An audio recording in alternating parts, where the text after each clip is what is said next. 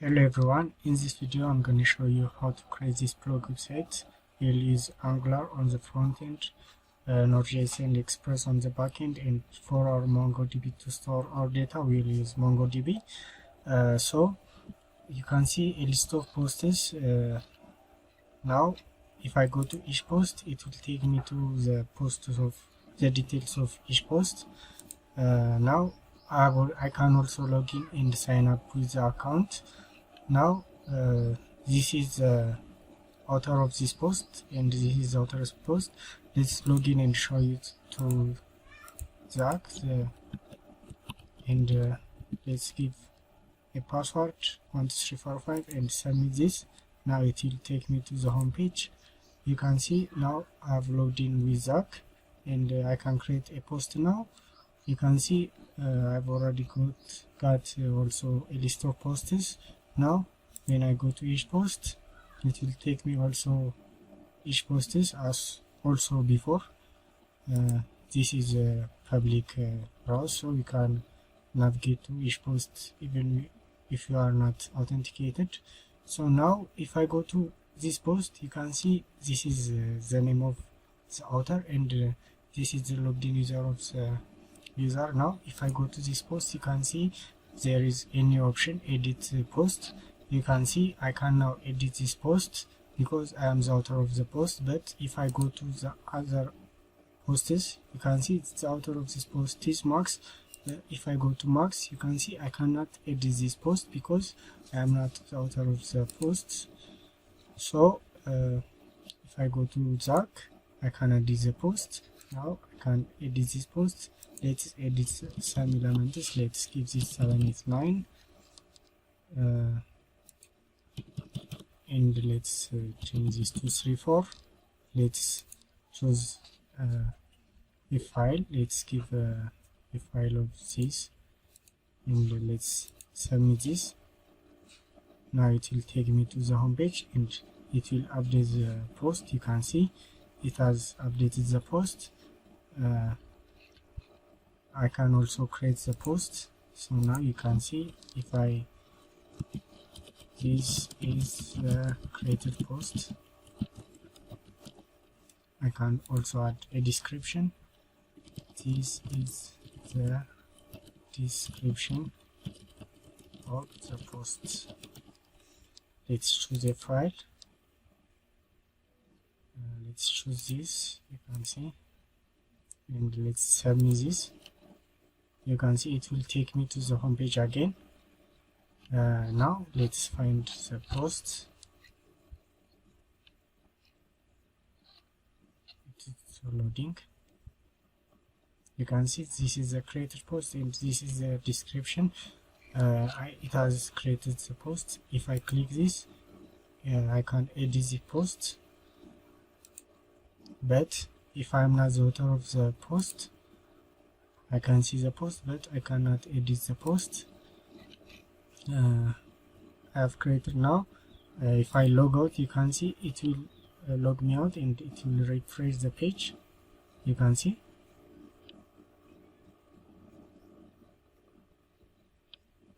You can see it has refreshed the page and it has logged me out. Now let's sign up an account. Let's show you how to sign up. Now it will take me to the sign up page. Let's give the username of QWE and a password of 12345 and let's submit this. Now you can see it has submitted the data to the Mongo database and it will take me to the login page. When I log in, what was the name? QWE and 12345. Now you can see it has logged me in. When I logged in, let's show you. It will give me httpOnly token. This token will know if I am the logged in user or if I am not a logged in user. Let's show you. If I go to the application,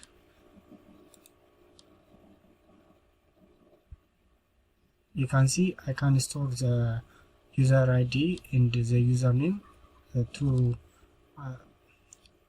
to get the username when the browser refreshes, but the browser knows if I am authenticated or not with the cookie. This access token is HTTP only, so you cannot get this HTTP only token with JavaScript. So I will show you how to implement this. So I will show you this full stack application with Angular, Express, Node, and Mongo database. So let's start the video without further ado. So first let's create let's clone this repository. So go to this link. I have linked in the description. So you can copy this code and go to the code editor, and let's type git clone and paste the link and dot. You can see it will create the elements of the repository. So let's wait a little bit. Now you can see it has created all the repository elements. You can see I've already installed Tailwind CSS and other elements. So go to the source file and let's start first our server. So type ngserve to start the server, our file.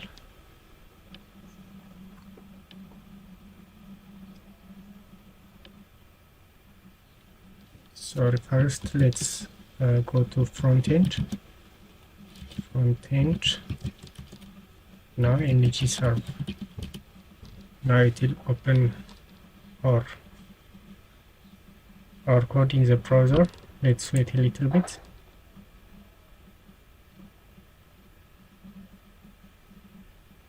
Yeah. First let's install the packages by pressing npm install.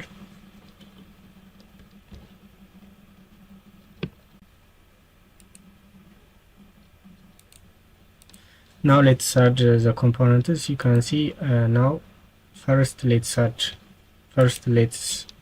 start our browser. So run ngserve. It will start on the browser. You can see it's building.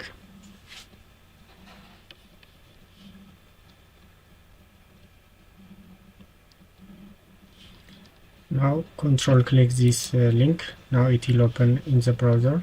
In the new browser you can see it's opening.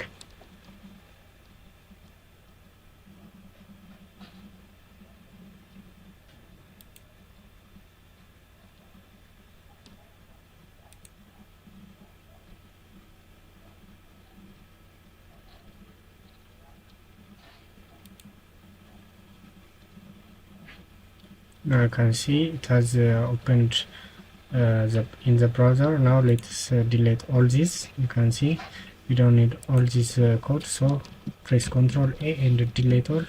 Now let's run h1 and let's say hi.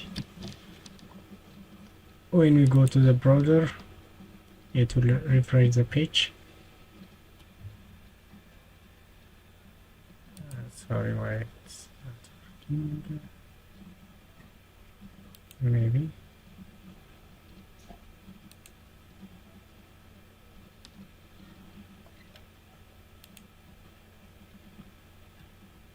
It's refreshing the page. You can see now the hi works. Now let's create our first component, the header component. So let's create a new CLI.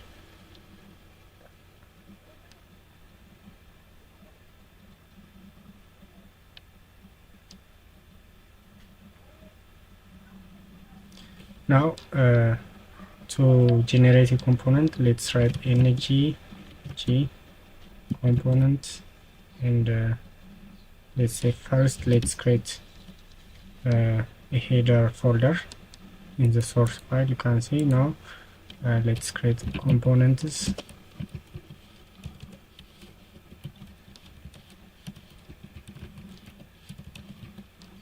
components, and in the components file, now let us cd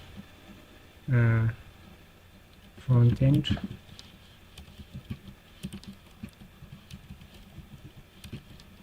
/ source / components. You can see it will take us to the components page. Now in the components page you can generate a component, ng generate component, let's say header component. It will create the header component.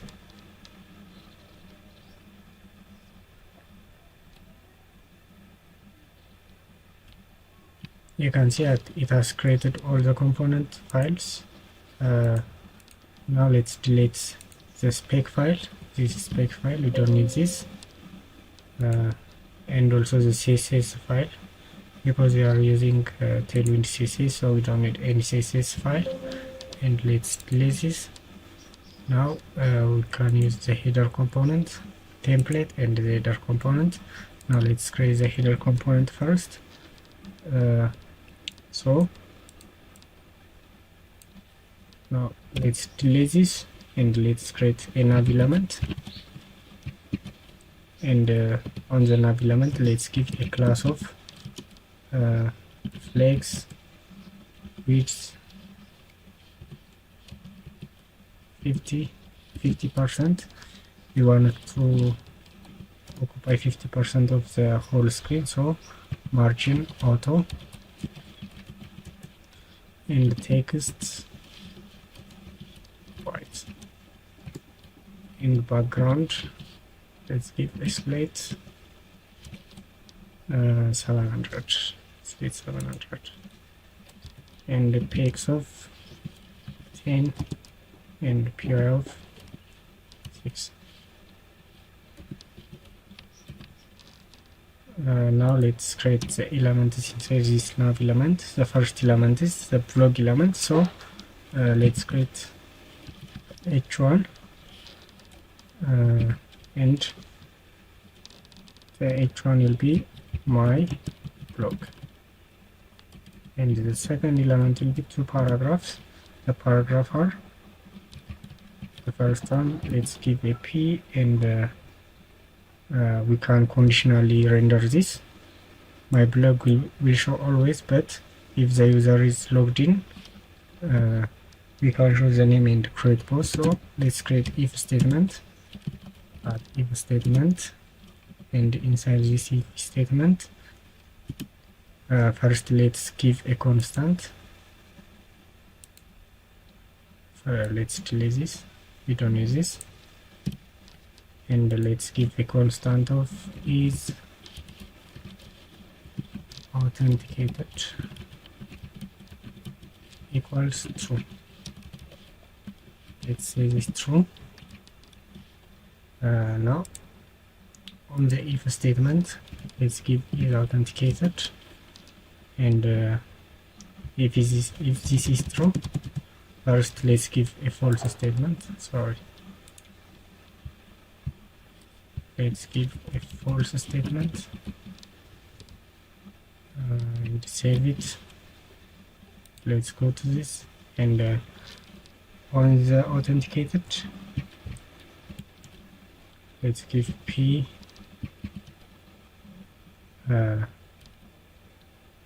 create post and logout, p log out. Let's give a number in Fullstack. So if is authenticated is true, it will render this. If not authenticated, it will render this. So let's give Zach add else.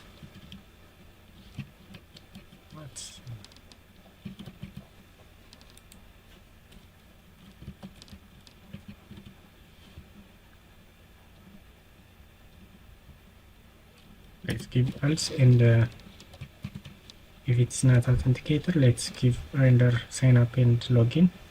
So p sign up or login, and the p sign up.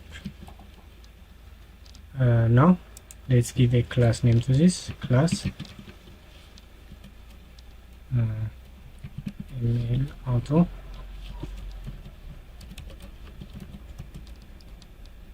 and margin right. Let's also give a class to this class,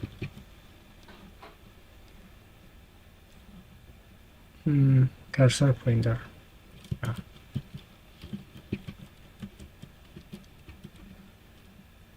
Cursor pointer.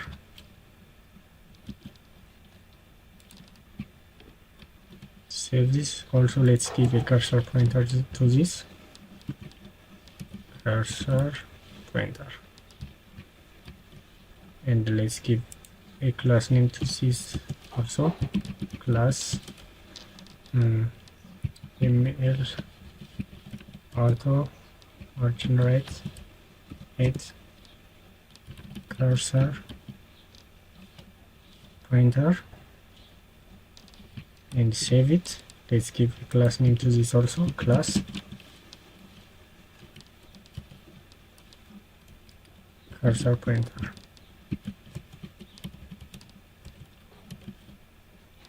You can see now we have created all the elements. Now let's go to the browser and let's see that. Maybe it's not working. Yeah, now we need to pass it to the app component. On the app component, first let's import the component in here. So comma, let's import the header component and save it, and go to this app component, and let's render the app header component and save it. Now it is reloading. You can see we have created this. Now it's not authenticator. Now if we go to the header element, let's go to the header element components and header element.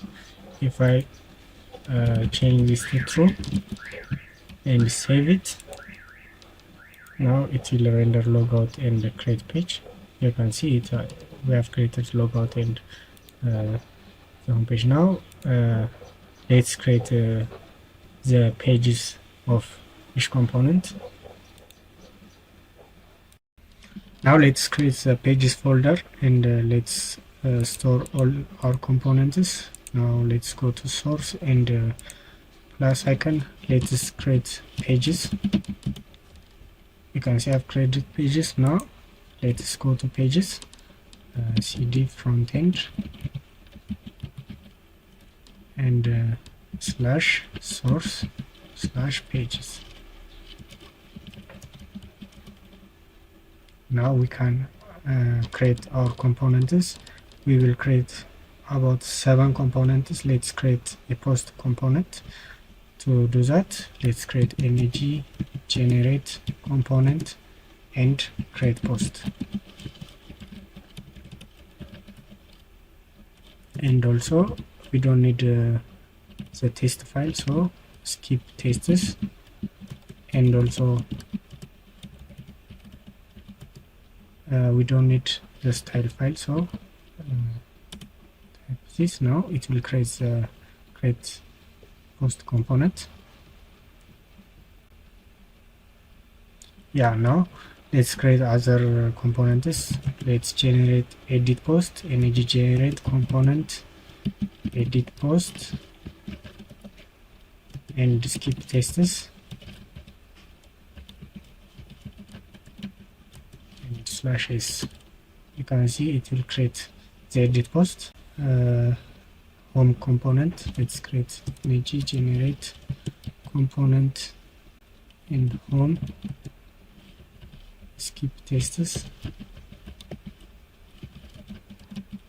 and slash s. it will create the home component. Yeah, we have made some mistake. I didn't add any space. Now let's add a space, image generate component home, and skip tests /s, and let's create login page, image generate component and login, skip tests and /s. It will create login page, and let's create not found page. So if the page is not found, to render not found page, we need to create not found directory. So skip tests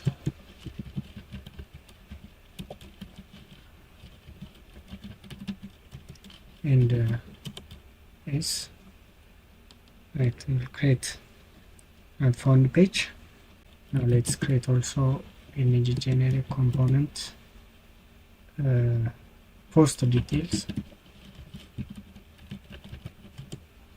and again skip tests and /s, and the last one, sign up page, image generate component sign up, and yeah, skip tests and /s.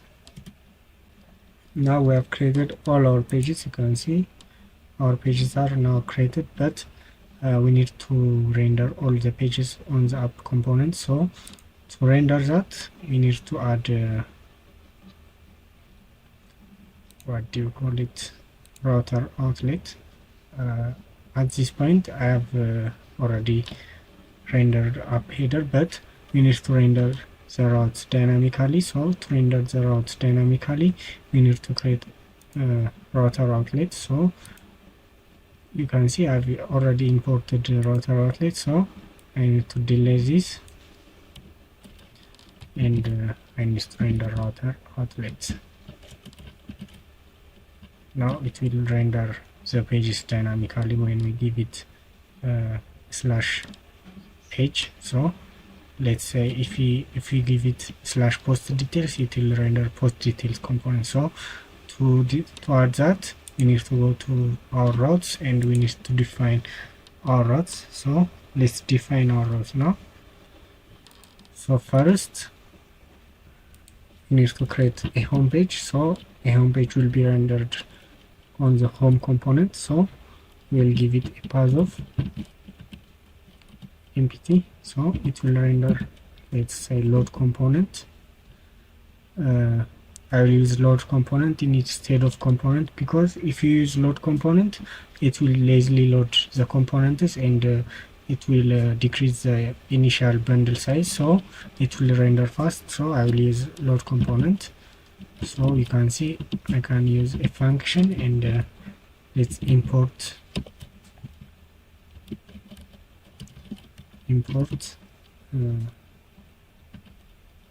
load pages.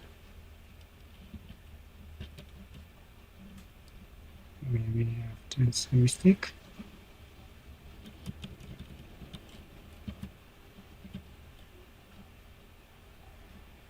It doesn't render. Yeah, I have made a mistake. We need to I've made a mistake. We need to add the pages component on the app component, not on the root label of the source. So we need to select this and Control X and go to the app component and Control V. Now it will cut and paste the pages folder.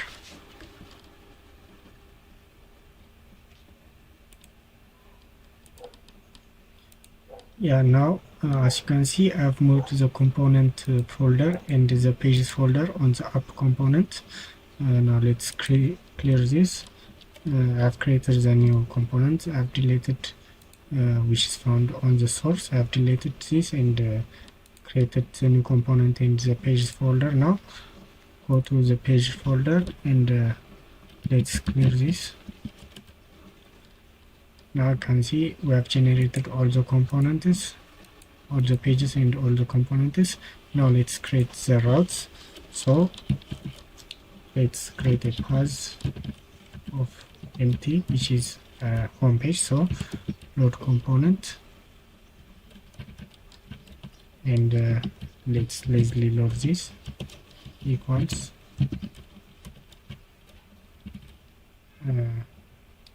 import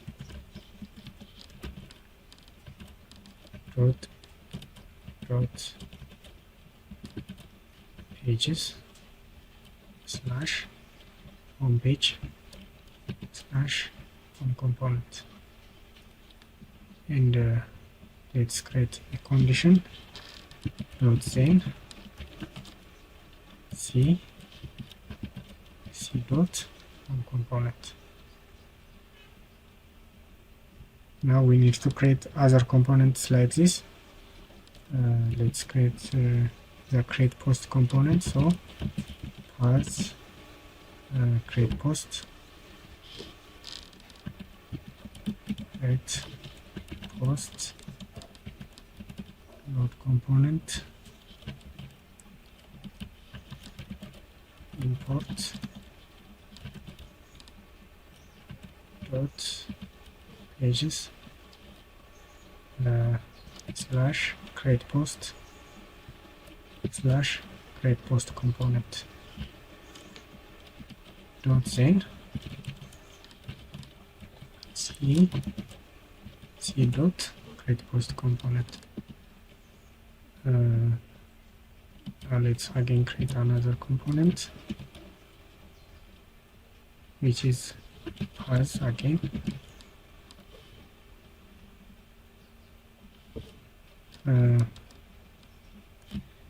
Edit post ID. Let's create edit post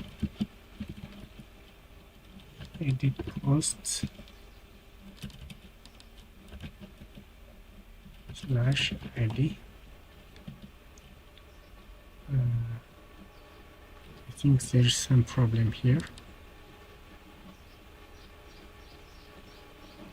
Let's fix this and I'll come back. Yeah, I found the problem. The problem is there was a colon in here, but I didn't add that. Now let's add the edit post. So as edit post slash ID, and let's load the component, and let's give import dot pages slash create edit post slash edit post component dot then c dot edit post component. Sorry, c dot edit post component, and save it.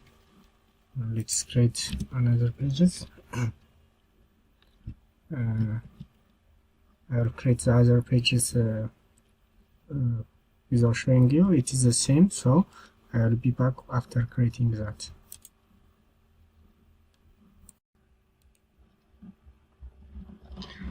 Now you can see I have created all the components. You can see I have home page. I can lazily load this home page. I have create post page, edit post, login. You can see post details, and if the page is not found, I'll render this not found page. So now let's create each pages. First, let's go to home page. Now it says homeworks. Now when I go to the browser, you can see it show me homeworks. Let's show you create page. If I go to create page, create post page, you can see it will give me create post page. Now let's create the home page. Okay, now go to this home page and let's delete this and save it first. Now it will give us a blank page.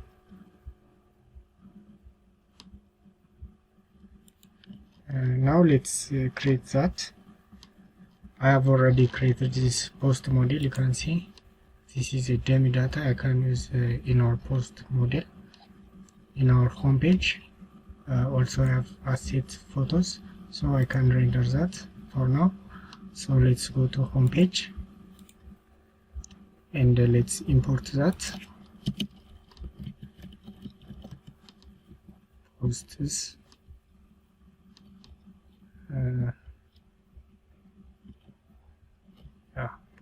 Post this model and save it. Now let's declare the post page. Post this equals post this. You can see I've declared that. Now let's create the component. Let's go to the component.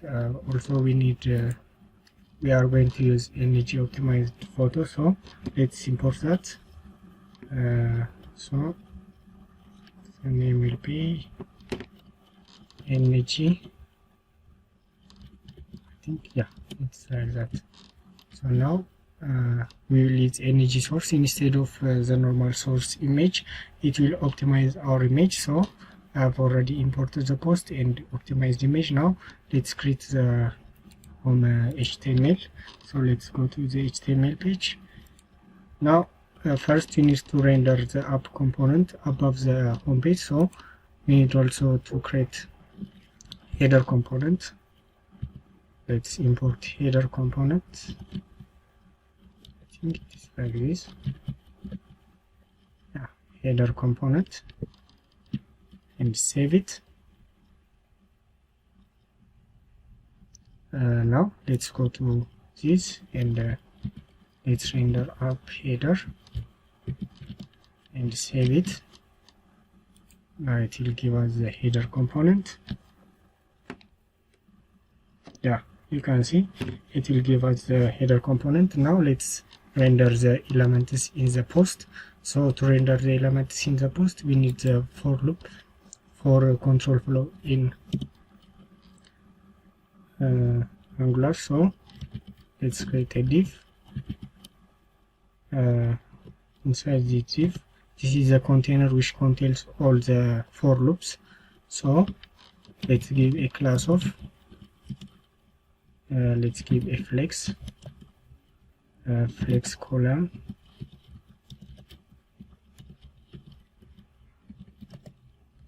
and width of 50%, like in the header, and margin auto to center it in the center of the page, margin top 6 and gap 6, and save it. If I go now, we don't see anything because we didn't create any elements inside this div element.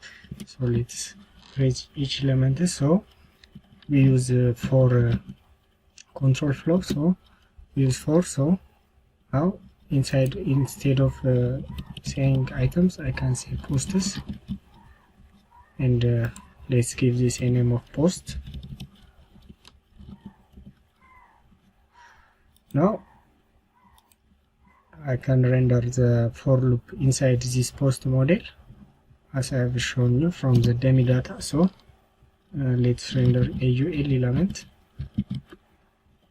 and let's give a class of, for this UL element, class of flex, again flex colon, gap of 5. On the middle screen, let's give it a flex row. On the mobile screen, it will be on the colon direction.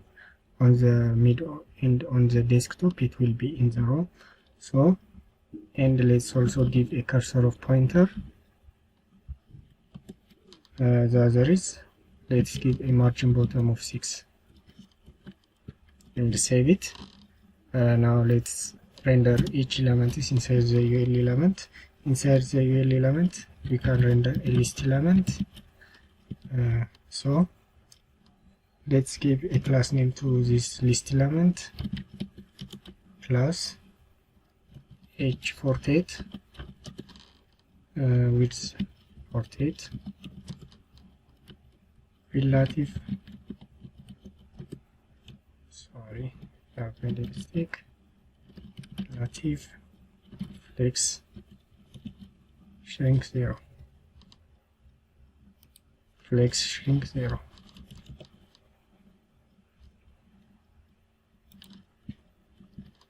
Inside this list element we can render our image. So I can give the image element img, but instead of the src we will use energy source to make our image more optimized, and the energy source post energy source. After that, let's close this first and post this, not post this, post dot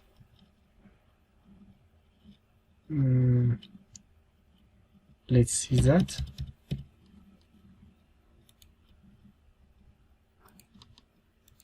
Yeah, we can omit this, and let's give post dot image,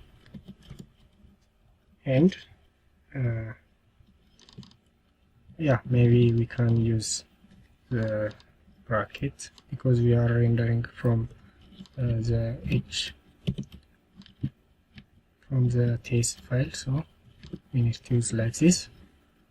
So after this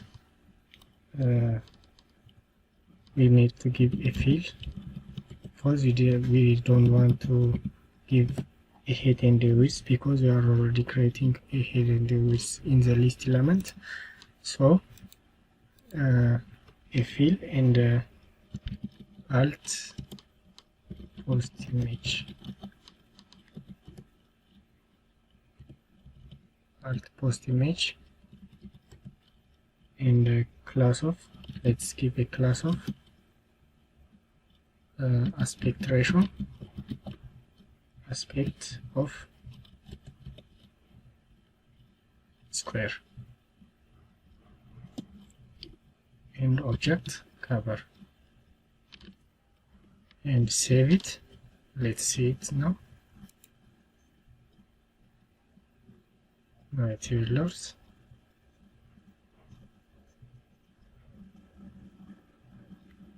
It didn't give us, yeah, you can see now it will give us all the images. It is rendering all the images, you can see.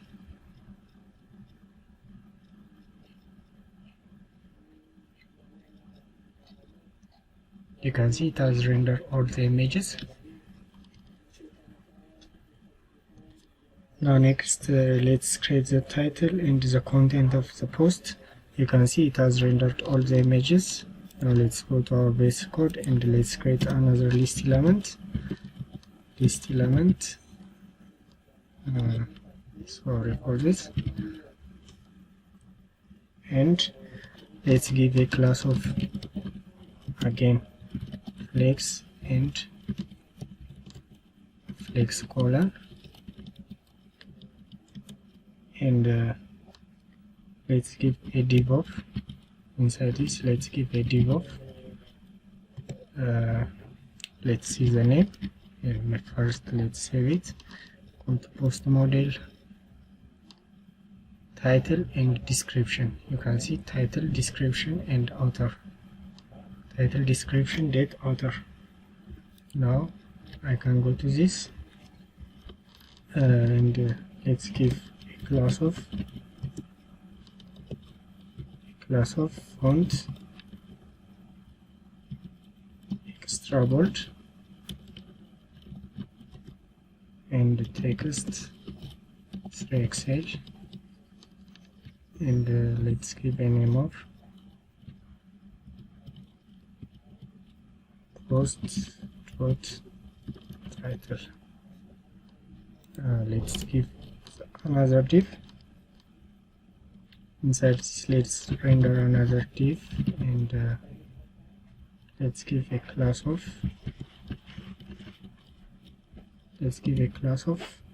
flex grow, and inside this let's render post dot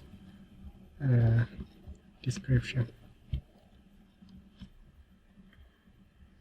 and the other is let's render let's give another div element, and inside this let's render post dot author, and let's give class again, class, and font bold. Let's save this. Inside below this we can add also div. Let's add post dot date, and we don't need to give any class name. Let's save it and go to our browser. It will reload the page. You can see it has already rendered all the elements.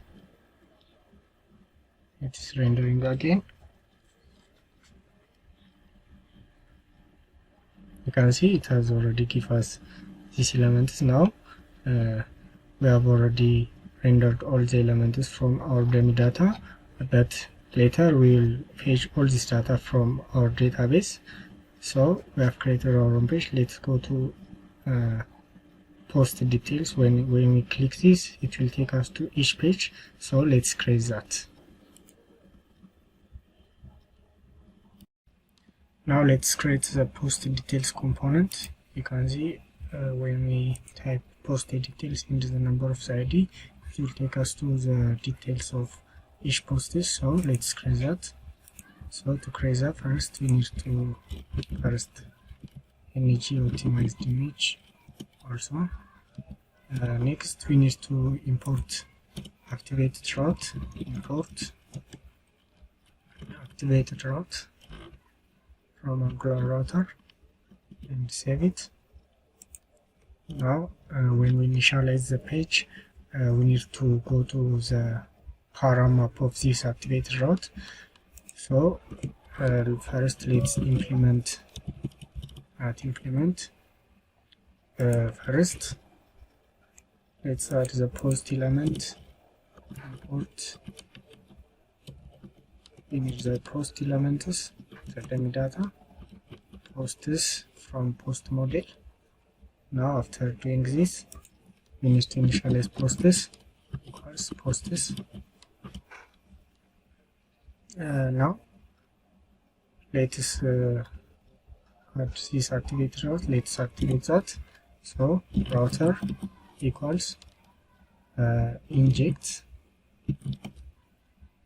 We need to import from Angular core and activate routes.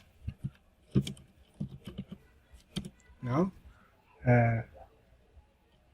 we need to subscribe to this router when we initialize the component. So implement, we need to implement on init. Now MEG on init, and when we initialize this component, we need to call the router this dot router dot paramap paramap dot subscribe. So we need to call the router, and from the router we need to call paramap, and we need to subscribe and take the value. The value will be the ID of the paramap. So subscribe and params. Let's give param, and let's assign let's assign post ID. Let's give a post ID, and let's give it any. Also this dot post ID equals param ID. From the parameter we will take the ID. But there's a problem.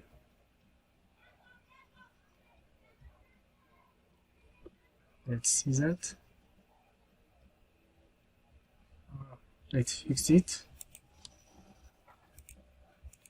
Yeah, there is a get method, param.get. We need to get the ID of this element first. So now we have assigned this ID. Now in this post element we need to assign this post ID to the post details. So to do that, first we need to call the post this. First we need to add this element, this dot posts dot find, and let's give function post, and post dot id equal this dot, let's give plus because it must be a number, so this dot post id. Now we need to take out this value. So in order to do that, we need to subscribe to this. First of all, we need to convert this to observable. So to do that, we need to wrap all this in the bracket, and we need to call off method from our exchange. Now it will convert this to observable. Now we can take this by subscribing, subscribe, and assign a value, and in the value let's assign post details in this field, post details. Let's give any, and let's give this dot post details equals 5. Save it. You can see it has saved this. Now we can add this post details on our HTML page. So let's delete this, and let's create a div to show you. Let's create a div, and let's add post details dot title. Let's say this. Now let's go to this. Let's refresh this. Now it will refresh our page. You can see it will render our page, but now let's wait a little bit. But now we can see it render our page. But now if I go to each post details, let's say slash post details, and let's give a1 because in our demo data the ID will be 1, 2, and 3. So need to give a1. You can see it will render the title of post 1. So if I give it 2, let's give it 2, it will render the second post, and 3. You can see it will render the third post. So it will show the post title in the it will take the ID from the param and render the title on the page. So let's now create the page elements from this. There is some error in here, but it works fine. So now let's add the elements. So let's create a div element first. Let's add the header element. Let's save this, and let's add header element. Let's go to this, and let's add header component. Now we can create app.header and save it. It will now save the header element on the post detail of each post. So now let's render the title, the content of the post details. So let's give a div element, and let's give a class of this div element, class of flex call width of 50%, and margin auto, margin top of 6, and the gap of 6 items. Start. Now let's give the post details. Let's give another div element, and let's render class. Let's give a class of font board, and in this area let's render post title, post details dot title. Save it. Let's go to the bottom line. Now let's render the outer. So div class. Let's give a class of font bold again.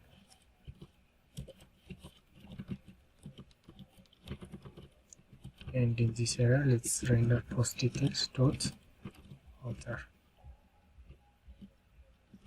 Let's save this and see the changes.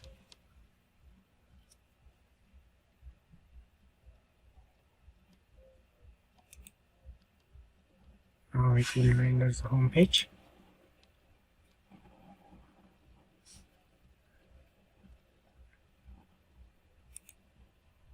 Now if I go to this post details and 3, you can see it will render the title and the author name. So now let's go to our home page again, and let's create other elements. So we need to conditionally render this. So now first let's create a dummy constant. Let's see is author equals. So this is the dummy data. We can fetch the data when we build the backend, but now if this is true, let's give an if statement, and is author. If this is true, we'll create the edit this post button. So let's create a button, and inside this button let's give a class of background select 700 text right x3 py 3 and self-center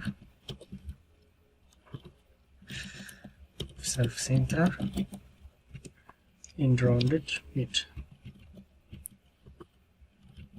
empty, and let's give edit post. Let's edit post and save it. Now after this, let's render the image and the content. So go to this, and let's give another div element, and let's give a class of use of full margin auto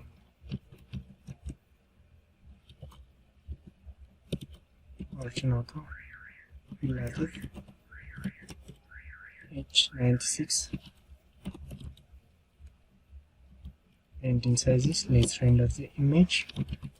Let's give it this, and let's give it a free. Before that we need to, we have already imported energy optimized image, so we can use energy source. So let's give energy source in the page post details dot image, and let's give a field and also alt post. Save it. Now let's go to the page. It will reload the page.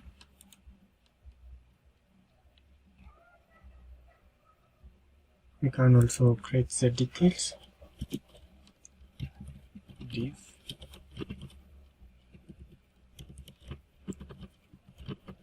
post details dot description, and let's save it. Let's create this packet and save it. Now let's see the results.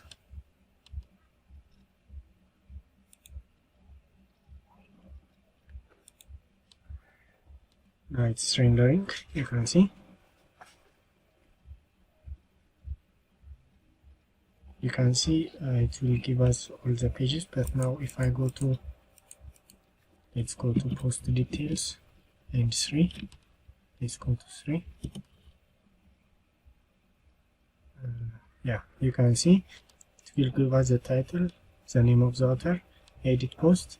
If the author of the post, on the later section I'll show you how to dynamically fetch this, and the image and the content. But now if I make this author false, let's make this author false and save it, and go to this page and reload this.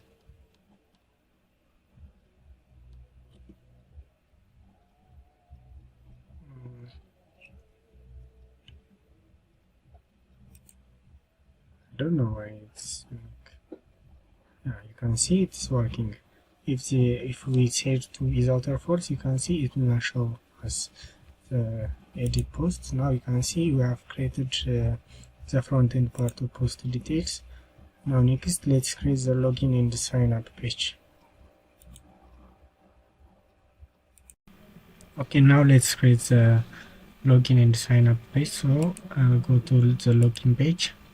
You can see we have empty template and empty TS file. So first let's import the header component. You can see. Now let's save it and go to the login component, and let's delete this, and let's import here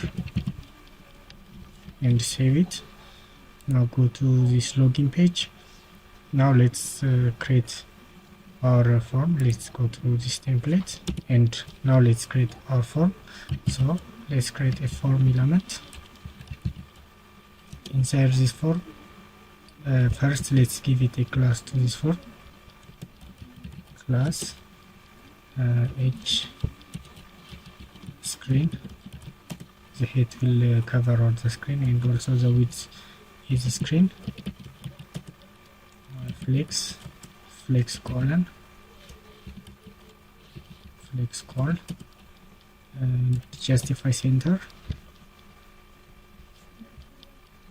and also items center, and gap of 3. Let's give a gap of 3. Now let's give the elements. Let's create the elements. The elements are input. The type will be text, name, username, placeholder,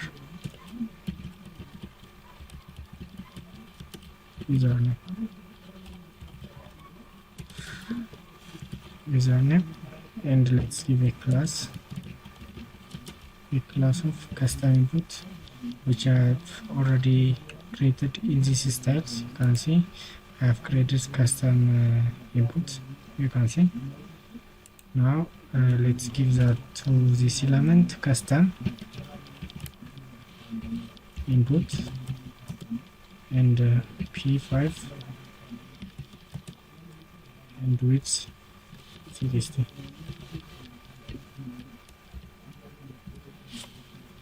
Let's save it, and also let's give energy model to create. When we create the form element, we need to make this the child to the form. So in order to do that, we need to create energy model and save it. Let's copy and paste this. I think Shift Alt. Yeah, copy and paste this, and let's change this to password. And the name will be password again, and also the placeholder will be password, and save it. Now let's create the button element inside below. So button, type submit, and let's give a class background slate 700. I think no, 7. Let's give a 600. 600 rounded large, and adding 5, width of 60, and text of white, and let's say submit, save it. I can see we have successfully created our form. Now let's check the form elements if it's working fine or not. So first we need to select this form. To select this form, we need to use hashtag and login equals image form.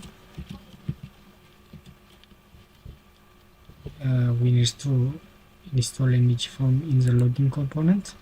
So go to login component, and let's first import form module. Where is it? Forms module. You can see now it works fine, and let's save it. Save this also. Now we need to select the element. We need to select the form element. So in order to do that, we need to use @viewChild,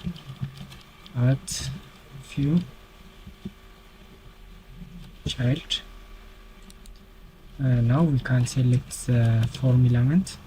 So we can create this in the login. Now I've selected the form. Let's call it login. Let's give me some error. Maybe if I make a quotation here, it will disappear. Let's see that. Oh yeah, so let's give energy form because it is a form element.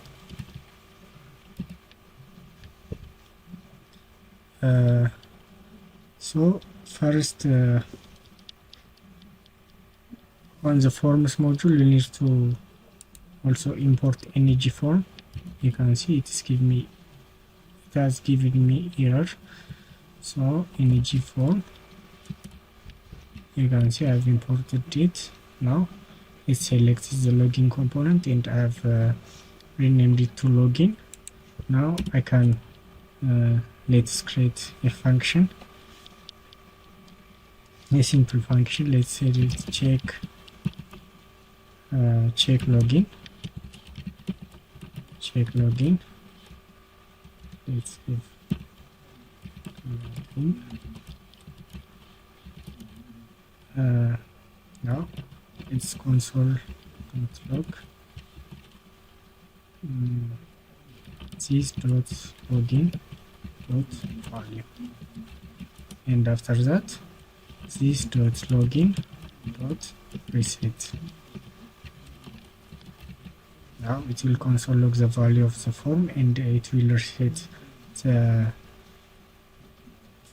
form element. So now let's check that. Let's go here. It's reloading.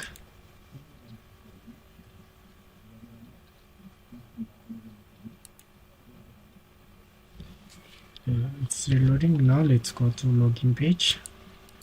Go to login/login.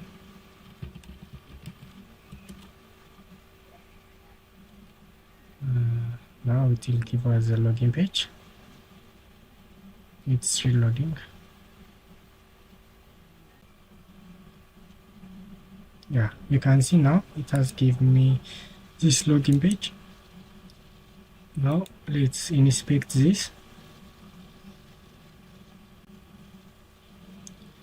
and let's go to the console. Now let's go to the console. Now if I say, let's say Zach or this, and let's give random password and let's submit, you can see it will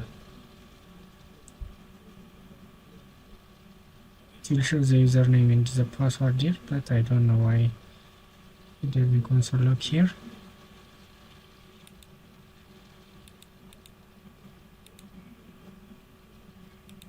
Let's see, and if I submit this,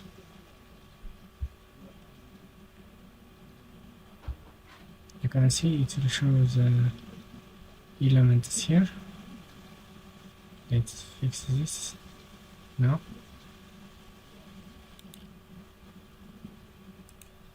Yeah, I found the problem. The problem was I didn't create the handle element. You can see I have declared the function, but I didn't call it on the form, so we need to call it on the form element. So to call it on the form element, let's go to here and let's say ng submit. Now you can see check login. Now when we submit this, it will console the function. It will console the function value, and it will receive the form. Let's try that now.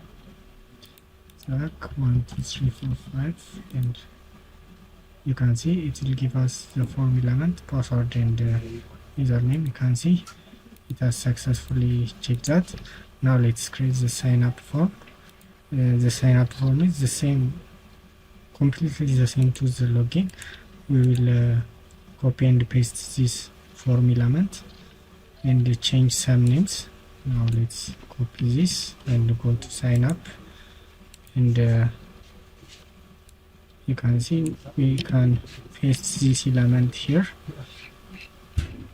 and go to sign up form, and let's create the header first. Let's import the header element, the header component, forms module,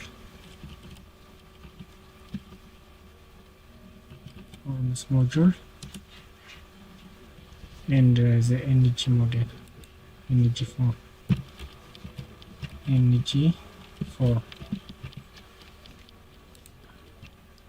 Now let's select the elements, go here, and instead of saying login, you can say sign up, and let's give it check sign up.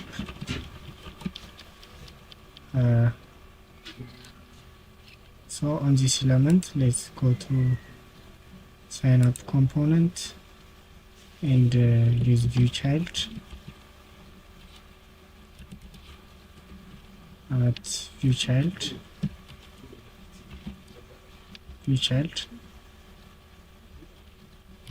and let's select sign up form, and let's give it sign up, and let's give it energy form. Now let's go to below, and let's create a function check. Let's see the name, check sign up,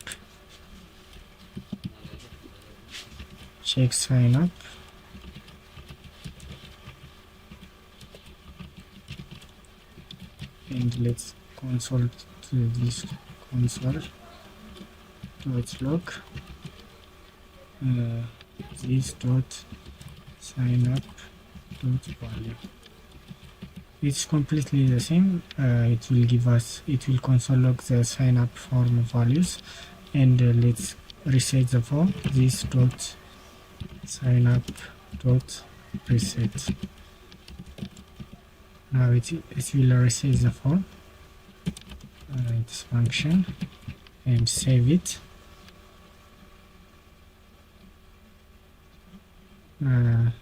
Let's go here. You can see it is completely the same. Let's save it also this. Now you can see I have created the sign up and the login form. They are completely the same. So now let's create the create page and the edit page. Now let's create the create and the edit post. Also the create and the edit post also they are completely the same. So let's create one, and let's copy and paste the other. So go to the create post part, and go to the test file.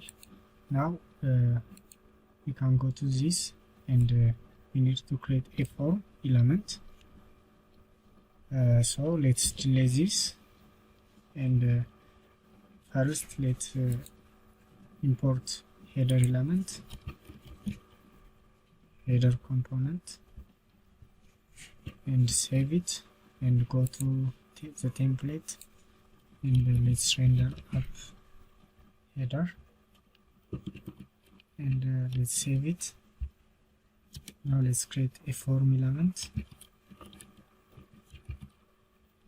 and let's give it a class of width 50%, hit screen, flex colon, margin auto, item center,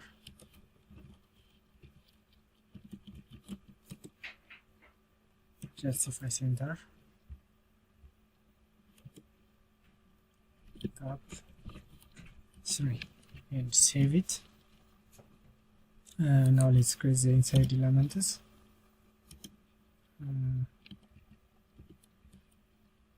Let's go to this, and inside this let's create a text area,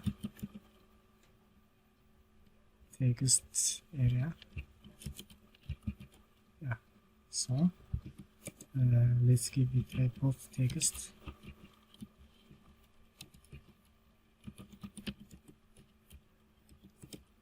name, title,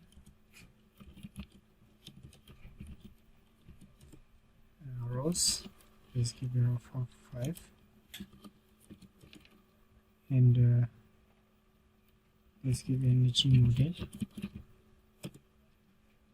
and let's give a class of cast input,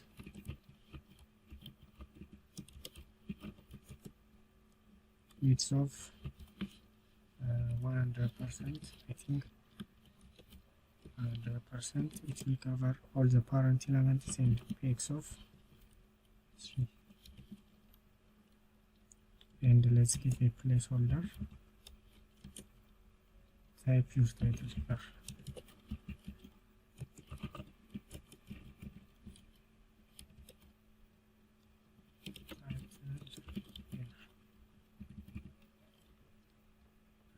Also let's copy and paste this,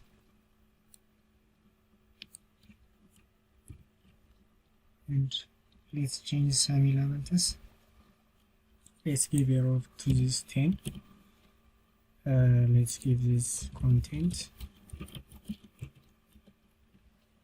type pure content here.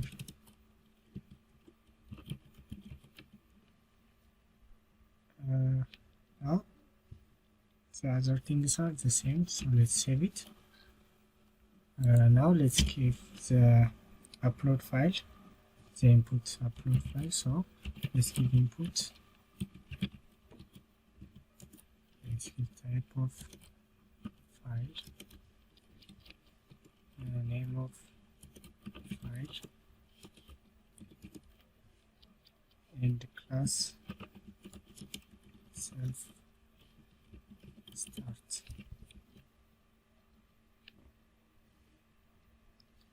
And image model,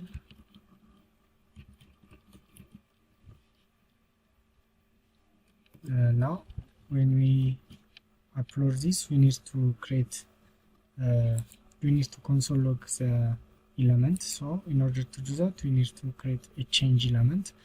So let's go here and let's create selected file. When we select the file from upload, we need to console log the file. So in order to do that, we need to create selected file, and type will be file, and let's initialize this, and let's create on file change function. On file change function, and on file change this, let's it has event and any, and this dot selected file, let's see this dot selected file equals event target dot files 0. Also let's console.log this dot selected file dot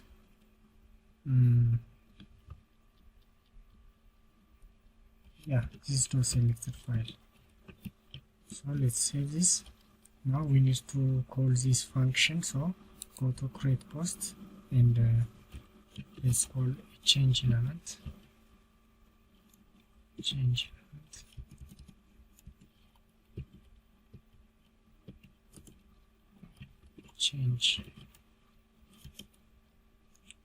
element on file selected, and let's give event.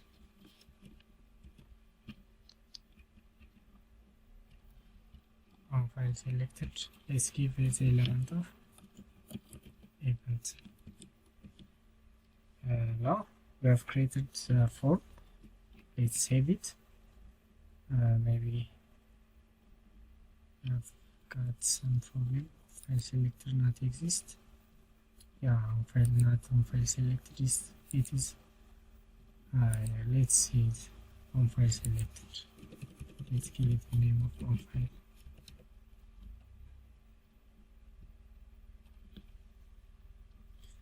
On file selected.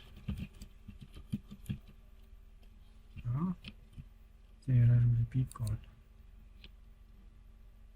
Now you can see we have created all the elements. Now let's target the form like we did before with if add view child, add view child. Let's give the form a name. What name should we give? Create form. Let's give a name of create form. Create posts. Create posts equals img form. And on this element. Let's import forms module, forms module, and I think img form, img form. I can see you have imported the img form in the forms module. Now let's target create post element. Let's target this create post. Create post. Let's give a name of create, and it will be ng form. And let's initialize this.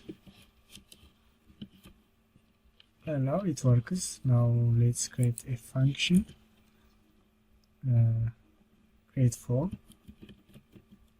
Let's give create form, and let's give console.log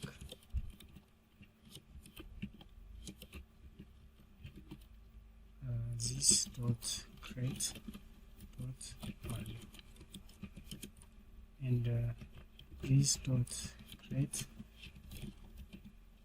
dot value dot reset. Now let's save it, and also let's save here, and let's go to our create page, create post page / create post.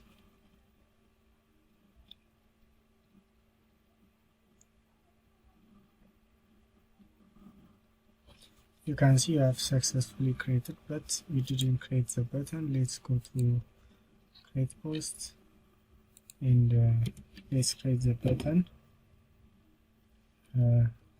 Let's give it button type submit,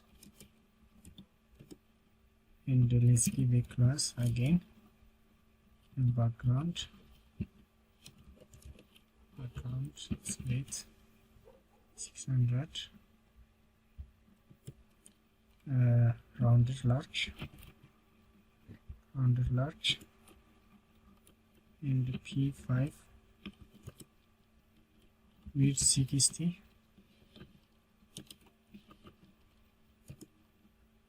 and text white. And let's give a name of submit, and let's save it. You can see we have now created this form. You can see I can now submit the form. So now let's attach the function to the form. So go to this, and just submit. What's the name of the form? Create form.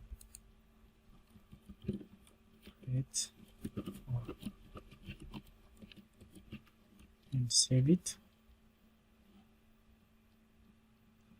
Now let's go here, and let's inspect this. Now let's go to console. Now let's type here something, and choose file. When I choose file, look what happens. When I open it, you can see it will give me the file name, last modified, and other elements, because I have selected on file change function. So if I submit this, you can see it will give me the file path, the content, and the title. So it works fine. Now the edit page also the same, so we can copy and paste this elements to the edit post page. So go to edit post, and let's delete this, and go to create post. Let's paste this, Ctrl C and Ctrl V. Now let's create the elements. Let's say this edit form.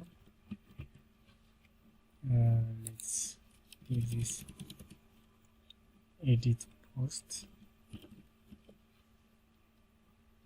and let's go here,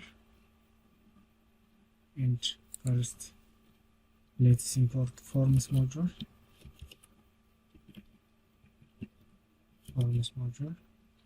and image form,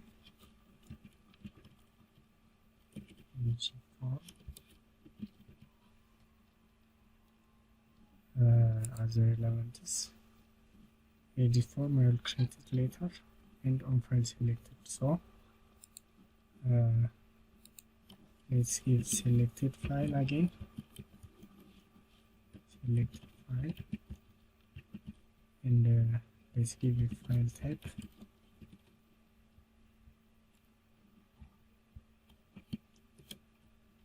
Let's initialize this.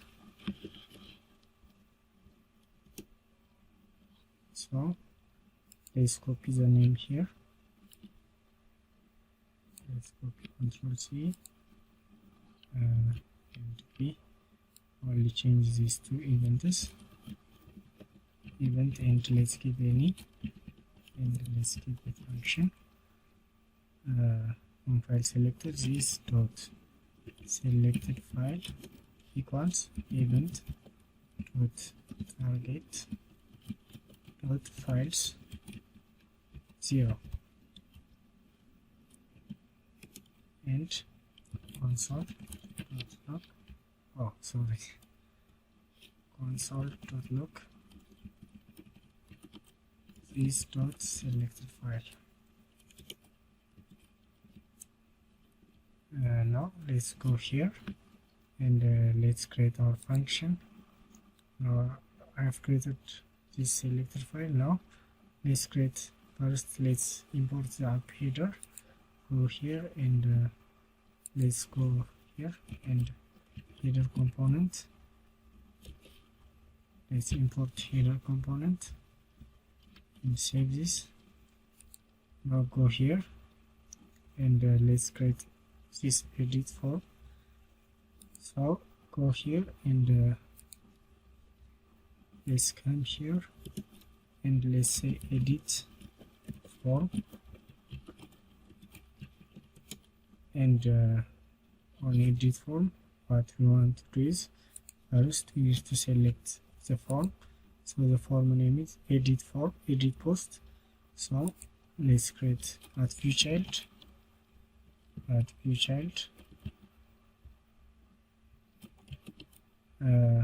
so edit post.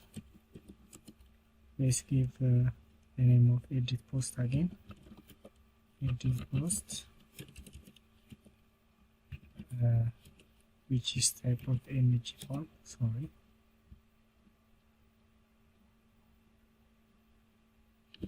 Sorry.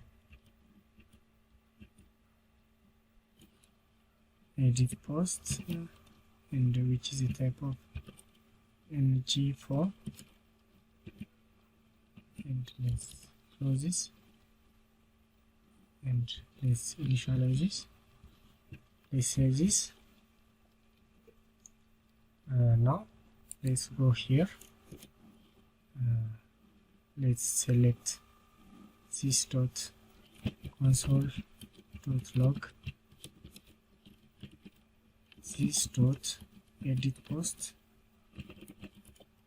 dot value, and also this dot edit post dot reset.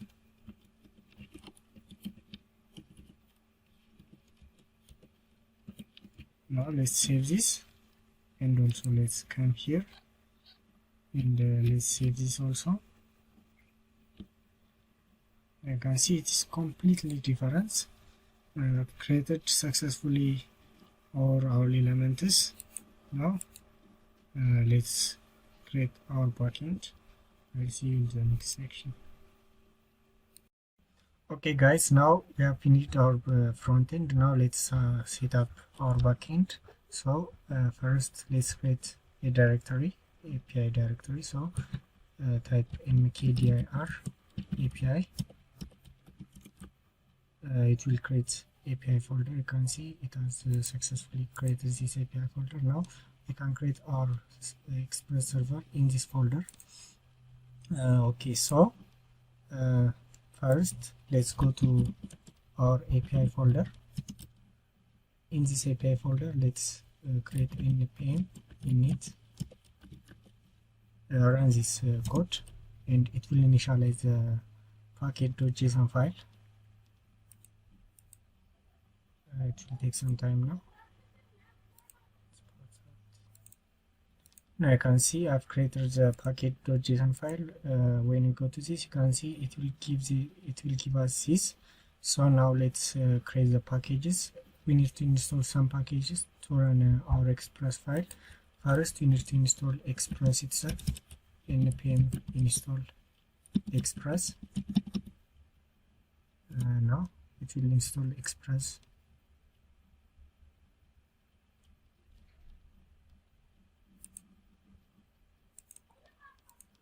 Now we have successfully installed Express. You can see it will give us this Express file. Now we need to install other packages, so let's install them at once. So run npm install. Let's give you bcrypt. The first is bcrypt.js. bcrypt.js. The second is cookie parser. course.env.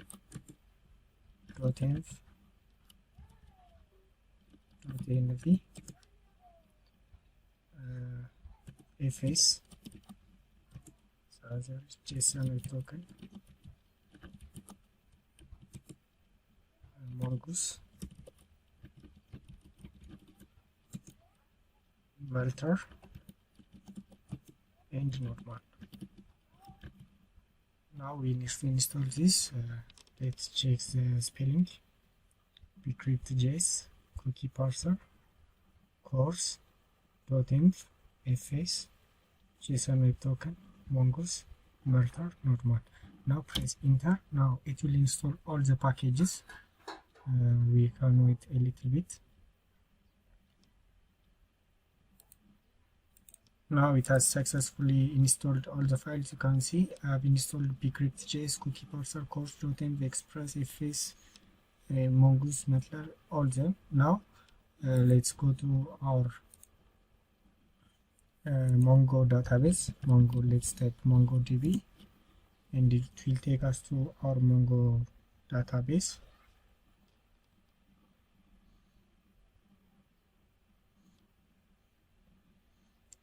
Now first we need to create index file which will run our server file. So in the API folder, let's create a new file and give the name of index.js. And inside index we can import all the packages. Also, don't forget on the package JSON, don't forget to make the module. Don't forget to make the type to module. So type module and comma. Now we can import the file. Instead of typing constant require, we can simply type import and the package name. Now let's go to this. Let's import all the elements. I'll import all the elements offline, so you don't need to see me create a package. I can see I have imported all the elements inside the path. So now let's create our server. So to create our server, first we need to import app from I think it's like this. Let's see that. Yeah, I found it. Now honest app equals express. Now we can run our application. because we have imported Express and we set it to app. Now we can restart our app and run it. Also go to this package.json file and on the start, where is the start? No, on the package.json file, on the start, you need to delay this and set it to start and set it to node1 and index.js and save it, and let's close this. Now we have restarted the app. Now again, let's restart another cookie parser. We'll use cookie parser to parse our incoming cookies. So we'll use cookie parser, and let's give it a function, and let's save it. Now we can use app.listen, and let's give it a port of, let's say, 4000, not 4000, and comma. Let's give a callback function, console.log hello from server, or server is running on port 4000, and save it. Now you can see it work fine. Let's check it. Let's go to the browser and let's run localhost 4000, and let's run this. Yeah, before that we need to restart our server. So on the API folder, let's run npm start. It will run the node1 command. It will run node1 index.js. You can see it will run this command when you run npm start. So now it will restart our node1 server, but now there is a problem.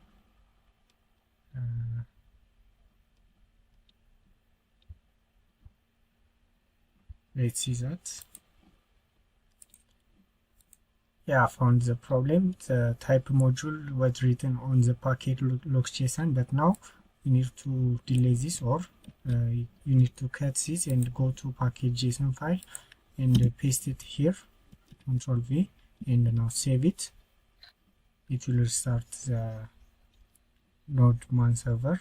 You can see it is running on port 4000, and if I refresh this page, there is same problem. Let's see that again. Yeah, the problem is I didn't create any ports, so let's create a test port .use. Let's create a homepage port, and let's create a function, async function, and inside async let's create request and response.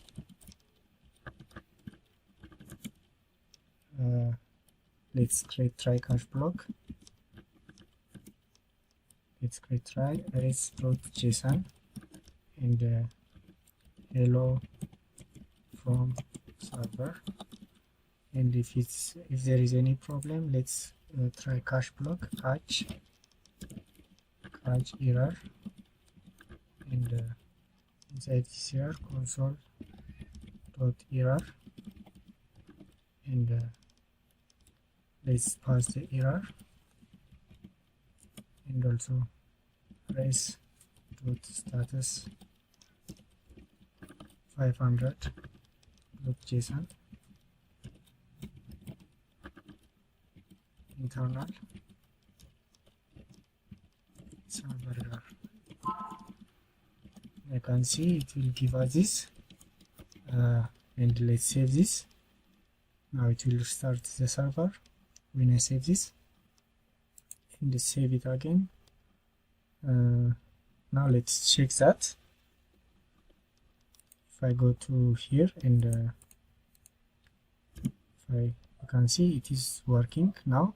We can run our server on this 4000. You can also use, instead of 4000, you can also use you can create let's create .env file, .env file, and let's set it to port equals 4000.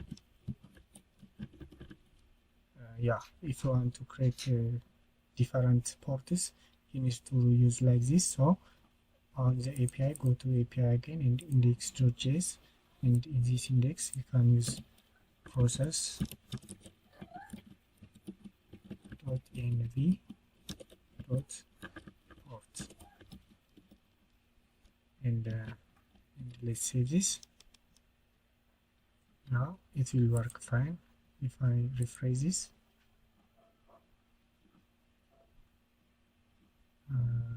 there's something.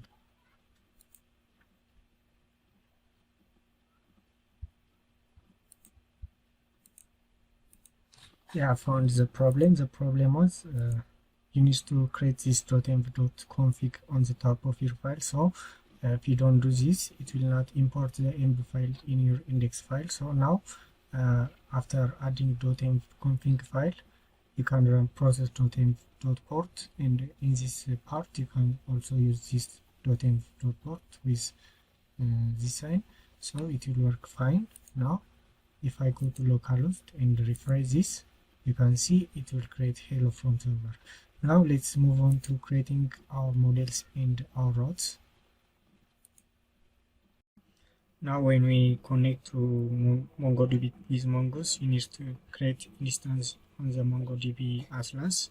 So go to this and build database, and create free tier, and create now let's skip and verify. Let's create Zach.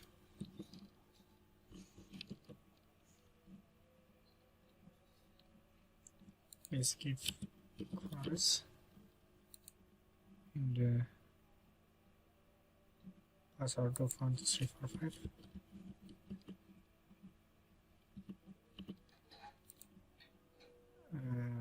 And now let's create the user. Let's remove this and create again. You can see I've created the user.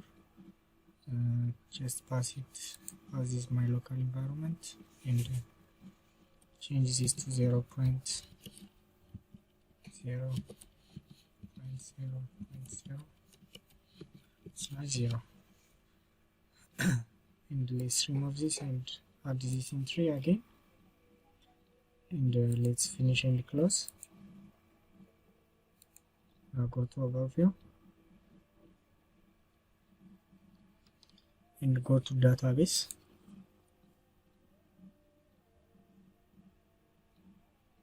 You can see it is creating our cluster. Now in our env file, let's create another constant, which is a Mongo. Let's say this Mongo, and after getting the URL, we'll paste it here. Let's go to the browser. Now it has created the cluster. Now let's type connect and click on drivers. Now copy this URL and go to your env file and paste it here. First we need to add this and paste it here, and set the password to 12345. 12345, and save this. Now we need to go to index.js and we need to create the function. So go to this and let's say mongoose dot connect and let's give process dot env dot mongo.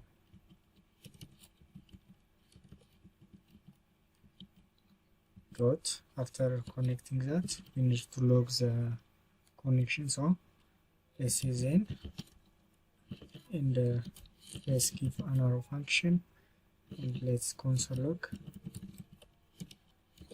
console.log connected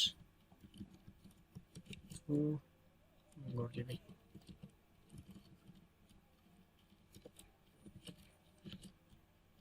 Now let's catch the error also. If there is any error, let's say catch, and let's say error, and let's give the function again, and console dot log error, and save this. Now when we connect to the MongoDB, it will give us console log, but now there is an error. Let's see that.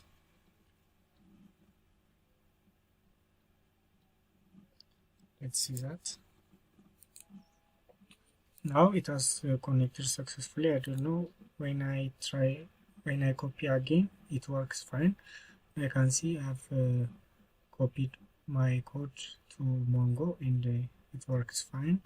Also, to catch my error, I have added this code. If there is no port in Mongo, it will throw error. But now I can delete this. I don't need that, so I can save this. Now it will connect fine. Now after this, let's create the other elements. Now let's create the course and the other elements. First, let's create the course. The course is used to connect from the front end or another element. Maybe if you have mobile application, you can connect using course. If you don't add course in this file, it will throw a course error. So let's add the course const course options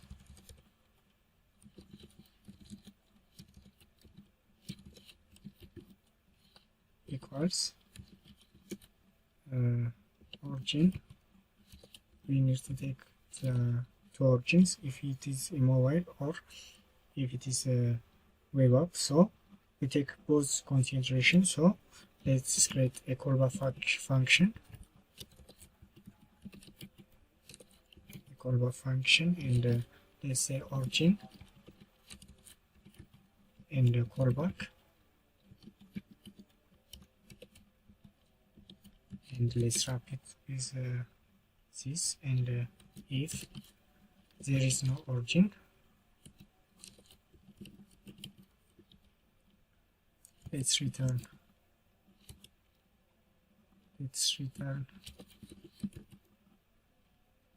callback null and true, which will connect to our mobile app. In this case, this is if there is no origin, it will be a mobile app, so it will connect without any error. So next we need to create a load origins. For now, let's create our origins, our front-end origin. So let's enter this, and let's create a load origins like that. Yeah, a load origins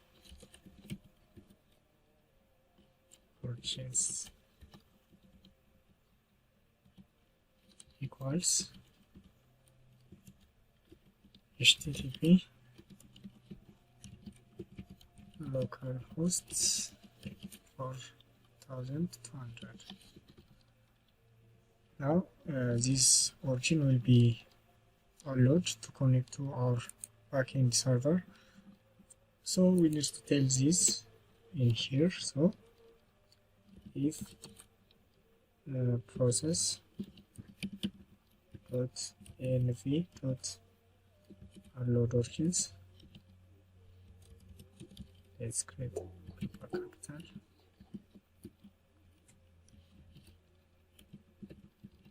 James. Let's give a callback null and true. Let's close this. Here's an error. Yeah.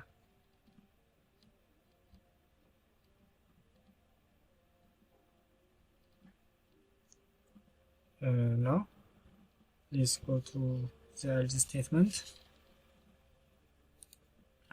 Else, and let's create another function, callback, new, here, not by course. Now if you connect to mobile application, it will give us this, so it will connect fine. Also, if this is a load origin, it will connect to our backend. And let's save this. Now we have some error. Let's solve that.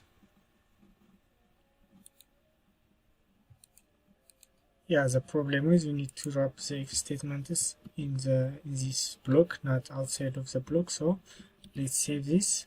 Now it will work fine. Now below we can add. Also we can add the credentials below this. After the else statement, we can add credentials to true. If we create this credential on the front end, it will also allow that, so we can add credentials to true and save this. And this is not, this is a comma, and save this. Now it will work. Now let's use our course app dot use dot course options. Save it. We have used this course option in this app dot use. Now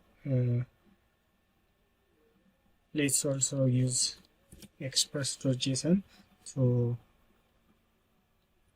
receive any JSON file. So app.use express.json and save it again. And the other is, let's create upload file. So in order to create upload file, we use melter. So let's create that. Const storage equals melter dot disk storage, and let's create an object. And in this object, let's create a destination. Also, let's create a public file inside the API. So inside this, we need to create a public folder to store our images, and inside this destination and break file and callback function. Now let's create the function and let's create the bracket. The function will be callback with a request null pass dot join // sorry, let's create this directory name, comma, public. So now when we upload a file, it will go to the public folder. We use melter to do that. So after this object, we need to add a comma again, and let's create a file name and also this file name as request file and callback.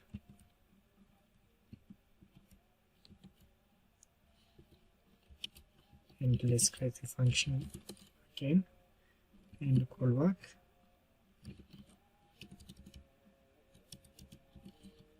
Callback null date dot now plus plus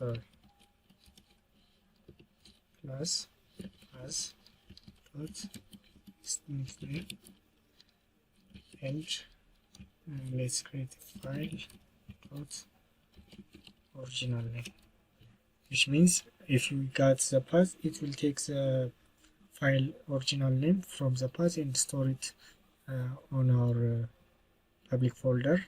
Now we have finished our melter, and let's save it and go to this and let's use our melter file. So let's create export to use on other files. Export dot const upload equals melter storage, and save it.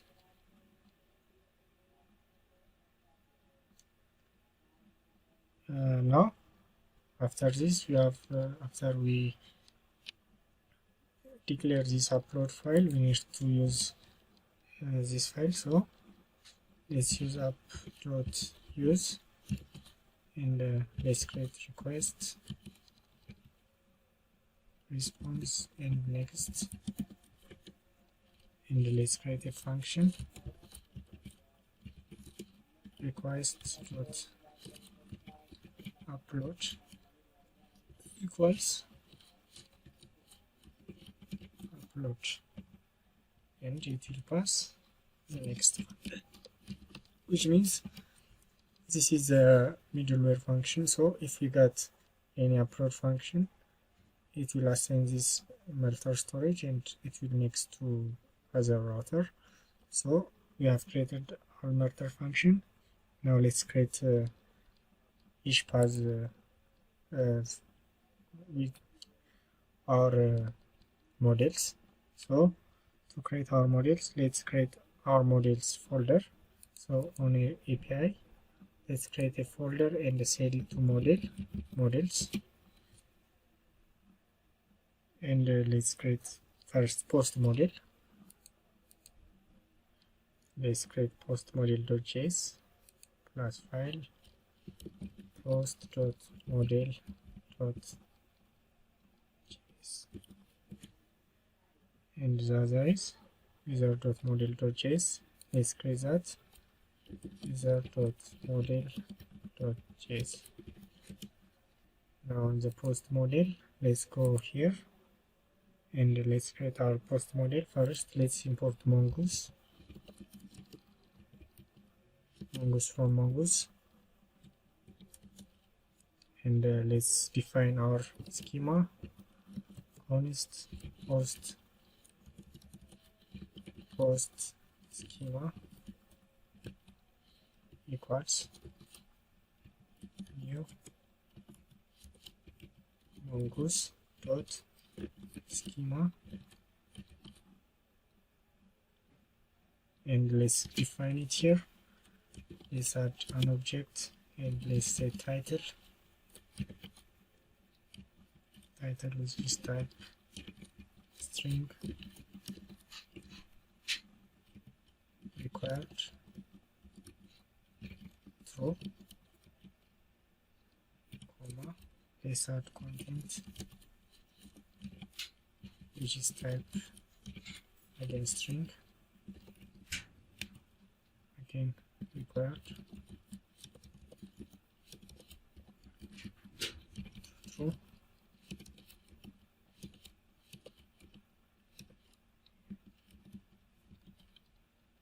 and the other is the cover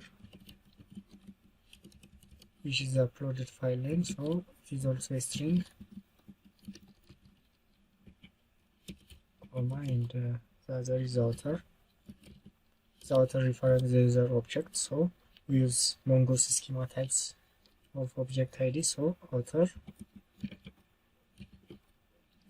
type mongoose dot schema dot types dot object ID reference user. Save it. There's some problem here.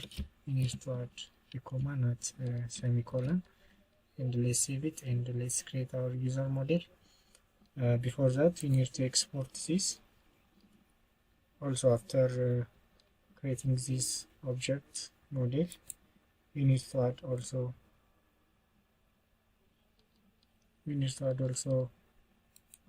a timestamp true, because we need to create the created and updated time. So in order to do that, we need to create a timestamp.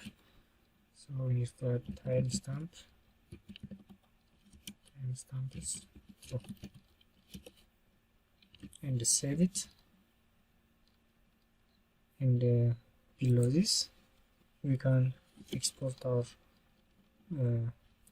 schema. So const post equals mongoose dot model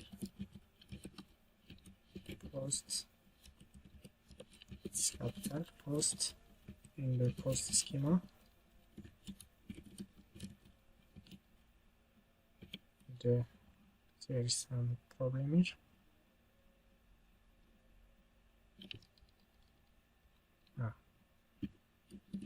It's not a problem, it works fine. So it's below this, let's export default post. There's some problem here. No, it works fine. Now you can see we have exported our schema. Let's save our index.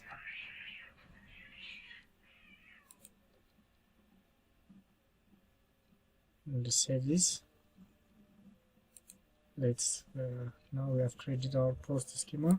Let's go to users model and let's create a user model object. Now again, let's import mongoose from mongoose, and let's define our schema again, our user schema,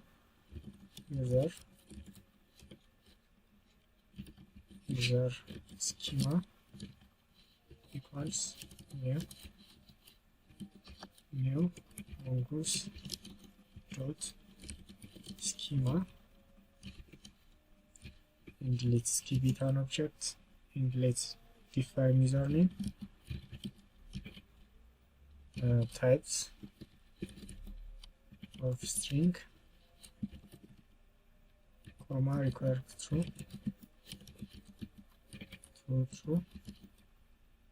comma, and the minimum will be 4, and it should be unique true, which means every username should not be the same. So let's give it a true, and let's comma this, and let's create a password, and let's give a types of again string, required true. So that's it. There is some error here, required true. Yeah, it works fine. Now let's export this user schema. So go down here and const user equals mongoose dot model user, I think it is user, yeah, and comma user schema,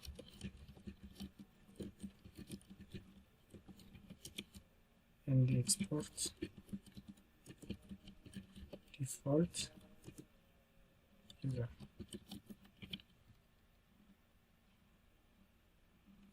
Save it. You can see when we upload, when we go to our database, it shows us our collection. Let's see that.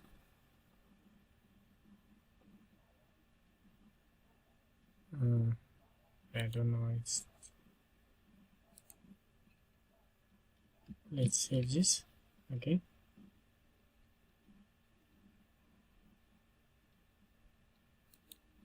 and let's reload this. Maybe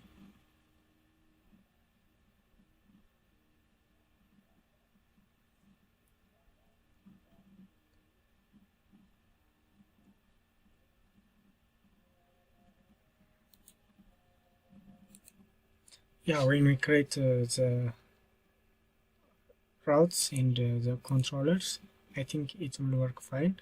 For now it doesn't save the file. I don't know what it is.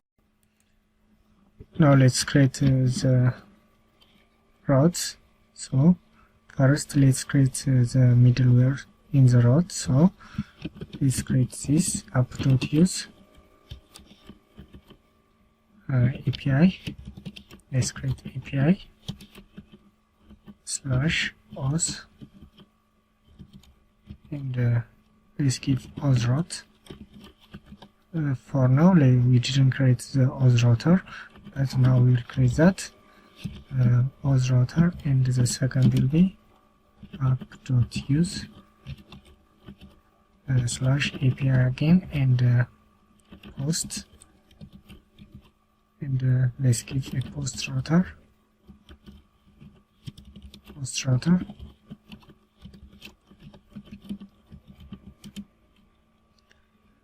and also we can create the upload files. So we need to use again another route, app.use API /API /post /upload. Now when we navigate to this upload file, it will upload. We will use this upload file to upload on the create and edit post. So we need to create a middleware on this upload file. So the middleware is responsible for uploading the file. So upload dot single file and post router upload, and save it. Now there is a problem. Auth router is not defined. Yeah, we didn't define the auth router and the post router. Now we will define that. But for now, let's create the static files. The static files are used to access the photos when we upload the file. So let's do that. Now to serve our files, we'll use express static. So we'll use express static to serve our static file, which is found on the public folder. So let's create uploads and comma express dot static as dot join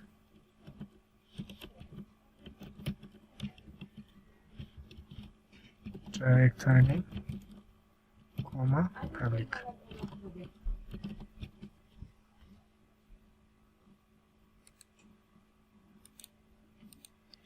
Now we have created this express static. So when we go to localhost 4000 and uploads, it will serve all the files which is found on the public when we give it the public name.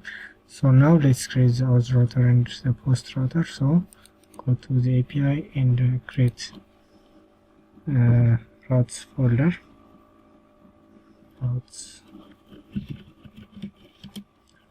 and in this routes we'll create auth route, two routes, which is called post and auth route. The auth route is used to authenticate users, and the post route is used to create and upload files. So now let's create that. Let's create those routes, post.routes.js, and also let's add another file. Let's create post.route.js. Now let's create the auth route. Go to auth route.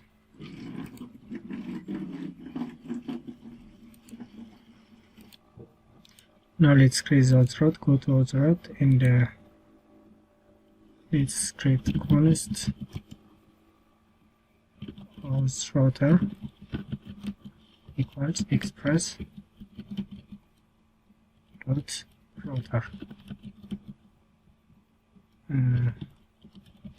Now after creating this, let's create a pages auth router. Let's create sign up page. Sign up, which is sign up. We need to create this on the controller. We'll create that. The other is auth router /login or signing /signing.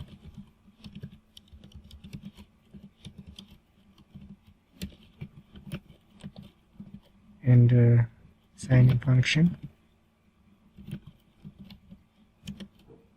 and auth router sign out,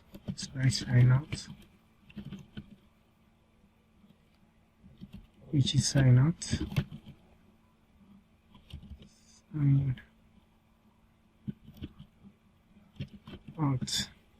Sign in. And this is sign up. And also we have check routes, auth router. Let's give check routes. Let's give it a check, and we need to verify the user. We need to create verify token, and after that we check the user if it is authenticated or not. Check route. So let's create now verify token. Also we need to create error handling. So on the API, let's create utils folder. On this utils folder, let's create the error and the verify user file. So on this utils folder, error.js, and let's create again verify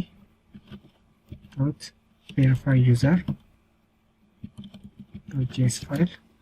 Now on this error file, let's create our error handling file. So we'll create a class custom error,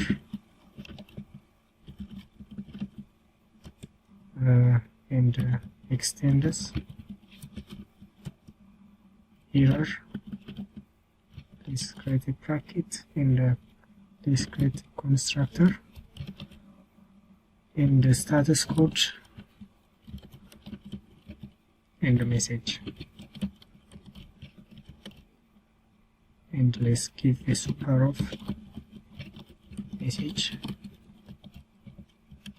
this dot status code equals status code. Now let's export this. Export const error handler equals status code and message. let's create an arrow function, and in this arrow function let's pass new custom error status code and message, and save it. Now let's go to verify user. This verify user is used to create our JWT file. So let's go to verify user, and on this verify user let's create a JWT file. So first we need to import our JWT, import JWT from JSON web token, and import error handler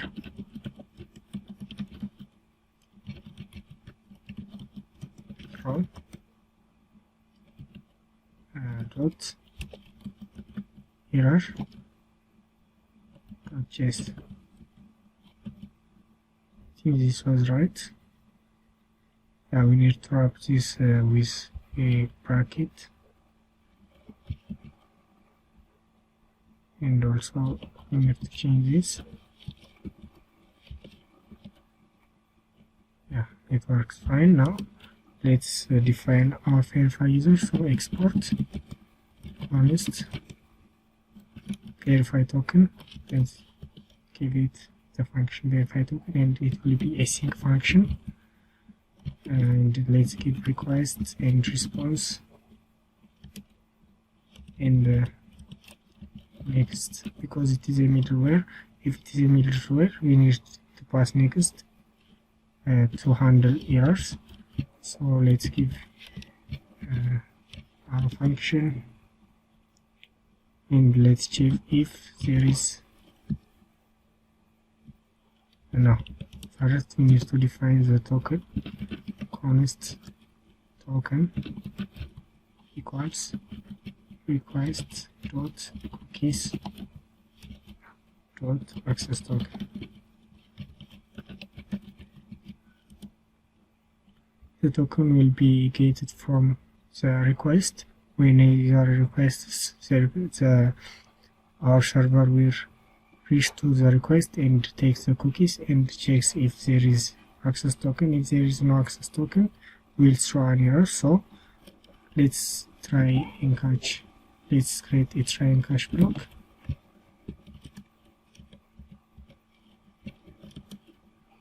And on the try and catch block, if there is no token, let's throw error handler 401 not found or not at rest.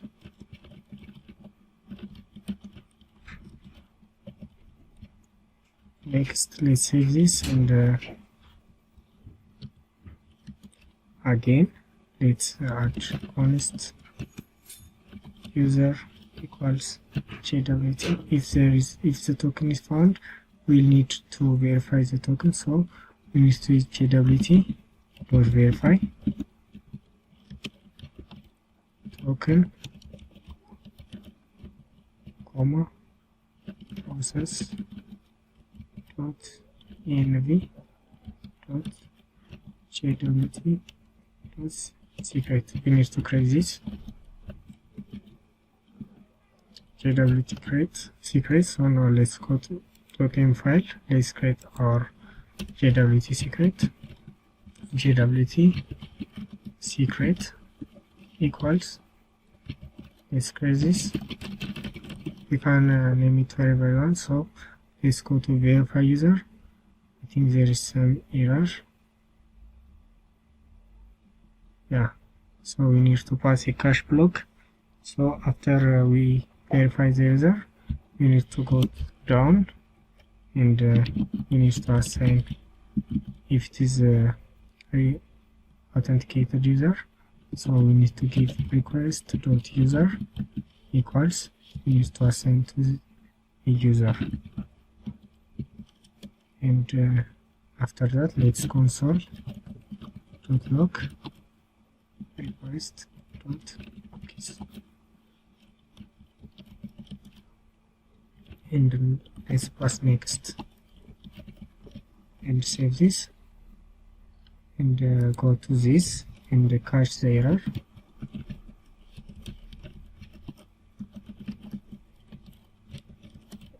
On the catch error, let's console.log requests dot cookies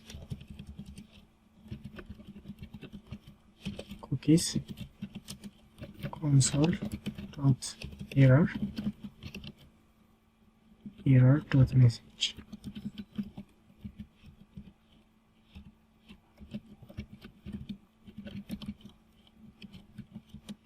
Trace dot status error dot status code. This error message is passed from our utils error, so this is making it simple to catch our error and display it. It is a versatile way. Instead of passing a string, it is a good way to make our error more versatile. So let's pass error.status code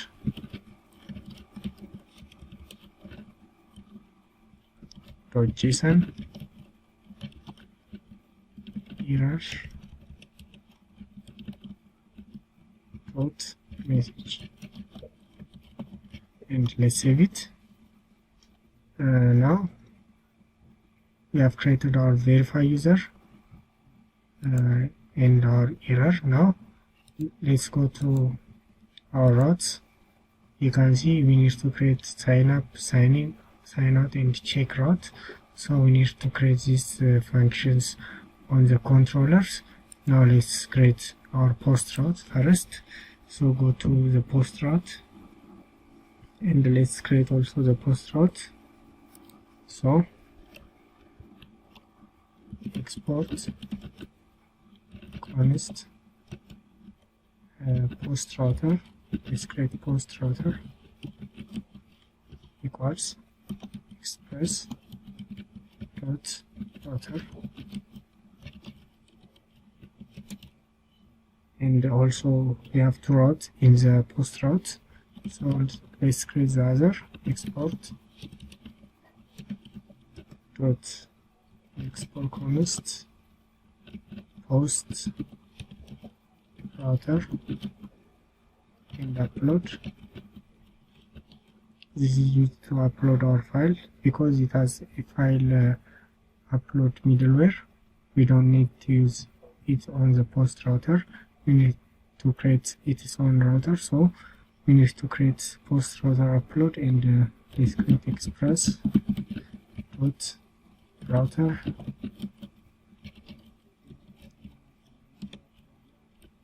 and let's create our routes. Post router upload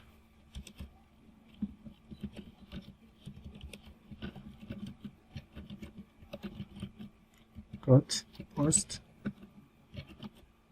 let's post create, and let's verify token from utils. Let's import this and update post. Let's pass it here. Let's pass here, and also post router upload dot patch. If you want to update our post, you need to use patch method, so /update /id and verify token, comma, update post, and post router dot get. When we need to get all posts, we need to call this router get all posts,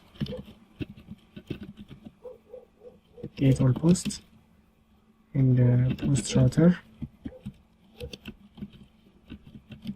dot get again single post /id get single posts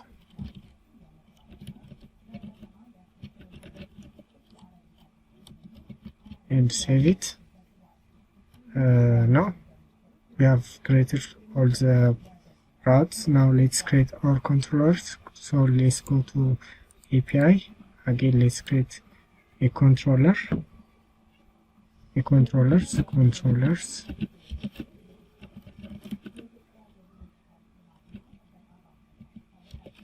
and let's create our controllers. There are two controllers. Again, post controller and post controller. So let's create a file, post.controller.js. And the other is, let's create again other post.controller.js.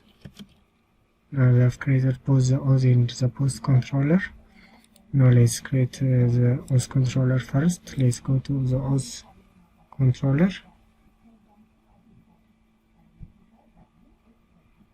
and let's create all the controllers first. Let's export. First, let's create the signup controller. Export signup equals async request.end response. Let's create the signup controller.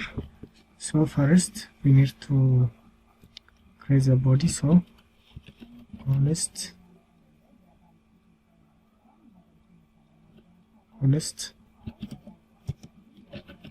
username. We need to take username and password from the body.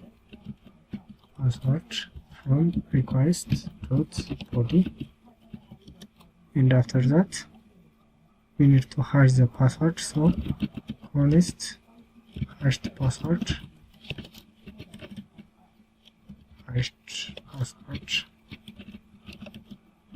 equals bcrypt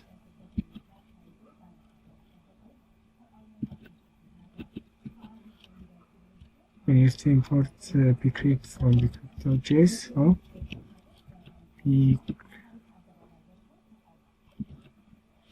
I don't know why doesn't it give me the name. So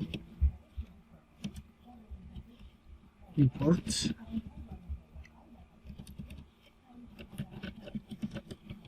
bcrypt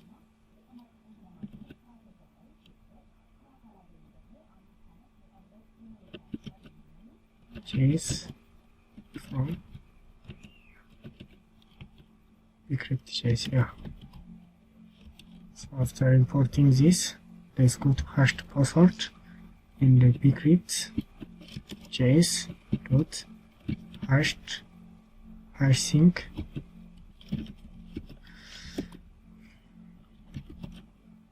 password. Yeah. So we have selected our password. So when we store our password on the database, the password will change to this hash password. It will have 10 characters. So the next is we need to create a new user. So const new user equals new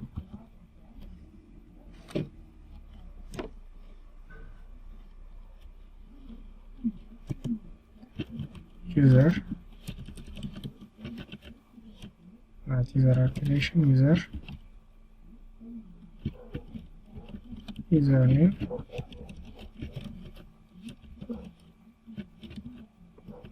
and password. We take the password, just password. So after this, let's create a try cache block, and in the try cache block, const existing user equals await user dot find one First you need to create you need to import a user. I think you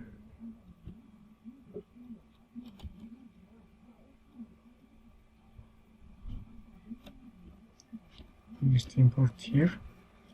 Please go here and import user from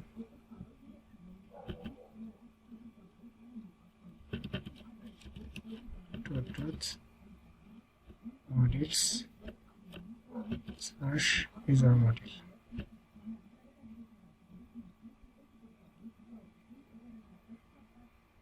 Nodejs.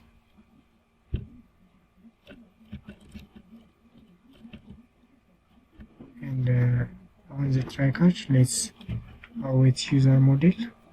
So existing user equals user dot find one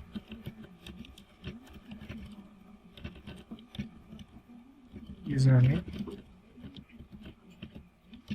and save it. Now let's go to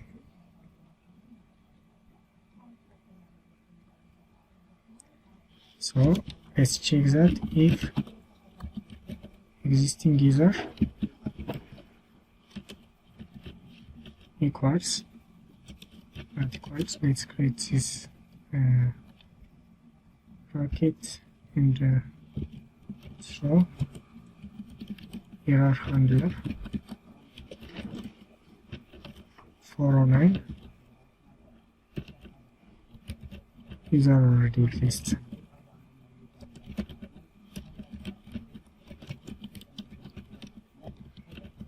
And I save it. The other, let's catch the otherwise. Alright. New user dot save. I save it and trace dot status 201. This will create 201 in the JSON user created successfully. And if there is an error, let's catch that. Catch error and console dot error dot message.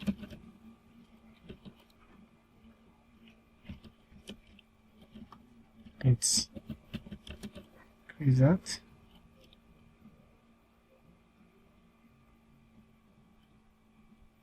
Trace dot status error dot status code, and also JSON. This was JSON and error dot message. And let's save it. Now I have created this. There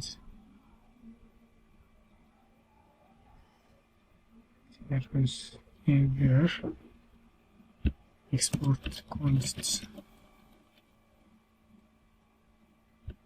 Now we have created the sign up controller. Now let's create the other controllers.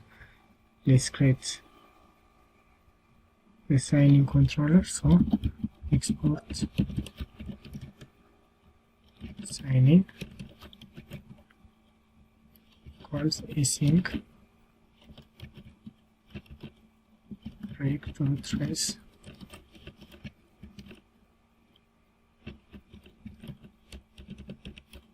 and let's create a constant again, and let's take username and password from the request body.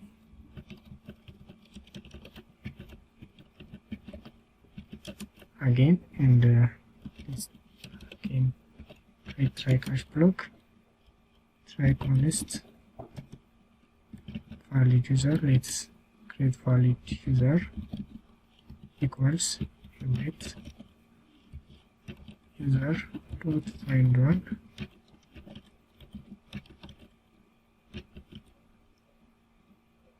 username. It will find it by username, and if there is no valid username, if there is no valid user, this creates so error handler 404 and say user not found.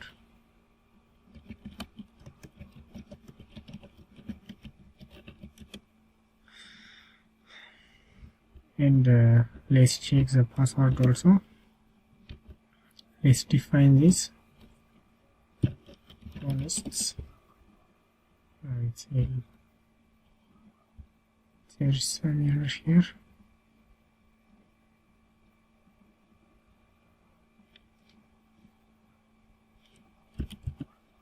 Yeah, fix that.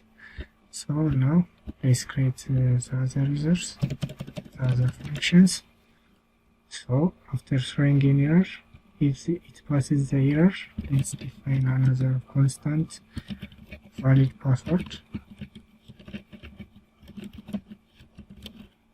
equals decrypt js dot compare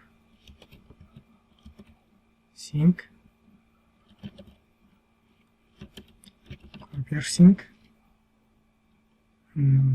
password and valid user dot password. It will compare the request body password and valid user password which is found on the database. So after that, after it compares that, if it's not valid password,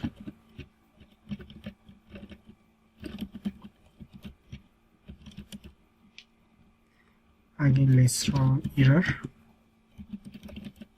handler 401 what says wrong credentials. Let's say wrong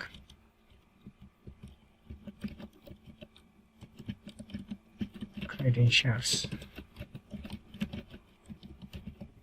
Let's save this, and after that, after it checks the valid user, if it is valid password, it will create a token honest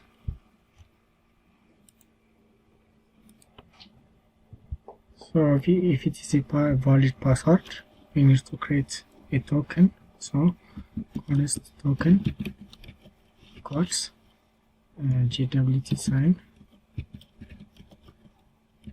and let's give ID valid user dot slash ID, and let's give process dot env dot JWT secret. Now it will verify the ID of the valid user with our JWT secret. So after this, let's create button here, and let's create again honest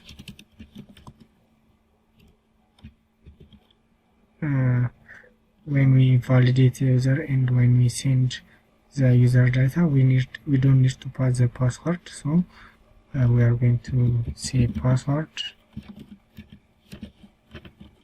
pass comma and dot rest.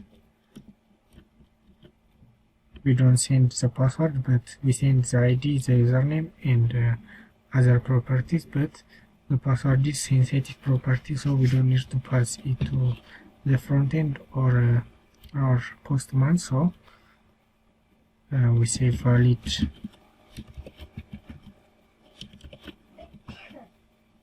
user dot doc, and again race dot cookie.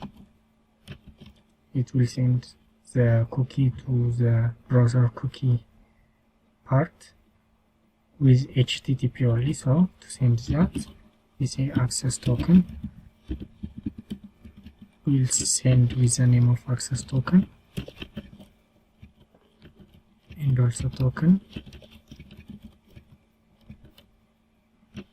and HTTP only. We'll send HTTP only to prevent any JavaScript attack. After this, dot status and 200. I send 200 and let's send the JSON of REST and save it. Now let's catch the error also. We didn't catch the error. Catch error and console dot error dot message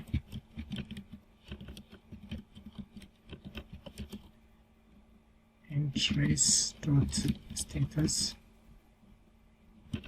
error dot status code dot JSON error dot message.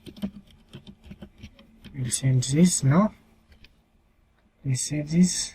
Now we have successfully attached our token. Now let's implement the sign out part. So also let's import the error handler also. So import error handler from utility error, and also import JWT from JSON token and save it.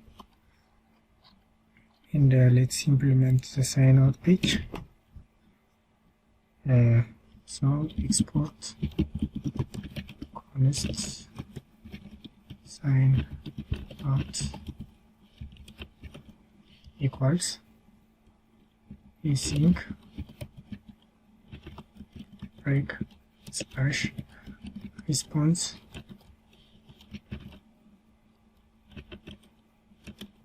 try const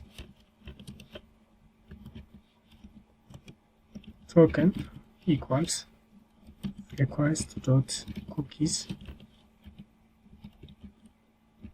dot access token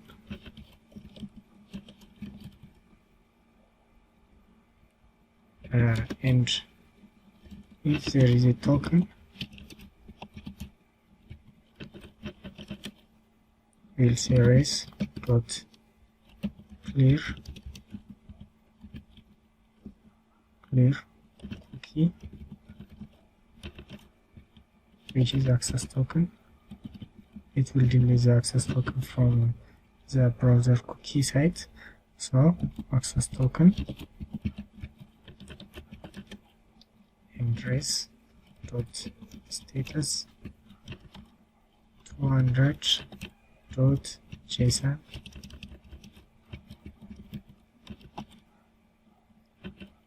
user has been logged out.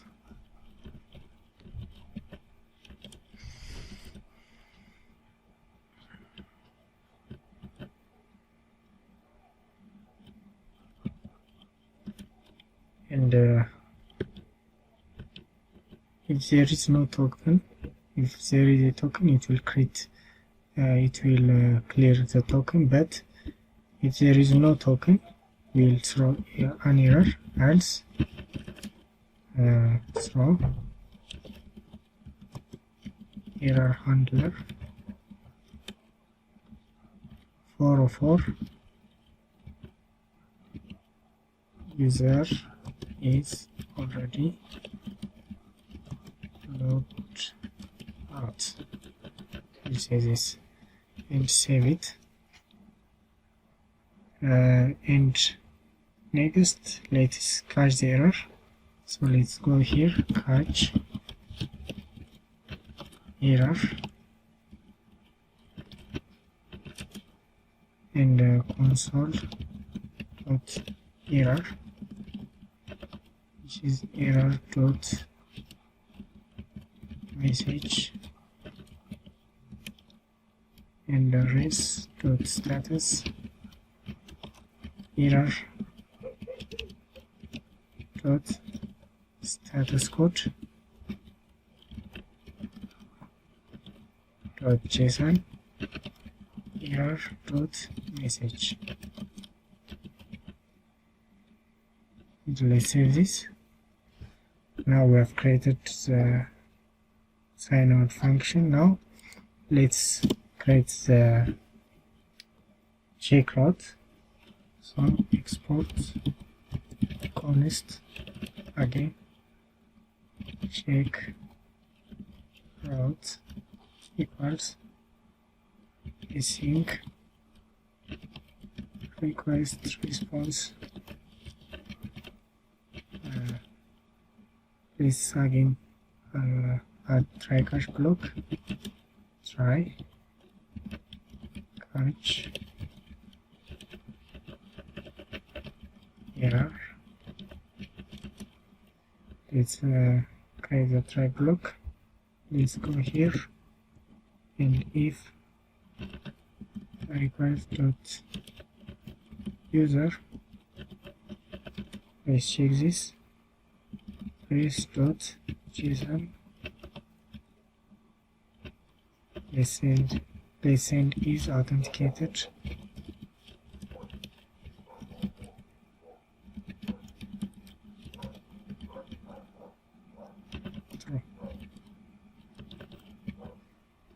If there's a pass the verify token, which you have created in this area, if he passes the verifier, and if we reach the check route, we will send is authenticated true, else we will throw an error,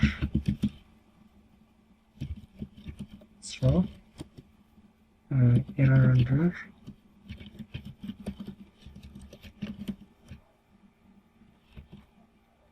500 because they are already passed from the verifier. So if he gets to verify user and he didn't pass the verifier will send not authorized error. But if he pass the verifier and if he got any problem, we will send internal server error,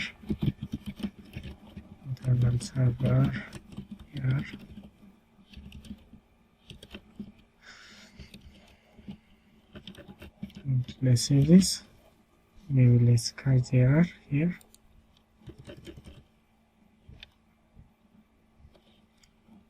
Console dot error dot message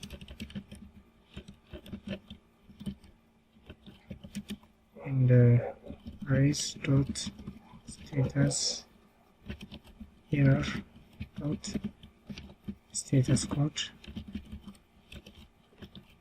dot json error dot message. And let's save this. Now we have finished all the try catch block. There is anything here. Right.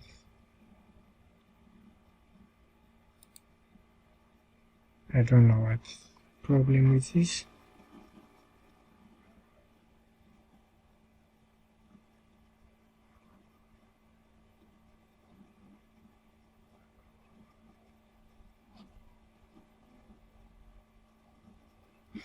Yeah, we have fixed that now.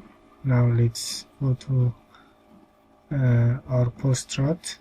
our post controller, and let's create all the controllers like this.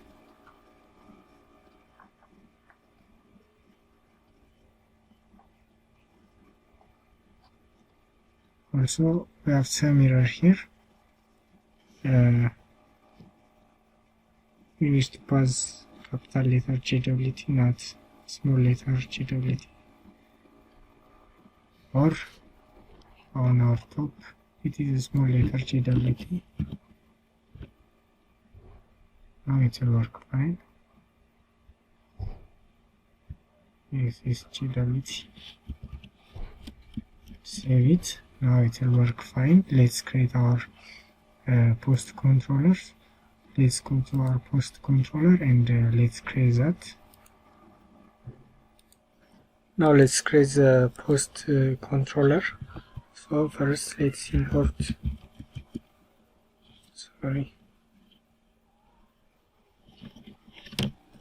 let's import post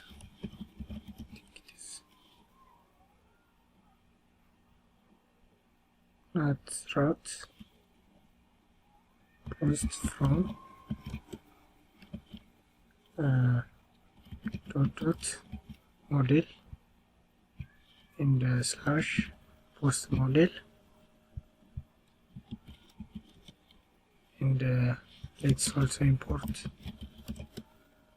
user from user model.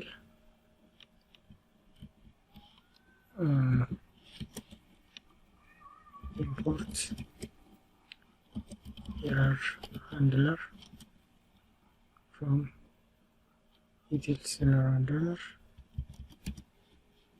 and now let's create our function. First let's create our create post.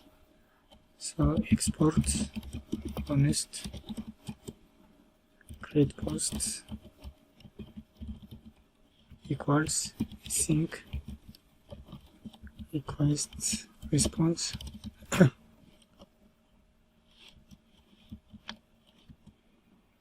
resize by, let's create response, and let's create a try catch block.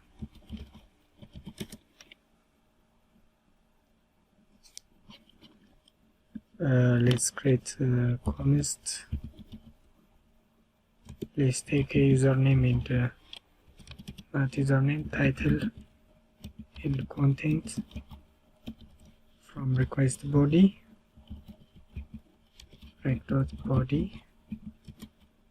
Now let's create author constant const author equals with user dot find by id request dot user dot id, and if there is no title or if there is no content, let's throw an error. Throw error handler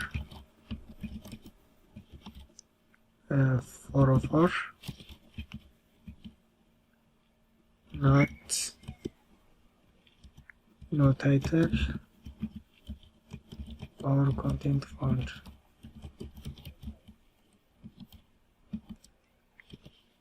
Now you can see we have thrown this error.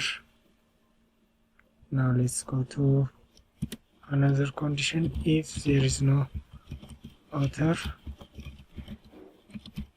let's throw another error which is called throw error handler which is 404 again, author not found. And let's pass here, and if it pass all both this condition, let's create a new post, const new post equals new post and create an object, title, content, and cover. The cover will be request.file, which is the file uploaded from the file content, which is the form content. So if request.file exists, we'll append the request.file.name on the database file name, and using the file name we'll retrieve it from the public folder from our API. So, and if the request file does not exist, we'll take null, which means there is no image exists, and comma author dot id.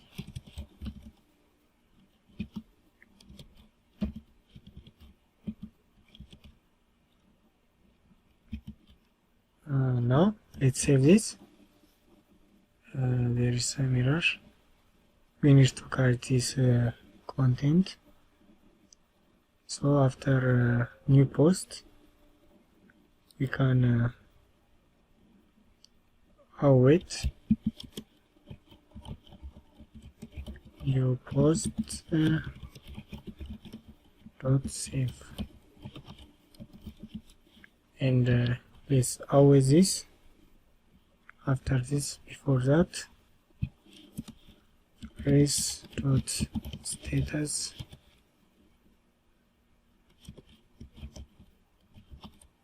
one dot JSON new post. It will send a new post, and if these conditions are not fulfilled, let's catch an error. Catch error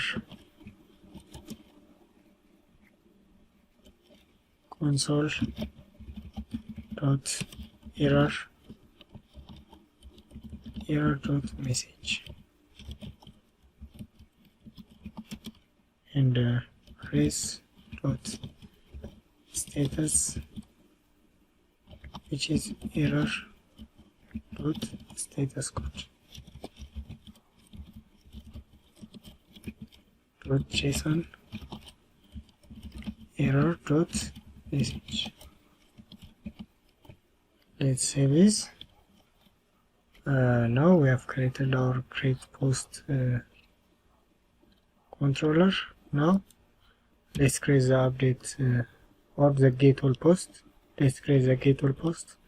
So export const get all post equals async rec.response.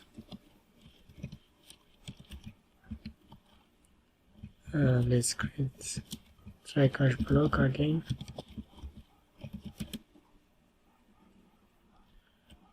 It's almost the same, all the functional that not different. Posts equals await post dot find dot populate. By default, the database sent the author with ID, so we need to populate the author ID by the author username. So in order to do that, we use populate method. So after finding all the posts, we need to populate each post author ID with username. So populate author by username, and let's sort the posts with the title. So dot sort title and one.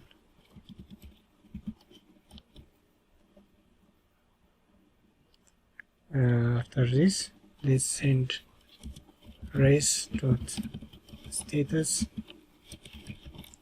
200 dot JSON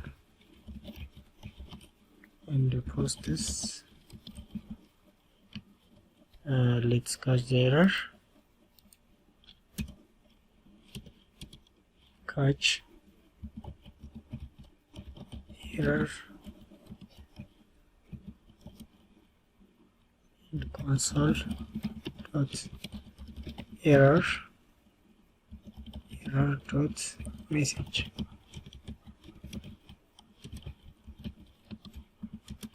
And let's send restore status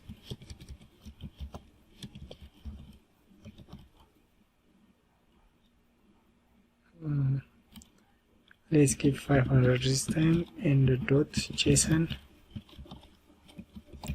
internal server jar.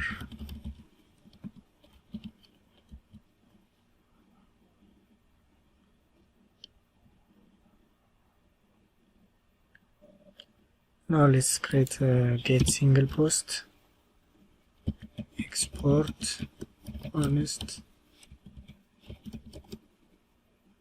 get single post equals async rec response, and let's create a bracket and try honest equals id rec dot params. Now when we use get single post, as I have shown you in the row section, there is an ID parameter, so it will take that ID parameter and it will find from the database. So we'll take that and const post ID equals await post dot find by ID and populate author and username, change the author ID by the username,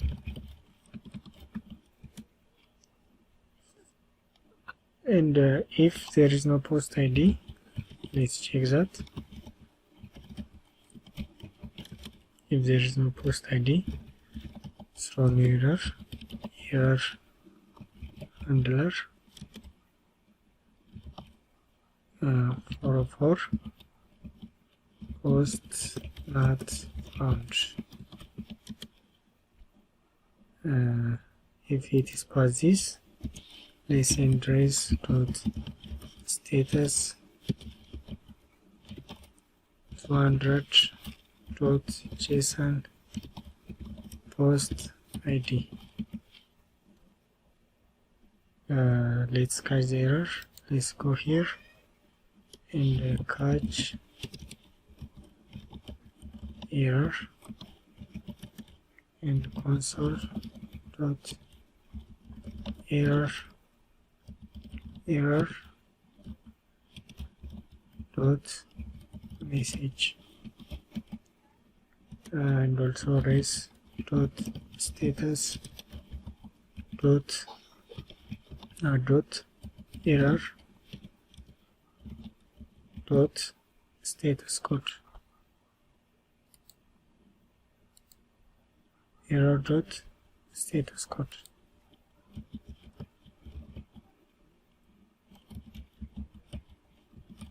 Dot JSON error dot message, and let's save this. You can see we have created the get single post. Now let's create the update post.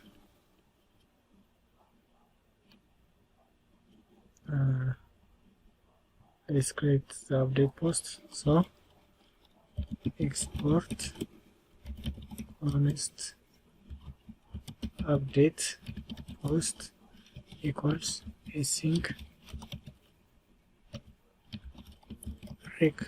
response, and let's create the function, and let's create a try catch block again. Let's take the ID from request dot params, and let's define the title summary content equals rec dot body. The other is const author. Let's take the author equals await user dot find by ID rec dot user dot ID, and let's define a post. Const post equals await post dot find by ID of ID, and let's check if the post exists or not. So if there is no post, we'll show an error handler 404 post not found.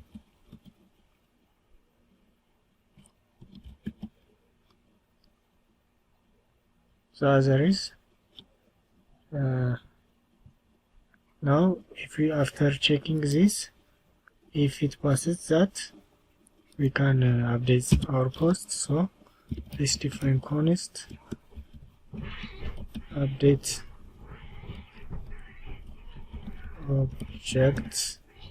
object equals title.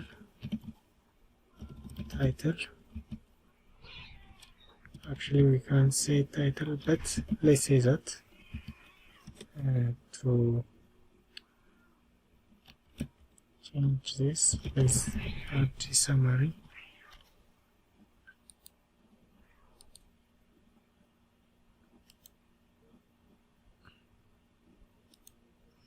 Now let's create the summary, which is summary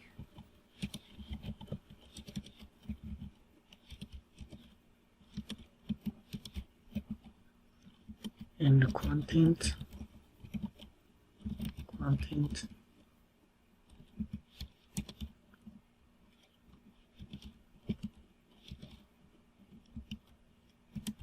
and cover. Let's check request dot file. If it exists, it will take request dot file name. If it doesn't exist, it will take post dot cover, and save it.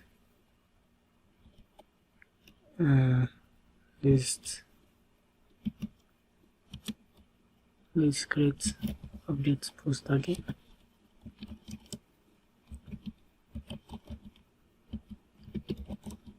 Equals await post dot find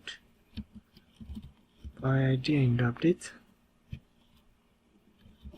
and let's take the ID, and let's take the updated object, the update object,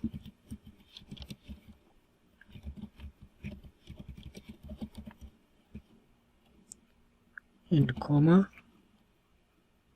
Let's create object, and let's take new comma true,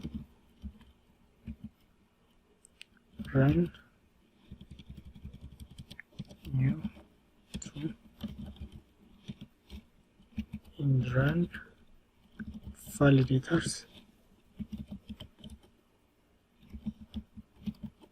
true. And let's close this and save it. There is some problem. Let's see this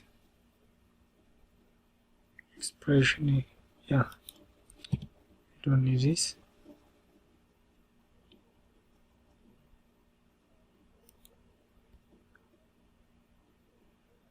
Let's comma this. Yeah, now it is fixed. We need to create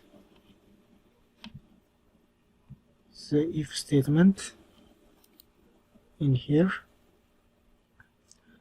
So after run validators, you can check if there is no update post.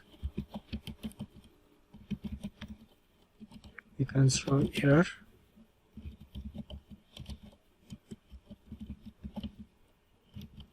Error handler 404 post not found.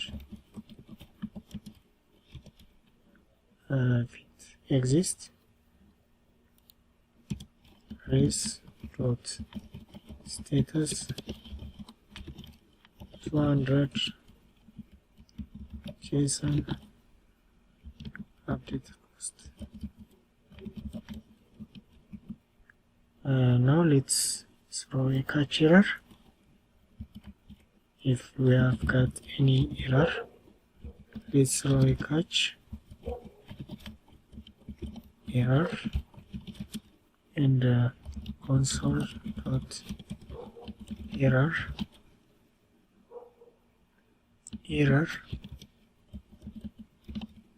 dot message.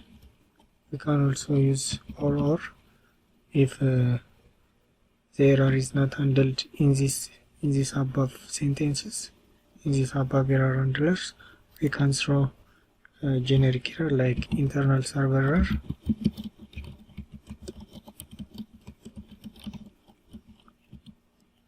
error. And let's send raise dot status error dot status code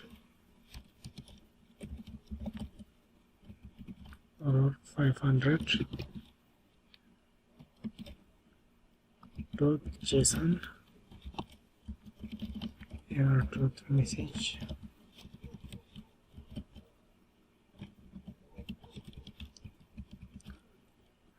Let's send internal server error.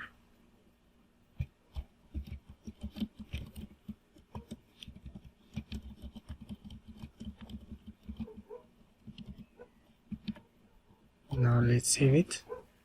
Now let's go to our routes and import all these create all post, get single post and update post inside routes. So let's go to auth route.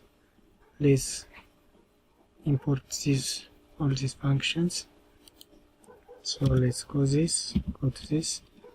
Let's import sign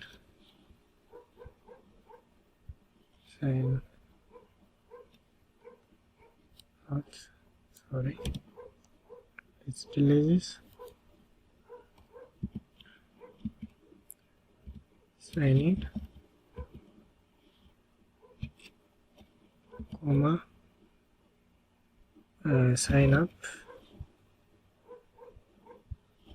and check route.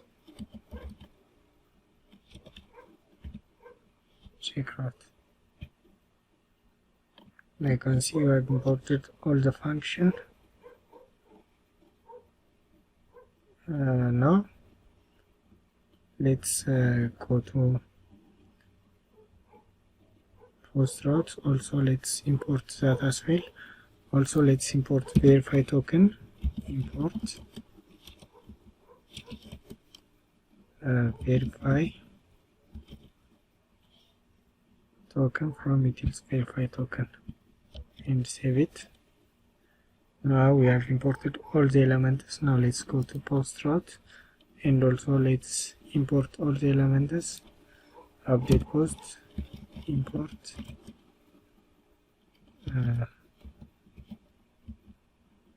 update post. Where is it? Yeah, update post from controller. It is not update post, I think it is create post. It's create post. Create post. Yeah. Create, update, and get all post, and get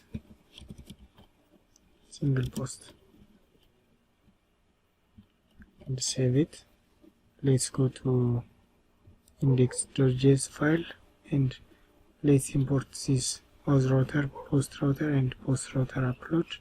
So let's go here and let's come here and import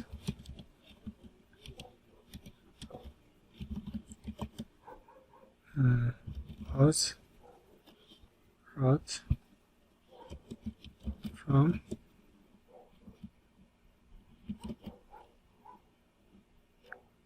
I think it's the route.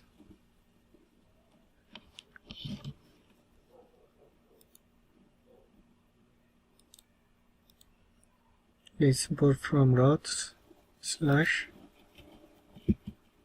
auth route slash not slash .js and save it. The other is, let's import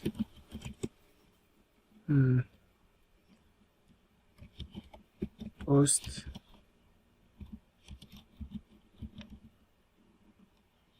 router and post router upload. Yeah, post router upload from this directory and save it. Now there is another error.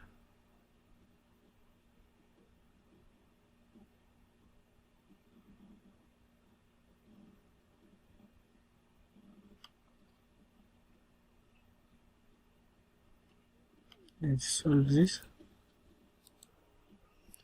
Yeah, fixed all the problems. Now you need to add .js file on every file, and the other problem was on the JWT on this package. You need to import pkg from JSON and you can rename it JWT. Now we have fixed that. Now we have got another problem. The problem is simple to fix, which is we need to export default. This export default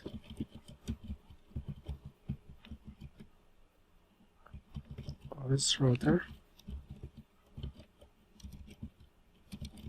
Also on the post router we need to also do this the same. Go to post router and export default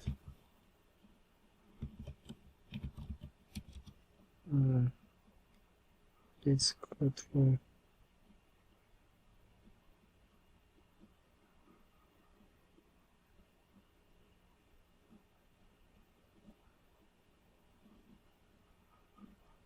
yeah, but we have export honest, so we don't need to define this.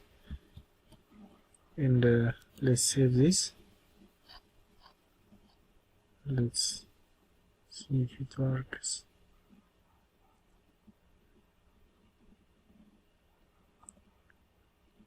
There is other problem. Yeah, we need to import express. Import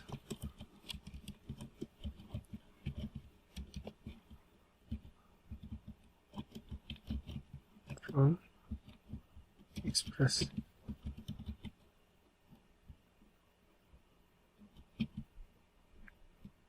but it should be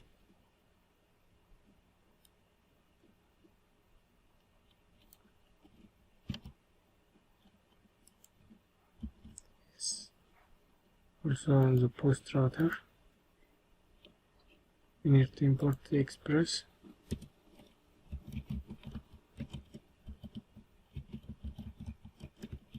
From express,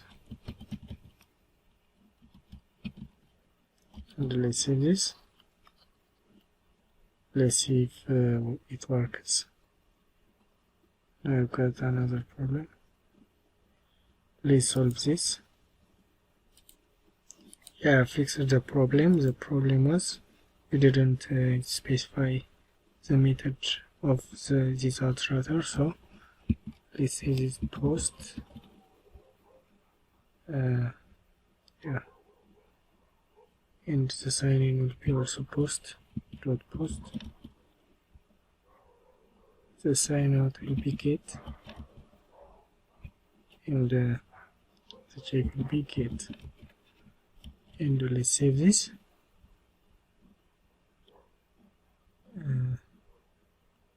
Now we have another problem.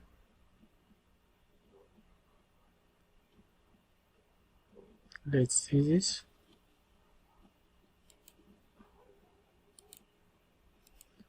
Now it is not treating the directory name.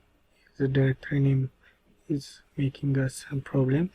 So in order to fix this, let's add some code to treat this as S module. You can see we need to change this to CJS, but there is another solution. We need to define const again, file name,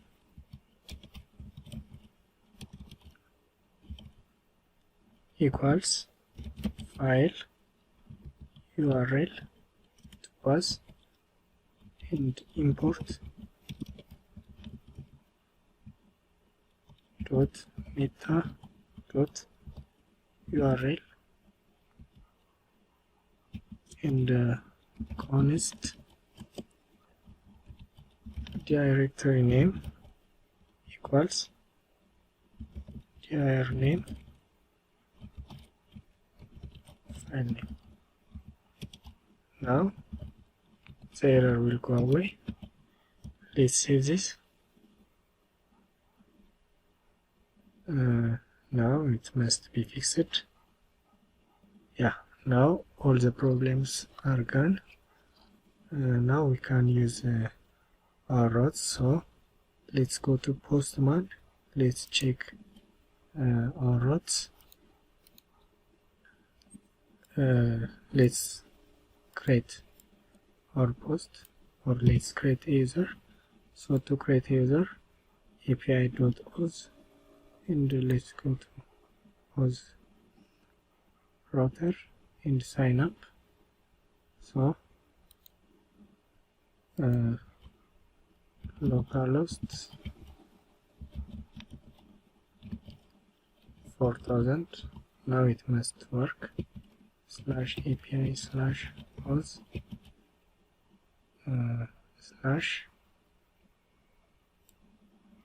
/sign up, and let's change this to post, and let's keep username and password.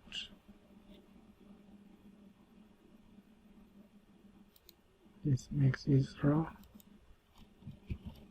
and let's keep username suck and password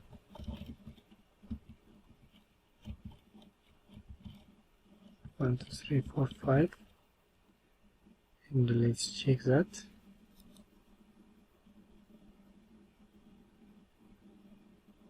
You can see user created successfully. Now let's check this on the database.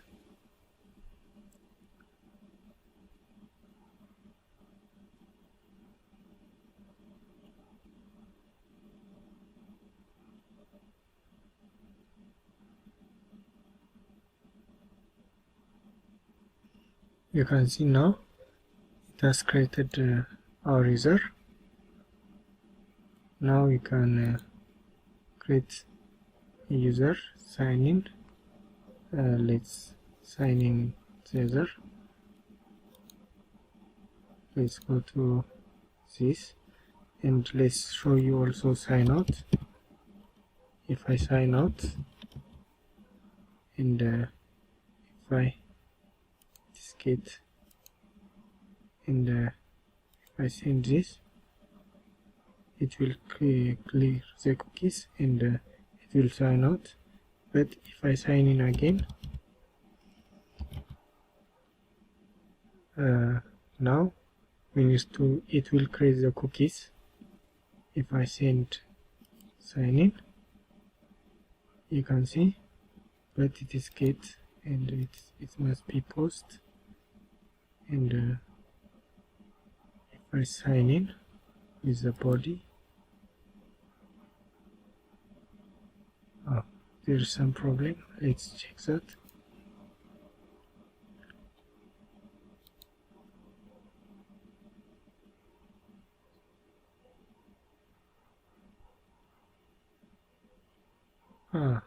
Maybe it's copy.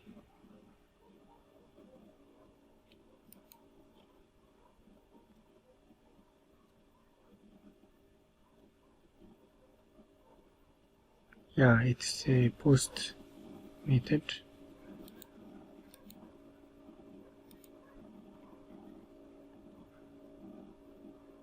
Okay, let's sign in.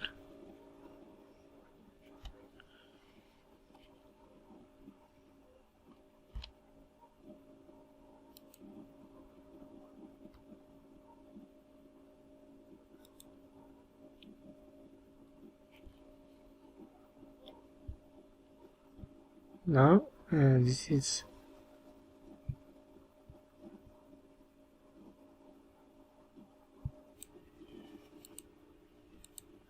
now it works fine. The problem was we can use the package sign instead of destructuring it to GWT. We can use directly the package. So in the package we can use sign. That's why it gives me reading the property undefined sign. So now it works. You can see. Let's go to this. You can see it gives me cookies when I sign in, because when I sign in on our function, it will send us the access token.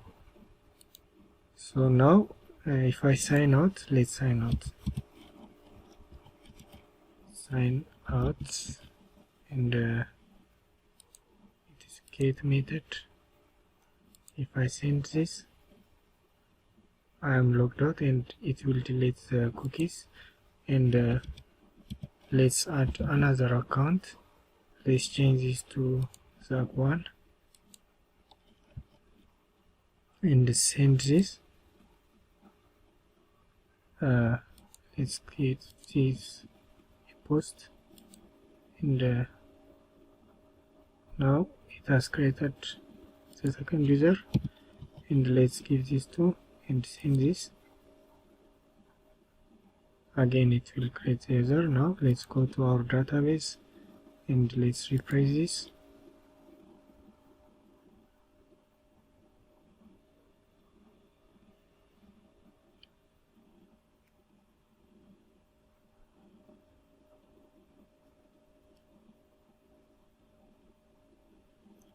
Now you can see it has given us all three users. So now it's working properly. Now let's create a post. First let's sign in.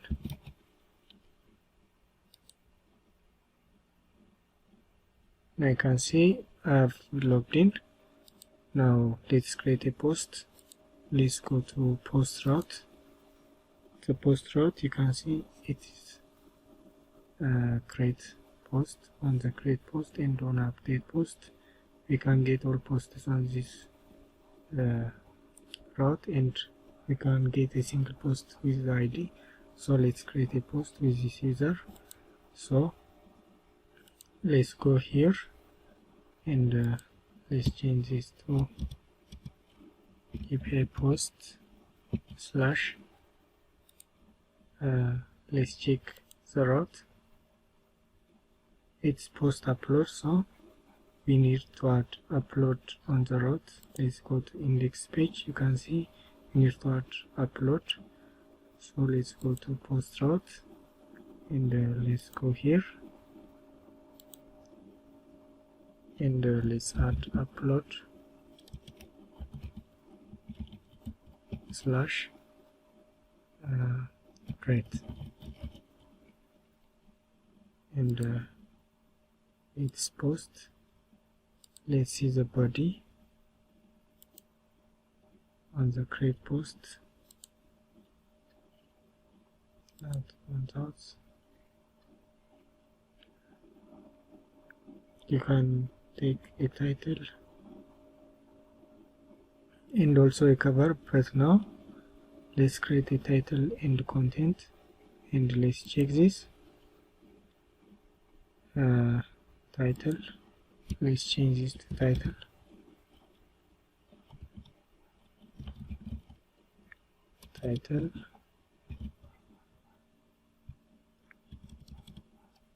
This is the first title,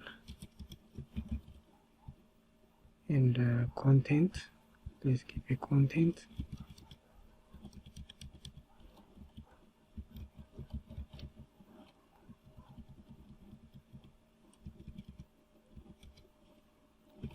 This is the content,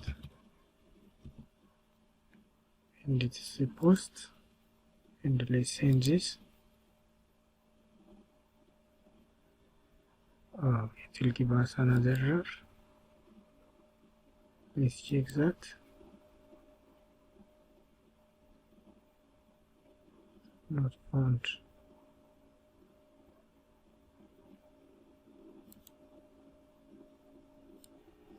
Yeah, found the user.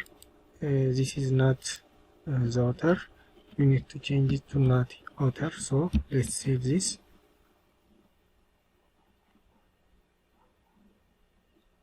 Now it is starting the server. So if the author is not found, it will say author not found. Now let's go here and let's check it. I think it works now.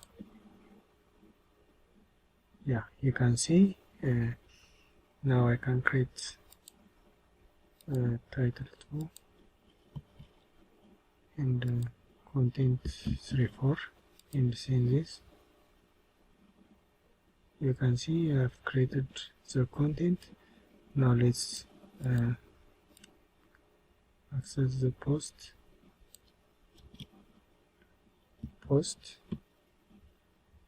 and let's access that post.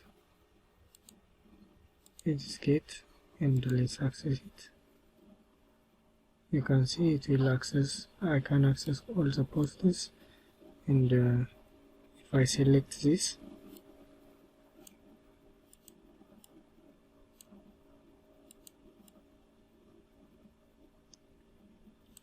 Ctrl C and add in here and get this.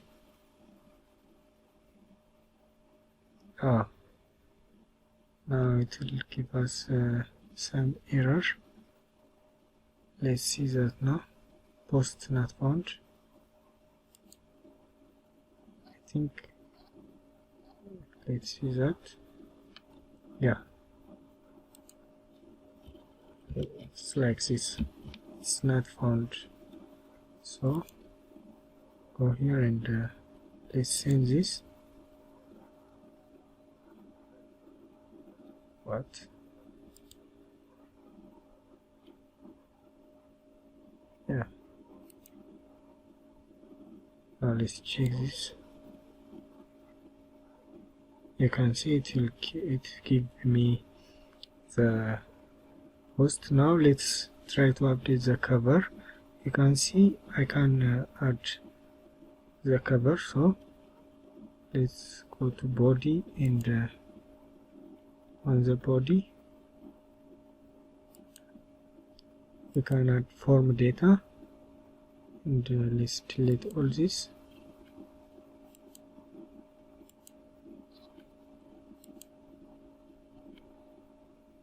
And let's delete this, and let's add a file. The post will be upload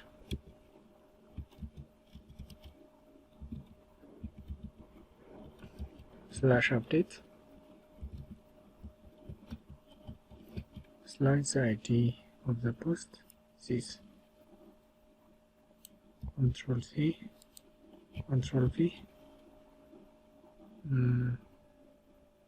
Now file, and the type will be file, and let's select a file, new file from local storage. Let's select some file.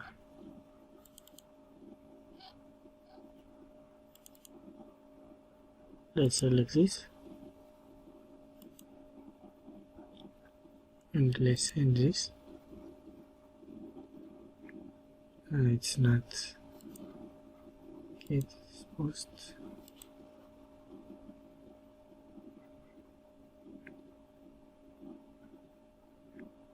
There is some problem. I think let's go post, update post. Let's out API post upload date. Let's check that. Yeah, I found the problem. It was a patch request, not a post request. So let's give it a patch, and let's check this. You can see it doesn't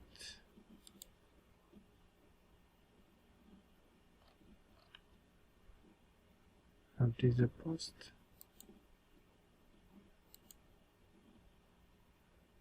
Let's send this.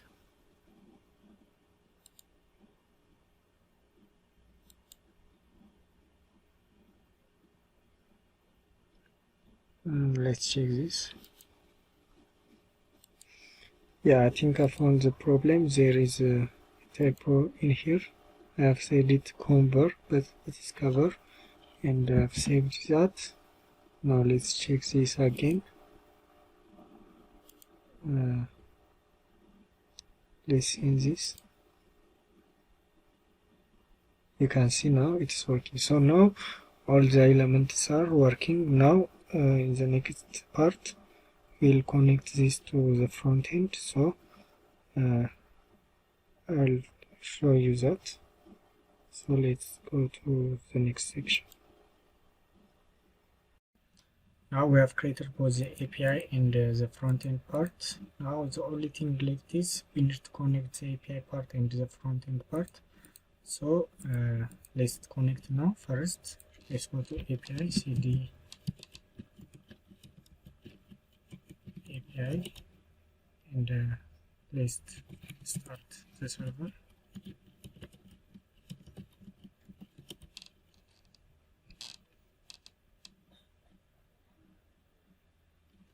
Let's wait here, it will come soon.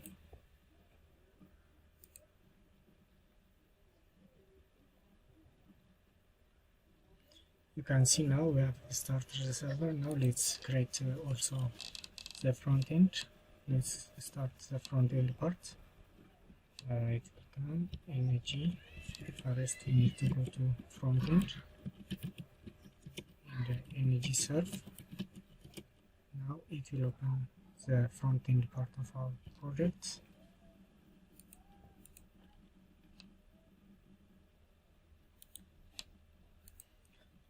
Now it has started our local server. Let's control click this. Now it will open the localhost on the browser. You can see. Now let's go to front end part. Let's create environment variable. I think it is, yeah, let's create the environment variable on the source file. So let's create a folder and let's name it environments, and inside this let's create environment which we can store our localhost files or our fetched URL. So in order to do that, we need to create an environment variable. So inside this, let's create environment.ts file.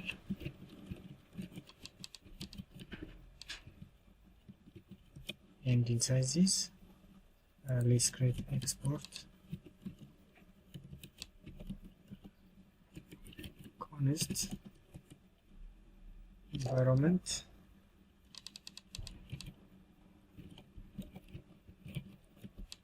equals, let's create an object, and inside this object let's set production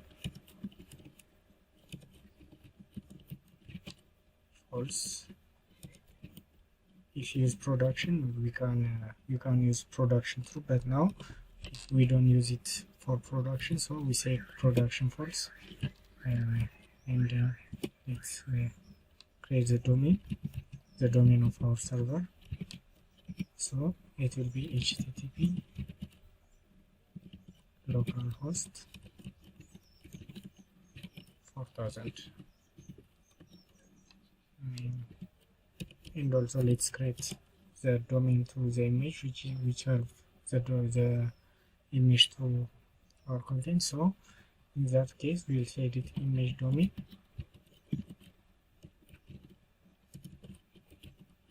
and let's give it http localhost 4000 slash uploads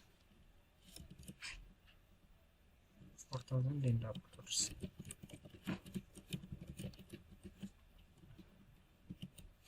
And let's save it, or let's give it a comma and save it. Now we have created our environment variable. We'll reference the domain in the image domain when we use it on our file. So let's go to our app, and let's create another terminal, and let's create another let's create a service which we can fetch our data from our backend. So in the app component,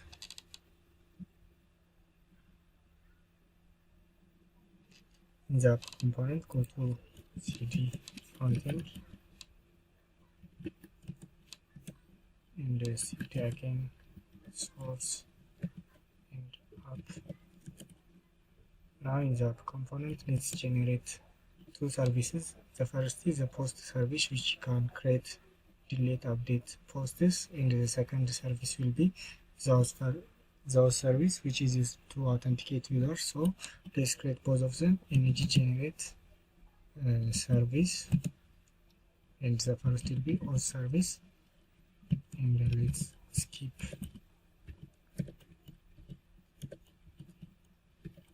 tests. Now it will create the auth service. Let's wait a little.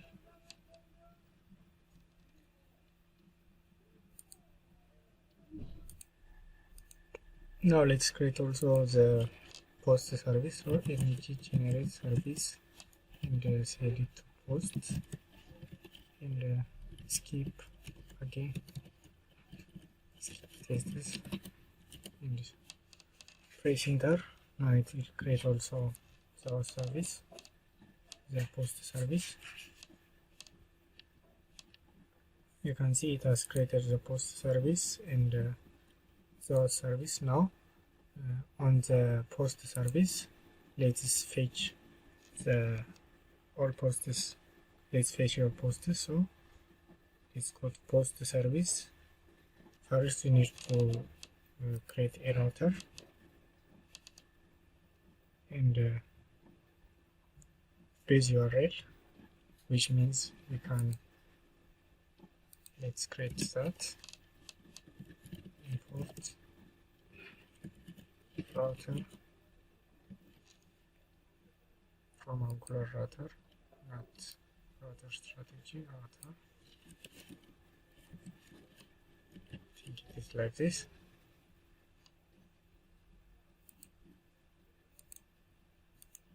Now we'll need the router because we need to navigate when we submit a form or something like that.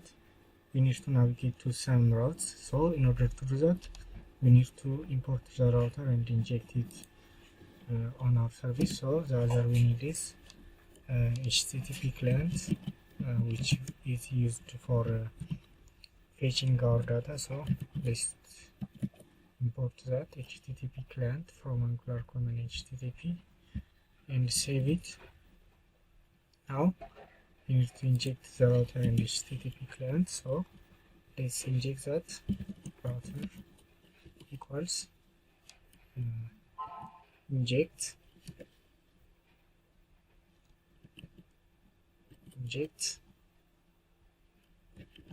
router and HTTP equals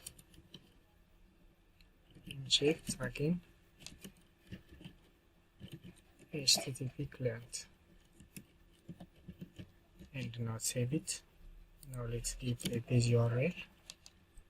Base URL equals environment dot domain, which is the main domain of our environment. But first you need to import the environment variable. Environment, you can see I've imported it here, and let's save it. And the other is image base URL. Image base URL equals environment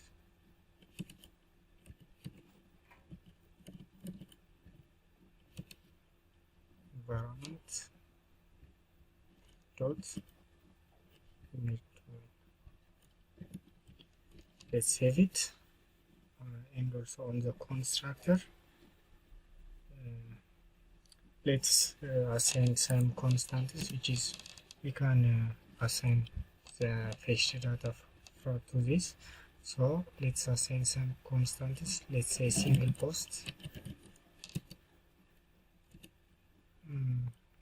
Single post, which is any, we'll use it later. And the other is all posts. When we get all posts from the server, it will assign these all posts to the getter value from the server. So after assigning this, we'll use it to in the template. So all posts, let's give it any again,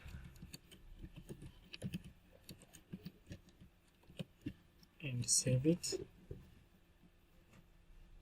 And let's give the create post.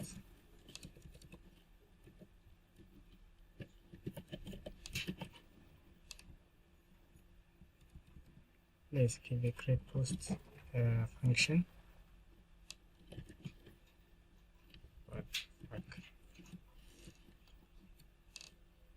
And then this create post function, let's give inside the form data.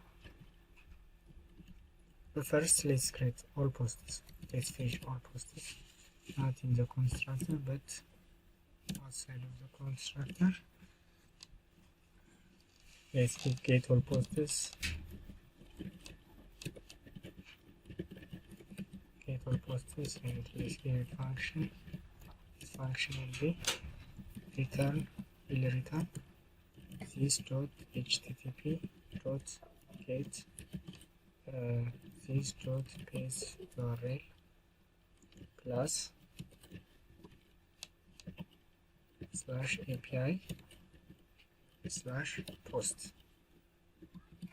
Now when we trigger this get all posted, it will fetch all the posts from the server, and let's save it. I'll show you later when you fetch the posts. Now let's assign again create posts, create post as form data. When we assign create post, we need to assign a form data which we can post to the server. So let's assign it to form data for now, and when we trigger it on our components, we'll assign this form data to our form value. So let's give a form data of any, and let's assign the function, and in this function let's return this.http.post and this.base URL plus /API /post /upload /create, and in this form we need to pass a form data, and also because the create post is protected with verify token, we need to pass a with credential component. So if we say with credential, it will attach our cookie to the server, so the server know we are authenticated or not. So we need to attach with credentials to true. Now we have created our create posts. When we initialize or create post on our components, we'll subscribe this and pass the value to this. But for now, we don't need any subscription in this part. So let's create another parts. After create posts, let's create again get single post. After create post, let's create get single post, and this will be ID of any, and let's create a function, and this function will return again this dot http dot get this dot base URL and plus API / post and plus ID. This ID we can get it from the router paramap. So after getting this router paramap, we'll assign this get post to the router paramap now. So it will fetch the post data from the server with this ID. So after this, we have one left, which is edit post. So let's create edit post also. Edit post, it has ID of any, and the second parameter will be updated post. After updating the post in the form data, we'll pass the updated post form in this updated area. So we'll say updated post, which will be form data. We can give it also any, but for typos, any typos, we will pass form data. So let's return this.http.patch, and let's give this dot base URL plus /API /post /upload /update and plus ID. Also, this ID is found from our paramap. So after this, after updating that, because it is patch data, we need to also give form data. So in the form data, we'll pass updated posts. Now it will work fine. and also after getting this, let's subscribe this. But before that, after this, let's give with credential. Also edit post is protected with credentials, so let's give with credentials true. And after this, we have finished this. Now we need to subscribe to this and pass the value. So after editing the post, we need to dot subscribe, and we need to pass two values, next and error. If we get the value successfully, we will get with next, and on the next object we'll pass a value, and let's pass a function, and in this function let's console.log the value. And after this, after getting the value successfully, we need to navigate the router. This is why I have imported the router. So after getting the data and the value, there is a typo here. We need to add a bracket in here, and that's this. Sorry, you need to select all this and add a bracket like this, and sorry for this, and space this, and after that this dot router dot navigate, and let's navigate to home and save it. You can see now after we have edited the post, it will navigate to home. Now if the value we get from the server has any error, we need to catch that error. The next value will only pass when the data from this is successful, but if it is not successful, we need to catch the error. So in order to catch the error, we need to pass error object. So on the error object, let's say error, and let's give console.log error. Now you can see if we got any error, we will pass the error in this area. So if it is successful, we will pass it on the next. So now we have handled the error and the next part. So now we have created our edit post, get single post, create post, and get all post. Now let's pass to the auth service. So now after creating this, let's also change this with this up a little bit. It's like this.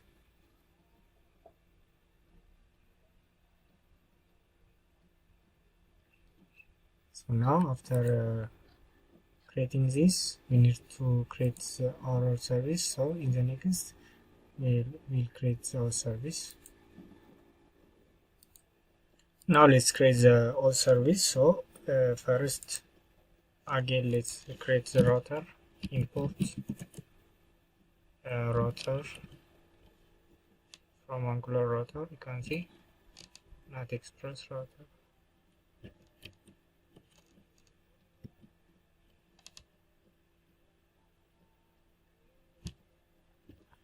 And save it. Now let's also import HTTP client. Import HTTP client from Angular common HTTP. Save it. And you can here, let's declare the router. Router equals inject router.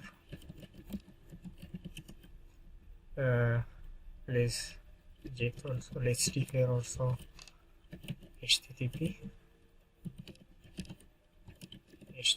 client and save it. Now we use local storage to store our data when we login or sign up. Not sign up, when we log in into our app, we'll get the username and the ID of the user, so we need to store that. We use local storage, but if you use local storage, since our app is server-side rendered, it will throw an error, so we need to add platform ID. So we need to add inject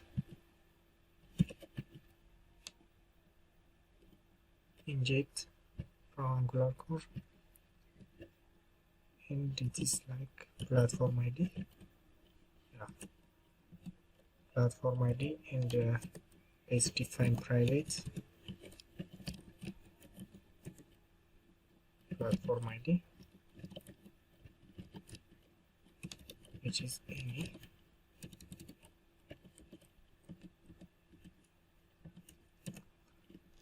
Now we have defined our platform ID. Now when we render client-side components like local storage, we'll use this platform ID, and we'll render conditionally. Now it will not show any error.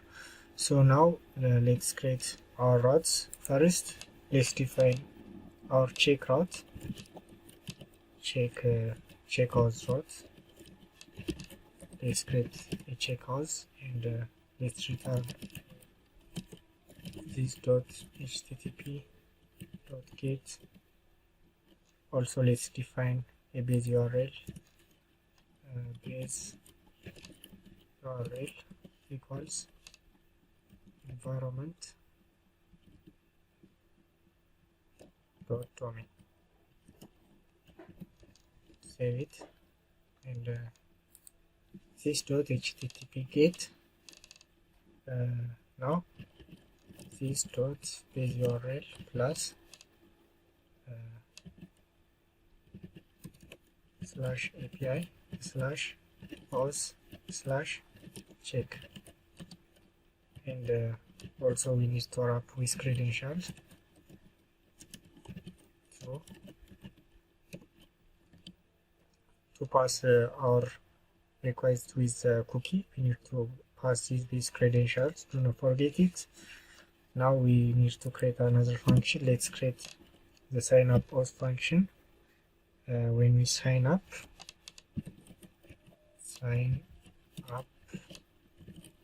auth function, and let's pass the function again and return this .http.post again this base URL plus API /auth/sign up, and let's pass a form data. Also we need to pass a form data in here. Form data any, and let's pass form data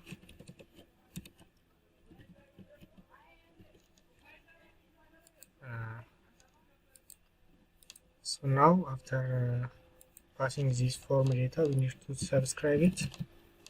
We need to subscribe, and let's pass next value, and console.log.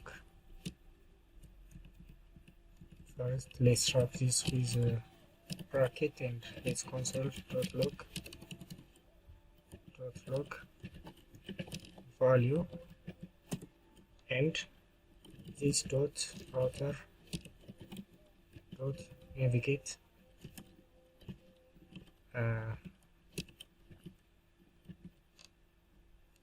/login, and save it. You can see it will navigate to the login page, and also if you have got any error, you need to pass error, and console.log error,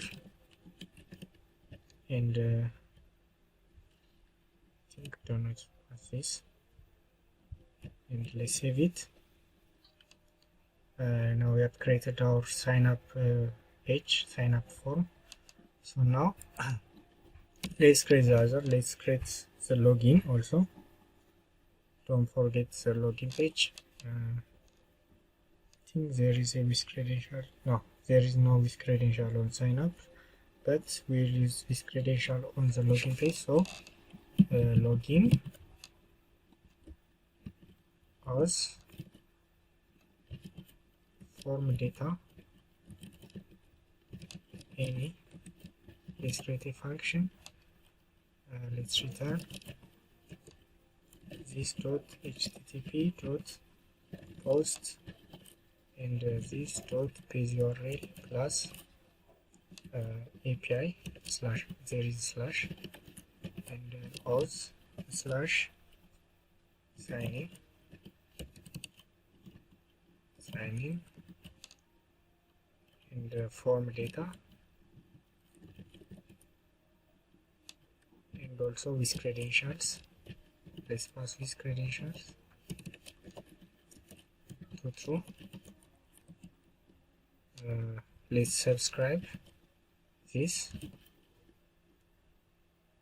and let's pass next and value console. Yeah, after passing the value, we need to store the value that we get from the value. So first let's create this and console dot log the value after fetching that, and after that we need to check if is platform, if the platform or is if the platform is browser. We wrap this with platform ID, this dot platform ID, and if this is true, let's wrap this with not like this. Let's clear this.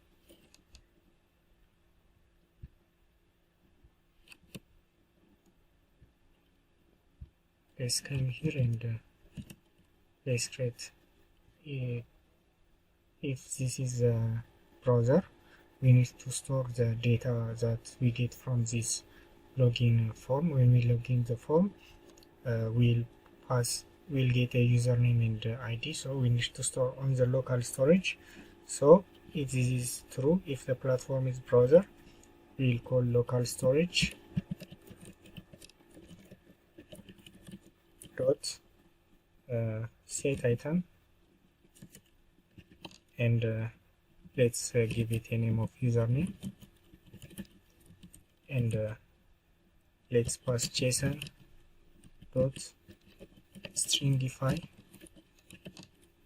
Because it is an object, we need to stringify the object to a JSON file, so we need to stringify the file, and after that we need to store that on the local storage. If you don't use a stringify, it will not save, it will throw an error, it will not save as normal object. So we need to stringify it and pass the value, and let's save it. I'll show you everything when we interact with the browser.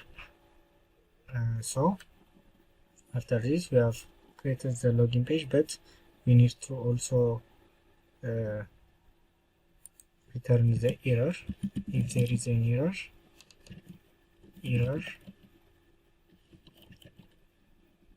Console dot log error, and save it. There is an error.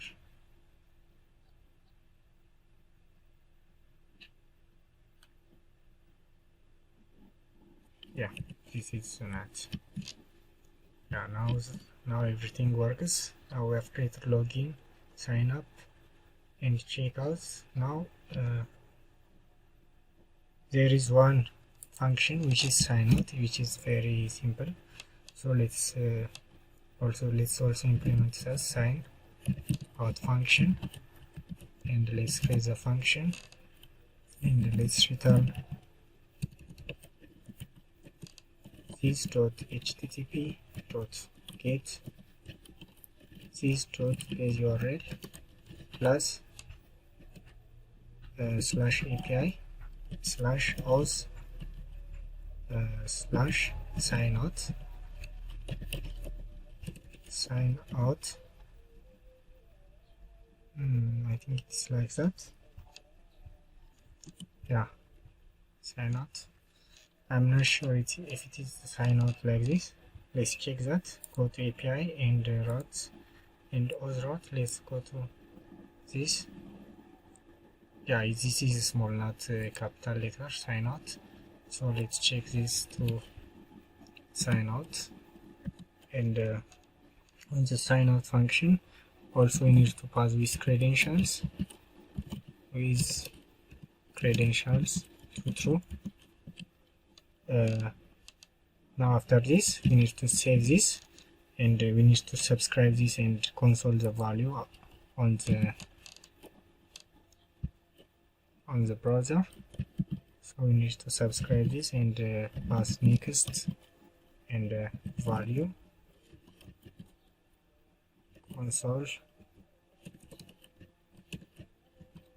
console.log value. And after this, when we sign out, we need to remove the local storage that we have stored the username and the ID. So we need to remove that. So we need to call local storage dot remove item and set it to user name. Now when we sign out, it will remove the local storage and it will pass our next function. And if there is an error, again we need to pass error, and we need to pass console.log error, or console.log error. And the other is, when we sign out, we need to refresh the page and re-render all the elements. So in order to do that, after this local storage, after removing this, we need to check the current URL const, because when we log out the page, it will not re-render. If it's not re-render, it will keep the state of the name of the username until we refresh the page. So we need to refresh the page if the page is on the home page. So we need to check the current route equals, I'll show you this in detail later. So this router URL, let's control Z URL, and after getting this current route, if the current route equals home page, it will simply render the window dot location dot reload. It will reload the page. But if you are not on the home page, first we need to navigate to the home page, and after we navigate to the home page, it will render reload the page. So else, if it is not on the home page, this dot router dot navigate to the home page. It will navigate to the home page, and then let's create a function, and in this function we'll reload the page. Window dot location dot reload the page. Now it will work fine. Now we have created all the function. Now let's take this all function and let's show you how to implement this all function, this fetch function. So I'll see you on the next section. Now let's create the auth service and the post service. Let's pass the auth service and the post service on our components. First, let's go to the header component. Now it's loading. Let's wait a little. Now let's go to the header component and let's pass our functions. Go to components and header component. you can see this now. Let's drag this, and on the header component let's pass our service. So go to import our service from us. You can see I've imported that, and now let's pass this implementers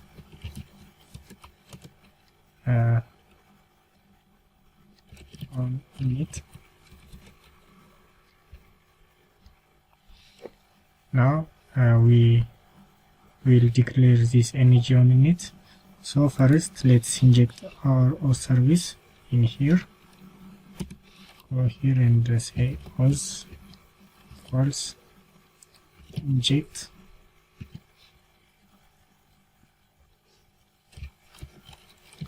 our service.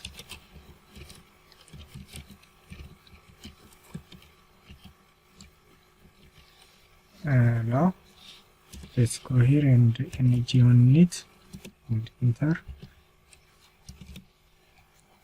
Now let's first we need to pass a constructor, because when we initialize the header component there are some properties which you can save to local storage. For that we need to inject platform ID. So constructor, let's create a constructor, and let's create at inject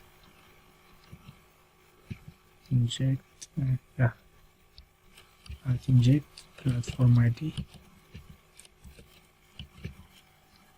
platform ID private platform ID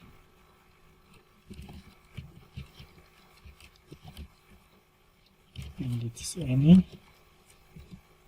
Now when we initialize we will need to call this platform ID using is platform browser, and tell it to only render on the browser.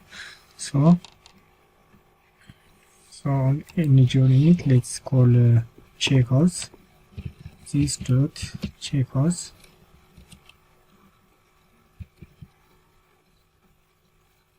and no, this dot auth dot we need to call checkouts, and after calling it we need to subscribe it and pass the value. So next value and the console.log value.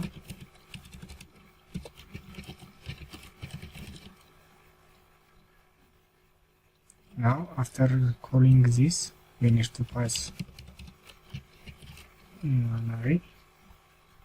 We need to pass with bracket and console.log the value first, and next we need to set this dot auth dot is authenticated equals object dot values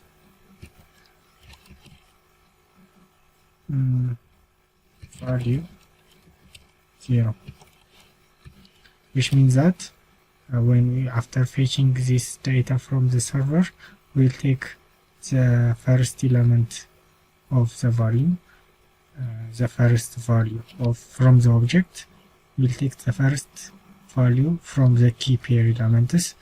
So we'll implement this. Now there is an error. We need to define is authenticated on the auth service. Go to auth service and set is authenticated.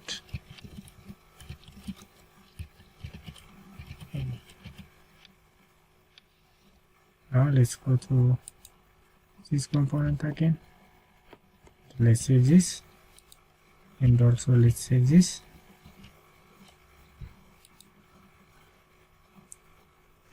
Now we have, after doing this, we need to store the value from we get from the server in the local storage, because when we refresh the page the values will be lost, so we need to store it. To store it, first we need to check is platform browser.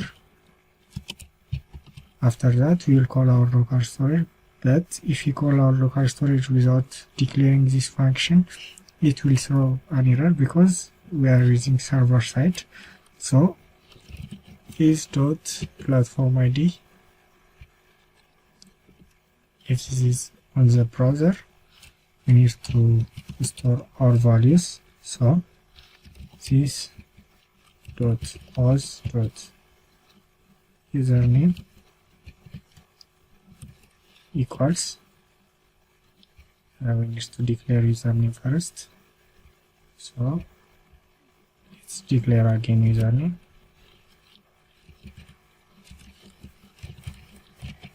any, and save it.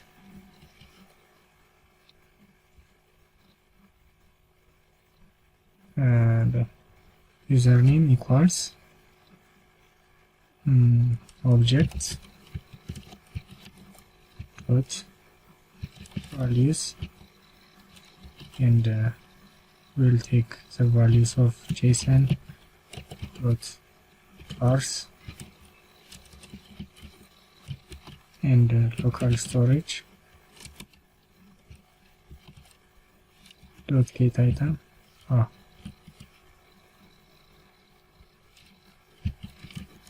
Get item username. I think it's like this, but it will give me an error because this is an object, but we are assigning a string as an object, so we'll say as string. Now the error will go away, and let's save this.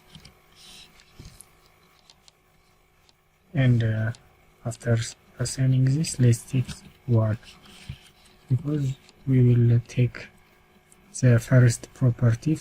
There is ID, username, and v element, but we'll need to take only the username, so we'll assign it to 1.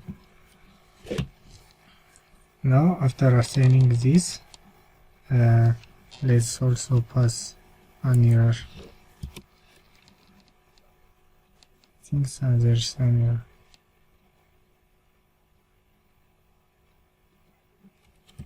error. Yeah, the error is here. Error and error,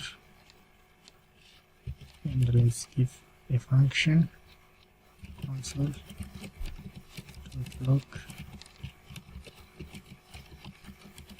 error. Let's save this. Now when we navigate this, when we refresh this, it will get the username from the local storage. Now we have finished our header component. Now let's go to the header component.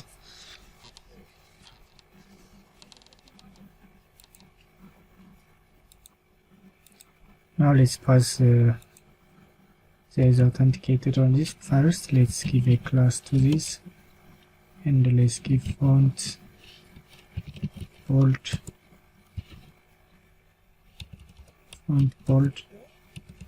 and cursor pointer, and let's delete this. Instead let's use auth dot is authenticated. If this is true, it will render this create post, and this is also not Zach. This will be username auth dot username. Now it will render this if we are authenticated. If you are not authenticated, it will render this. Now on the create post, let's give router link First we need to import the router link in this part, in the header component. Let's import router link.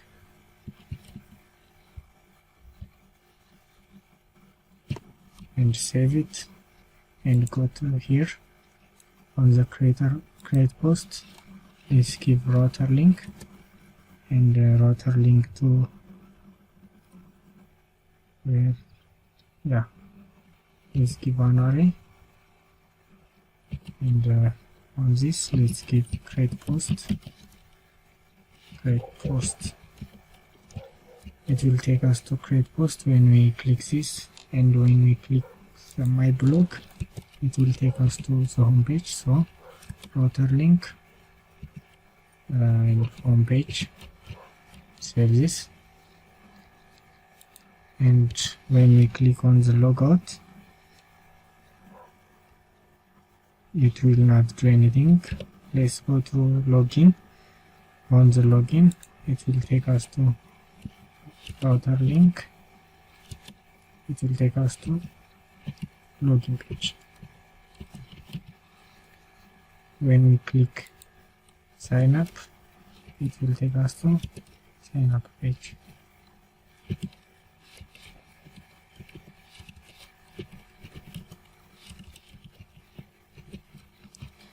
And save this. Now we have finished our header component. Now let's create the create post component. You can see we have created this create post component on the file part. Now we need to fetch, we need to create a post element in this create form.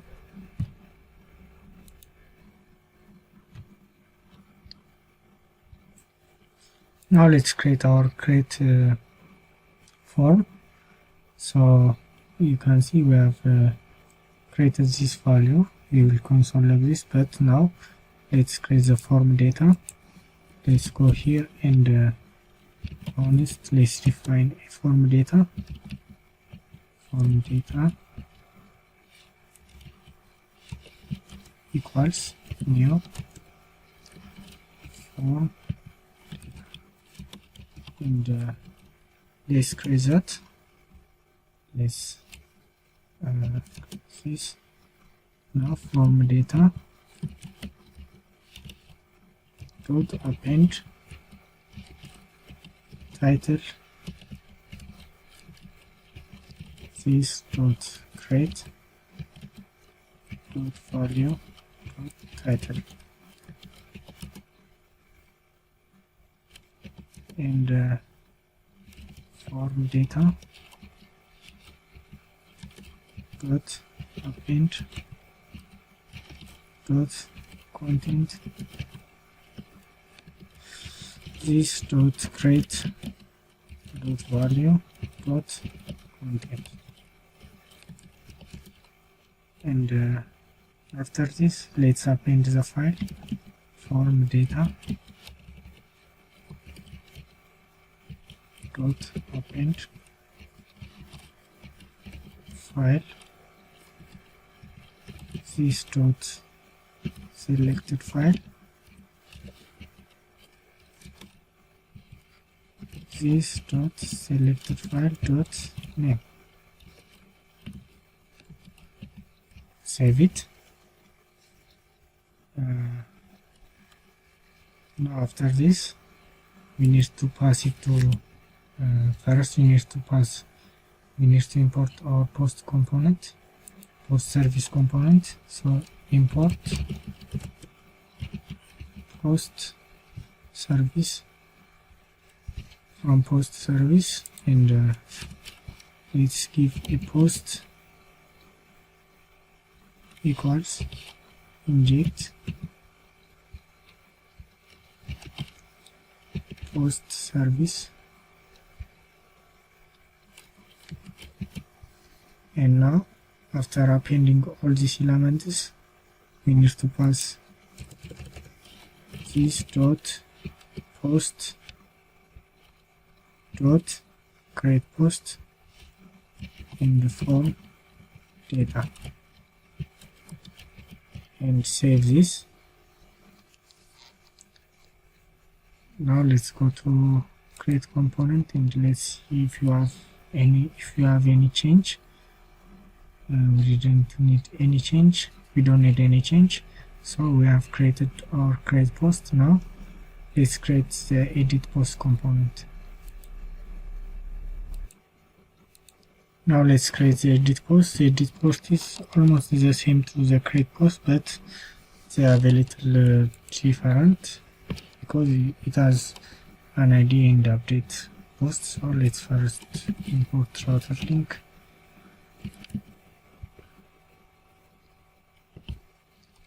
And let's save it and let's go to bottom, and in our form let's first inject our services, post, import post or service and post service.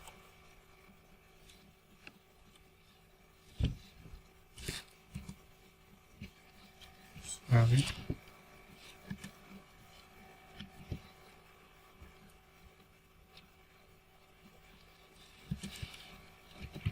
Import also post service and save it, and let's initialize our services as equals inject our service, and post equals inject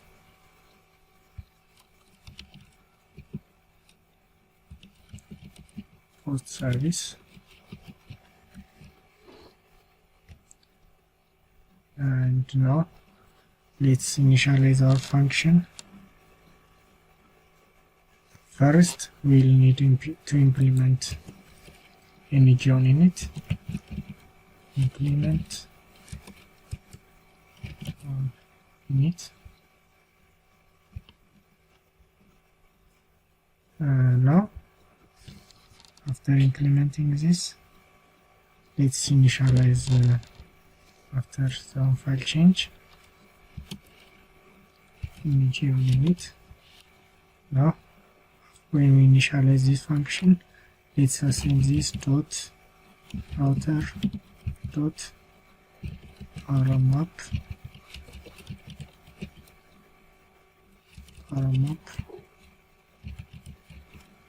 dot subscribe.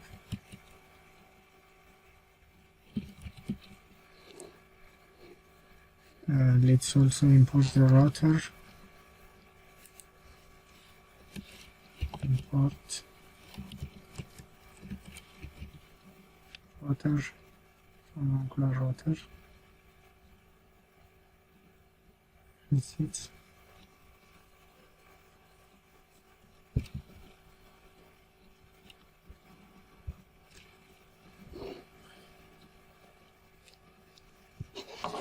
And after we import this, let's initialize the top and the bottom equals inject router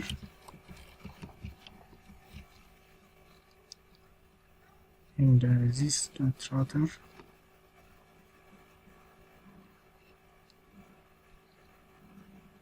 let's delete this dot router dot, I think it is paramap.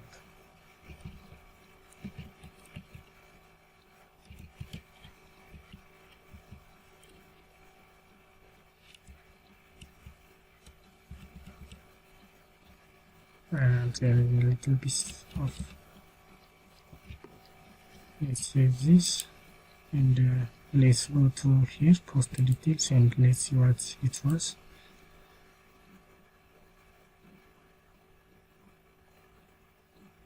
Yeah, we need not route, activated route. We need activated route. So in the edit post, let's go here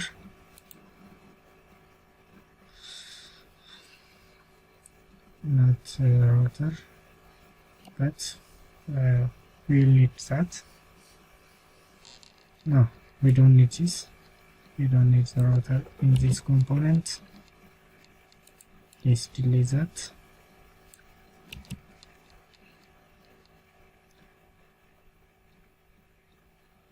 And let's delete this. Import activated route from Angular router, and let's hit router quotes inject activated route. Now from this activated route we will need an join in it when we initialize the page. This dot router dot paramap dot subscribe in the params, and let's create a function const post id equals params dot get id and the console log id, console log post id, save it. Now after doing this we need to add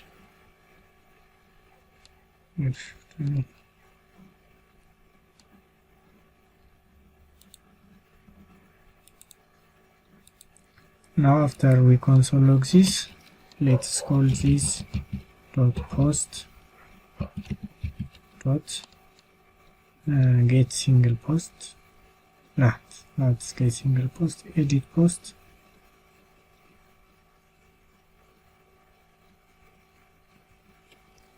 and post id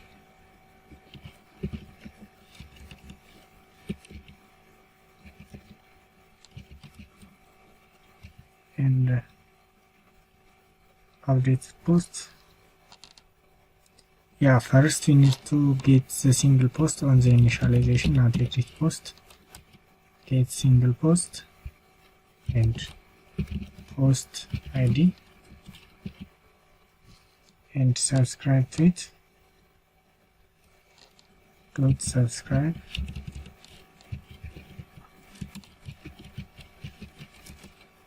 next value and this dot post dot single post equals value. We'll assign single post which is found on the post service to the value of the post we found, and after that let's console log that.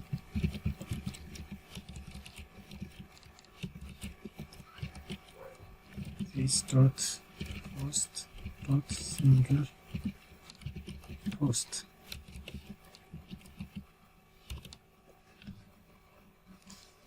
and next after this let's pass error. Yeah, let's pass error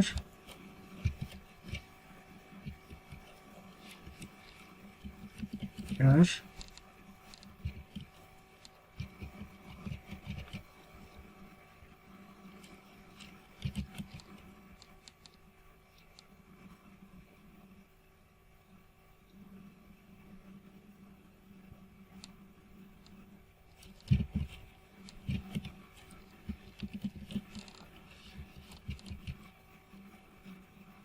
There's some error.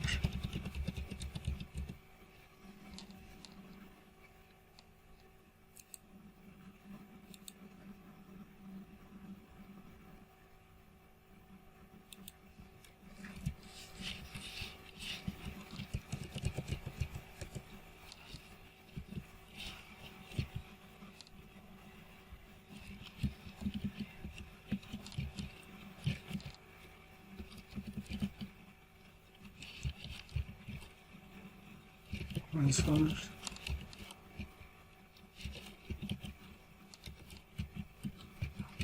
log error. Okay, let's save this. Now we will get the single post and pass the single post to the value and console log it, and if there is an error, we will console log the error. Now let's create our edit form. As usual, let's create new form data const form data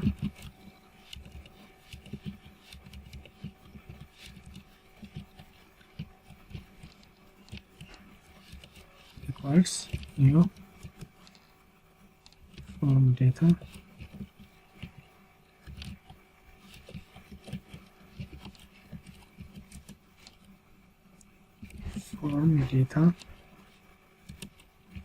append title this dot edit form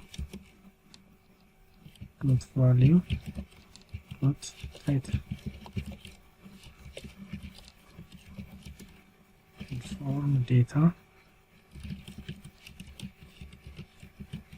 dot append content this dot edit form value dot content. There is some problem.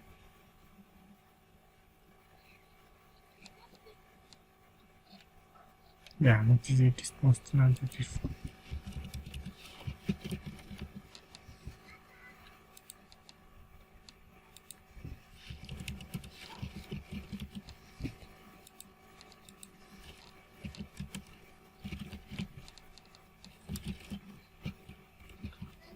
Append the other is file this dot selected file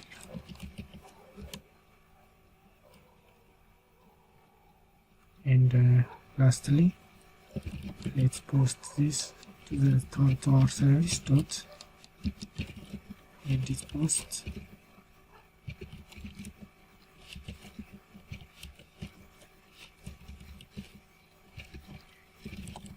dot post ID comma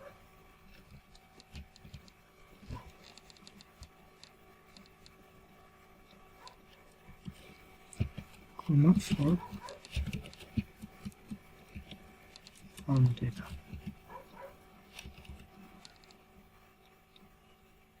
Post ID is not defined, so we need to move out from this any join unit. So to do that, we need to define post ID here, post ID, and set it any, and go here after passing this post ID, this dot post ID equals post ID. Now it will solve the problem.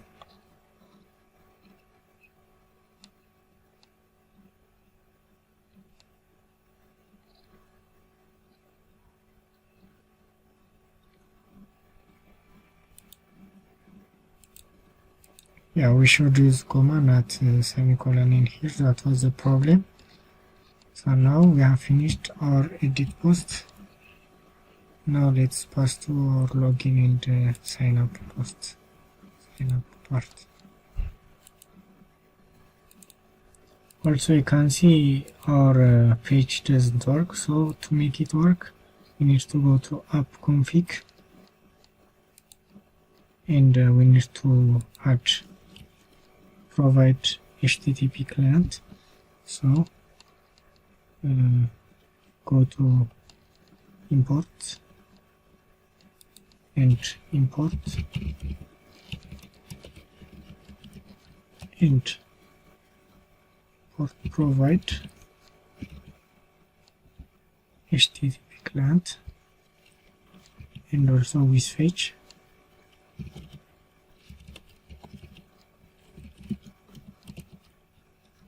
Now let's go here and add that. Provide not client address. Provide http client and with fetch. And let's give an empty function and let's save it. Now it must work.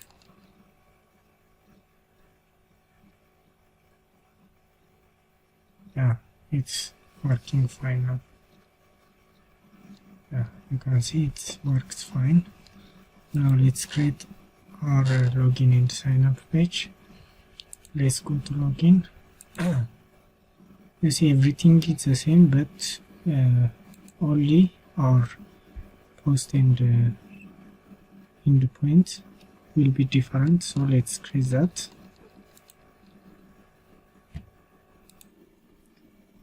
Now let's create the login page. Go to this login component and the this checkout check login. I can delete this. I can delete this element. Let's delete this.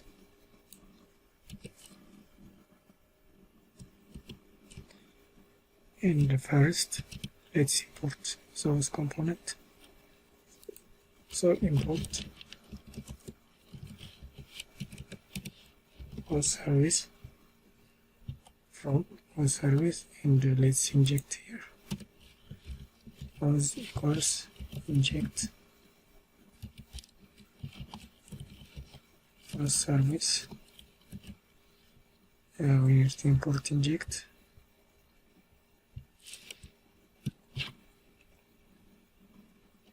Need to import inject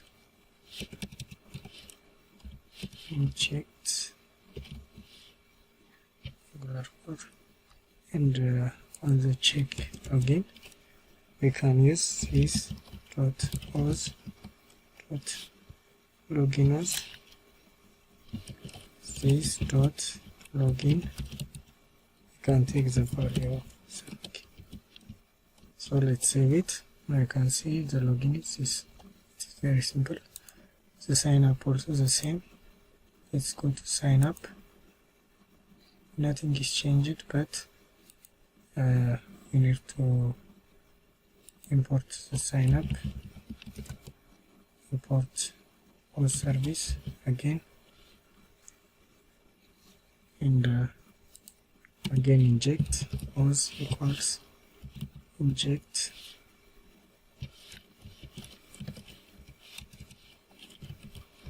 all service, and let's delete this dot auth dot sign up auth. Let's see that they are the same. Let's add also the value of the form. Sign up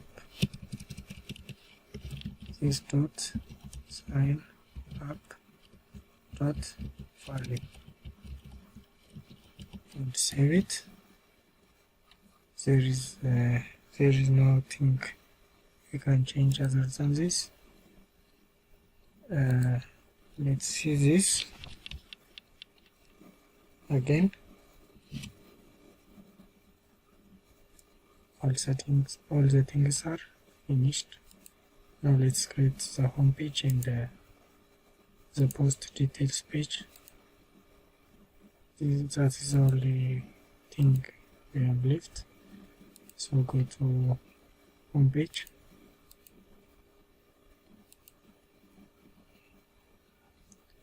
And home component. let's open side by side. Now let's create the home component. So let's import first common module,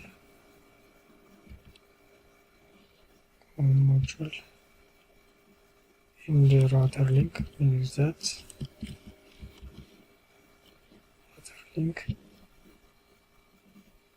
Now instead of rendering the post, let's add our server posts. So first let's import post service.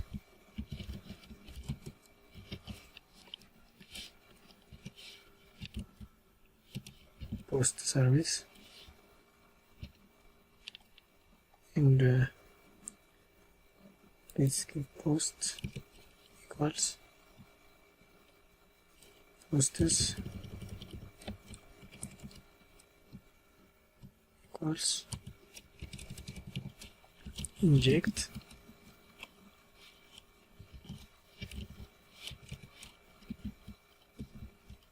post service, and let's import inject also.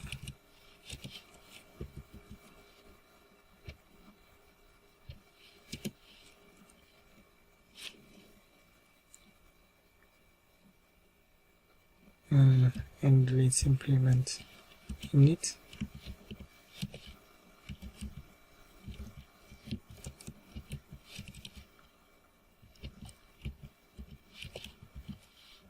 on init, and image on init sys dot posts dot get all posts, and let's subscribe that. Let's take the value, next value,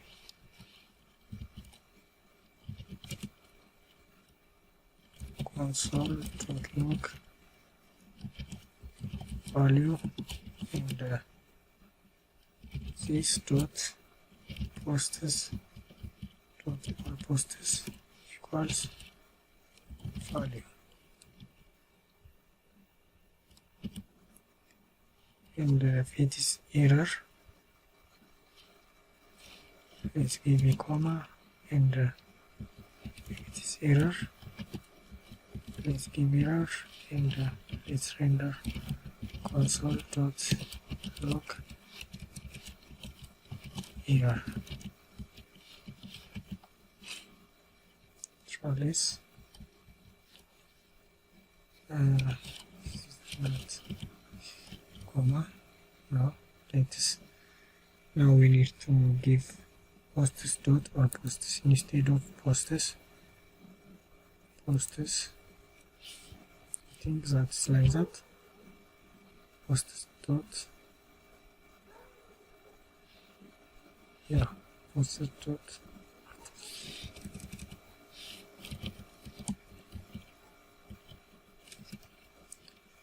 And you can see now we can render that. Let's see that.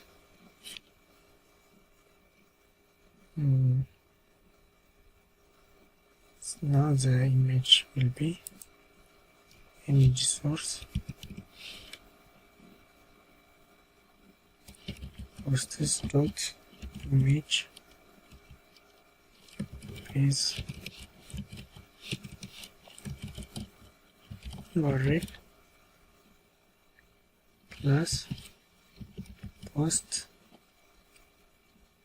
dot cover. Yeah, it's like this. And let's see others. Post dot title, and also let's slice this.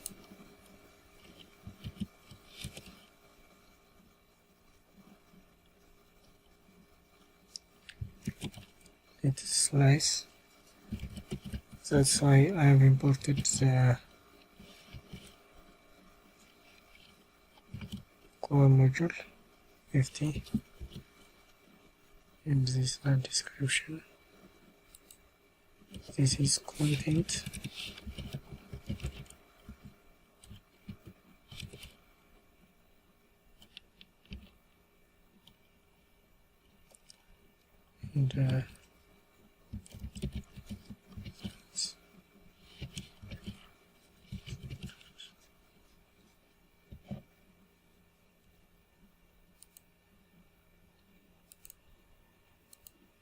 And this is post.author.username.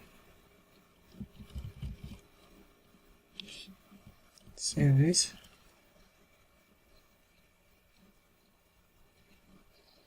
I can see we have created the home component also.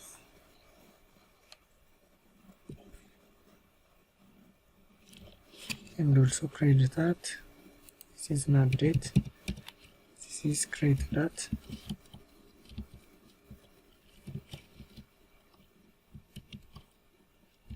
Date of develop. This is a pipe also.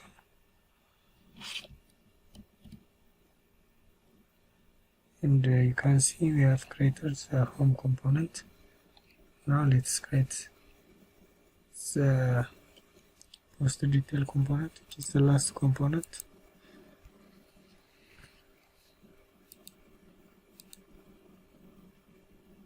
Let's go to post detail component. You can see it is also very simple, not that hard. Let's create this.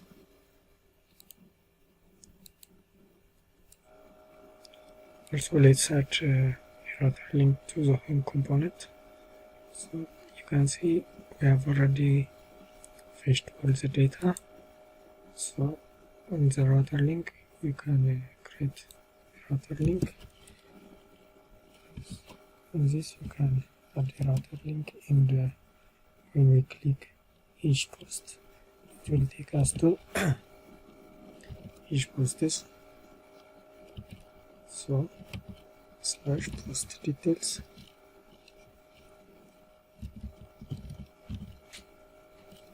comma, post dot underscore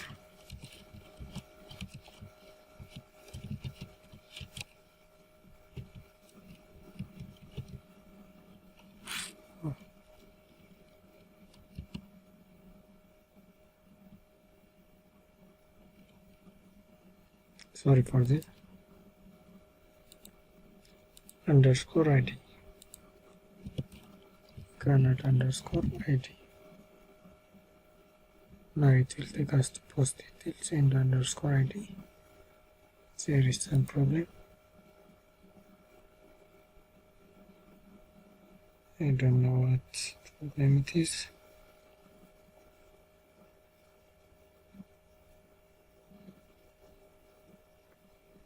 Yeah, now it works. Now it will take us to each post, but we need to create post details. So now let's go out from home component and let's go to post details and let's create our post details. Now let's go to post details. You can see we have created post ID, post details, and is author. Now we don't need is author. Let me see, delete this, and now it will give us this. But now let's Control Z. When we create the function, we'll delete this, or no, let's ignore it. Now we have already imported router. The others, let's create router link. We'll use that router link and save it. And From this we can see we have gated our post ID, and from this we can delete this. We don't need this anymore. Instead we will use this dot post. First we need to add our post service, so go to this, import post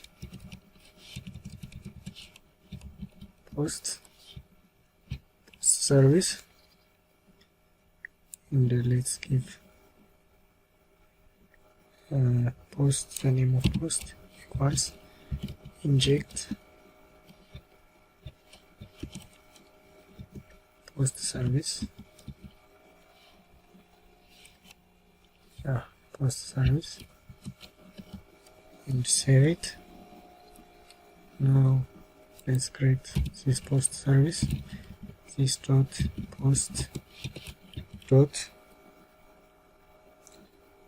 get single post, and let's pass post ID,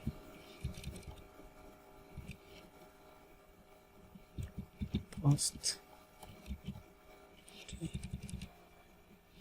this dot post ID, and dot subscribe, and next value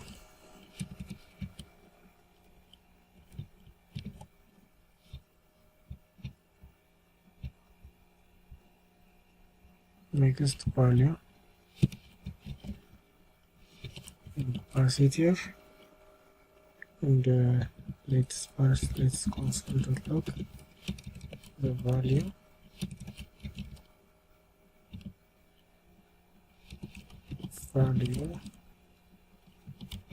and let's this dot post details equals value. Now let's save it. You can see we have subscribed and pass the value. Now let's render the error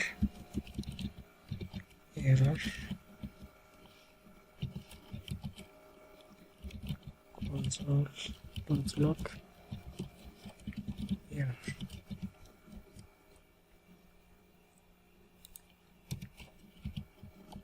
Let's save this. Let's go to post details. Now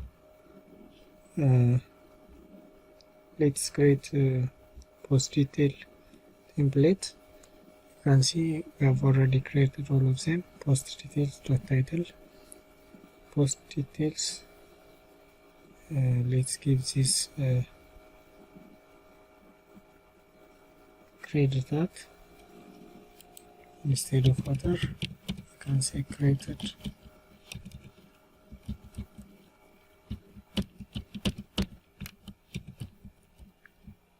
at, and first let's pass common module.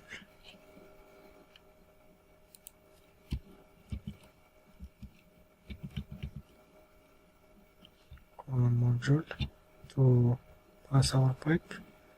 So create a dot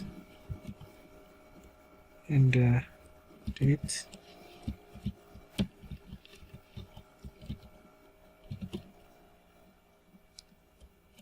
media. Save it.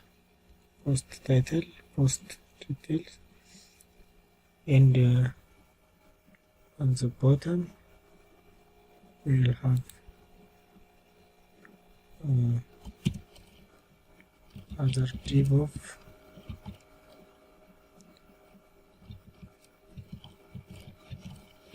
post details dot author dot username, and let's create a class name, class of font bold. Let's omit this. Let's delete this.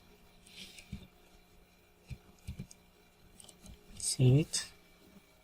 I have post title, post creator and post author.username. Now in the conditional statement, instead of using isAuthor, let's create this auth.username equals post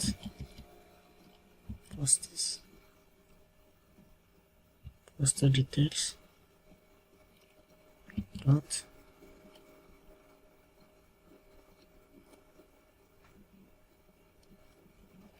author dot username. If this condition is true, we'll render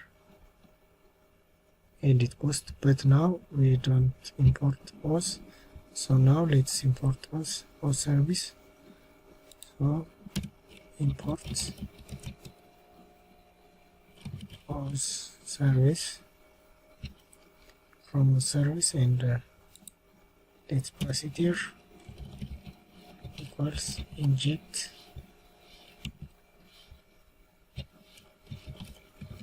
auth service.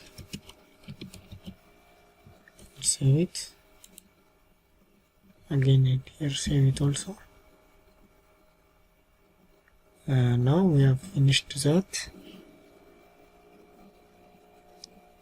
and let's check this. Let's change this. This is not like this. This is post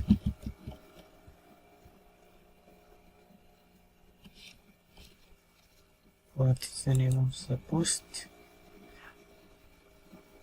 Post dot img page URL plus post details dot cover, and save it. Now it works fine. And also this is not description, this is content, and save it. Now we have finished all the components. Let's check this. Let's go here. You can see it works fine.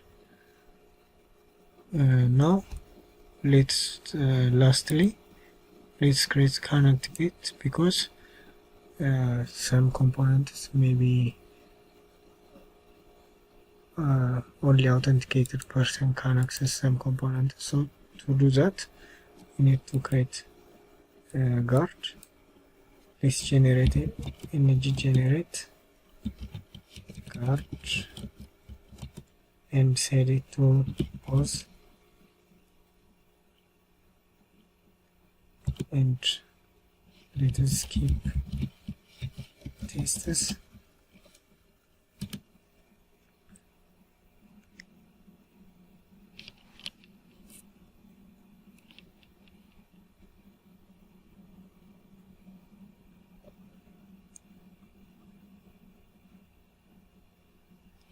Sorry, cd frontend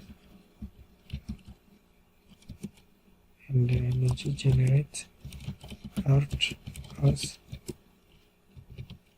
skip tests.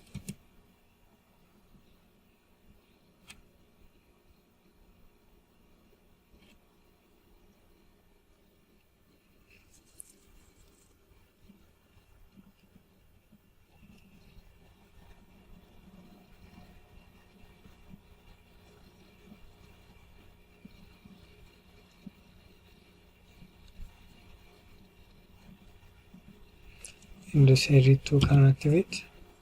Now it has created can activate with guard, you can see. Now let's create our guard. So this is WasGuard. We don't need this connectivity function. WasGuard. Come here and delete this, and also this. We don't need this. Now let's define our function. Let's delete this connectivity function. We don't need this for now. Now let's define this function on the WasGuard. We need to import two things. The first is the service. Import host service from host service, and the other is import router. To navigate to another route, we need router. So after this, after importing this, let's define our service and our router. So inject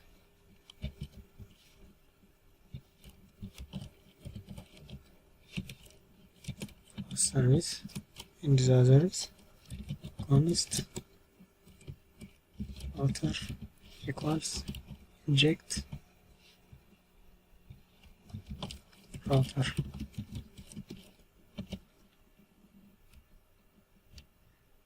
Now after defining this, let's define the return function. Return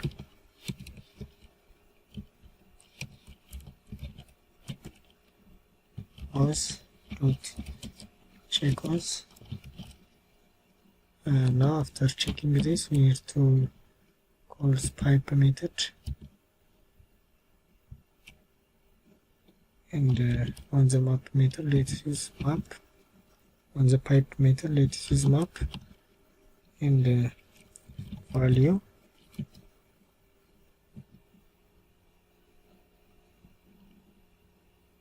think we don't need this. Map value, and let's pass this function, and on the value, we need to import from RxJS.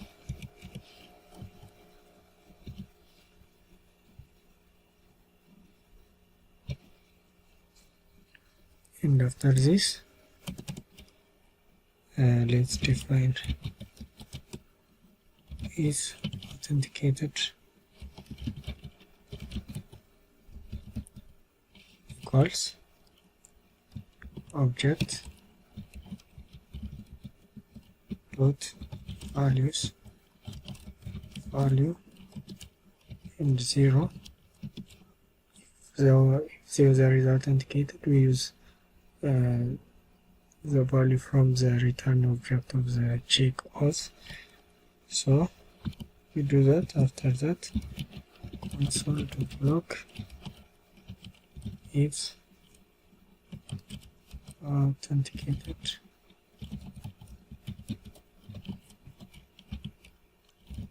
is authenticated.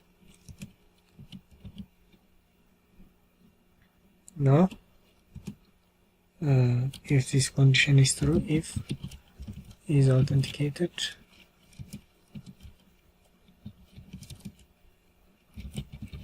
console.log user is authenticated. We'll return this. If not, else console.log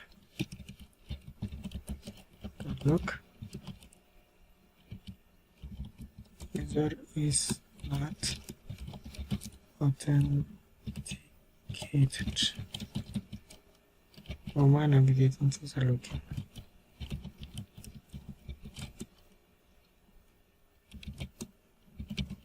Login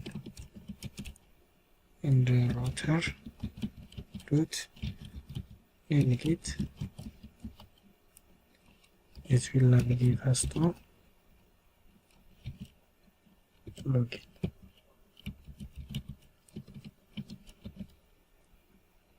And return false finally.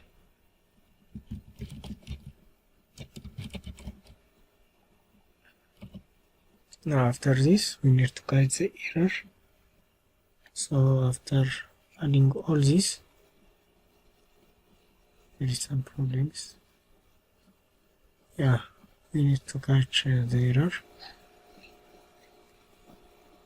which means not all code paths return no value. So we need to catch the error.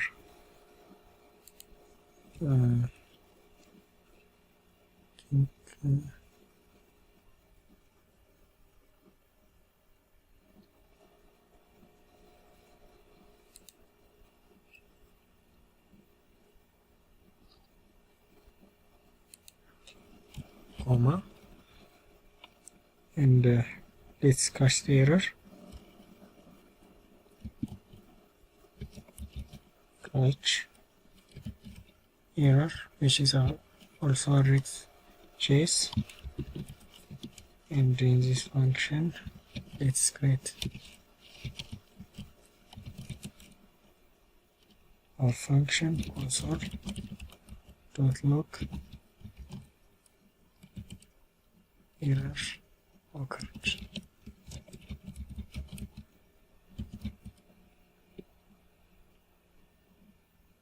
There's some error.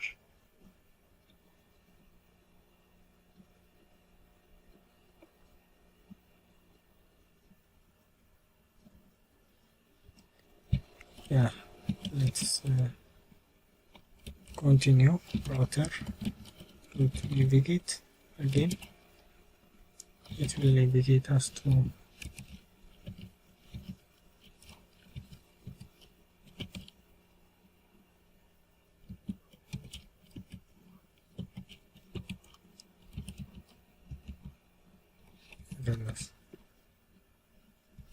there is something wrong.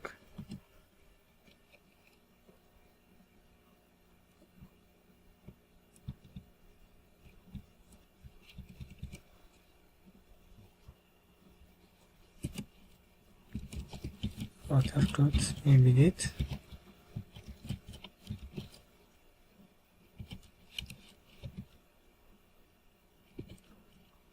/login. It works. And return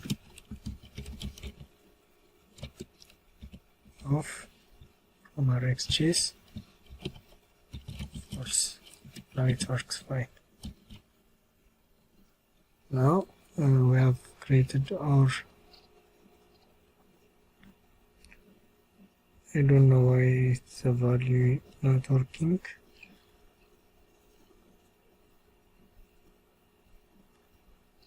But it works fine. Now let's go to our router and let's add connectivity method on some elements. So on the home it is not protected by connectivity. On this path, on the create path, use connectivity and use guard and edit post also use connectivity and use guard again. Next, login and sign up, they are not protected. Post details, I have not. Now we have finished all the connectivity into all the routes. Now let's check this. You can see if I go to this, it works.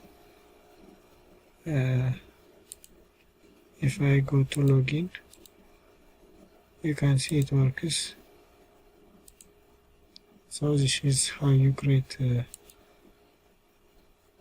blog web is Angular. So thanks for watching. I'll see you in the next video.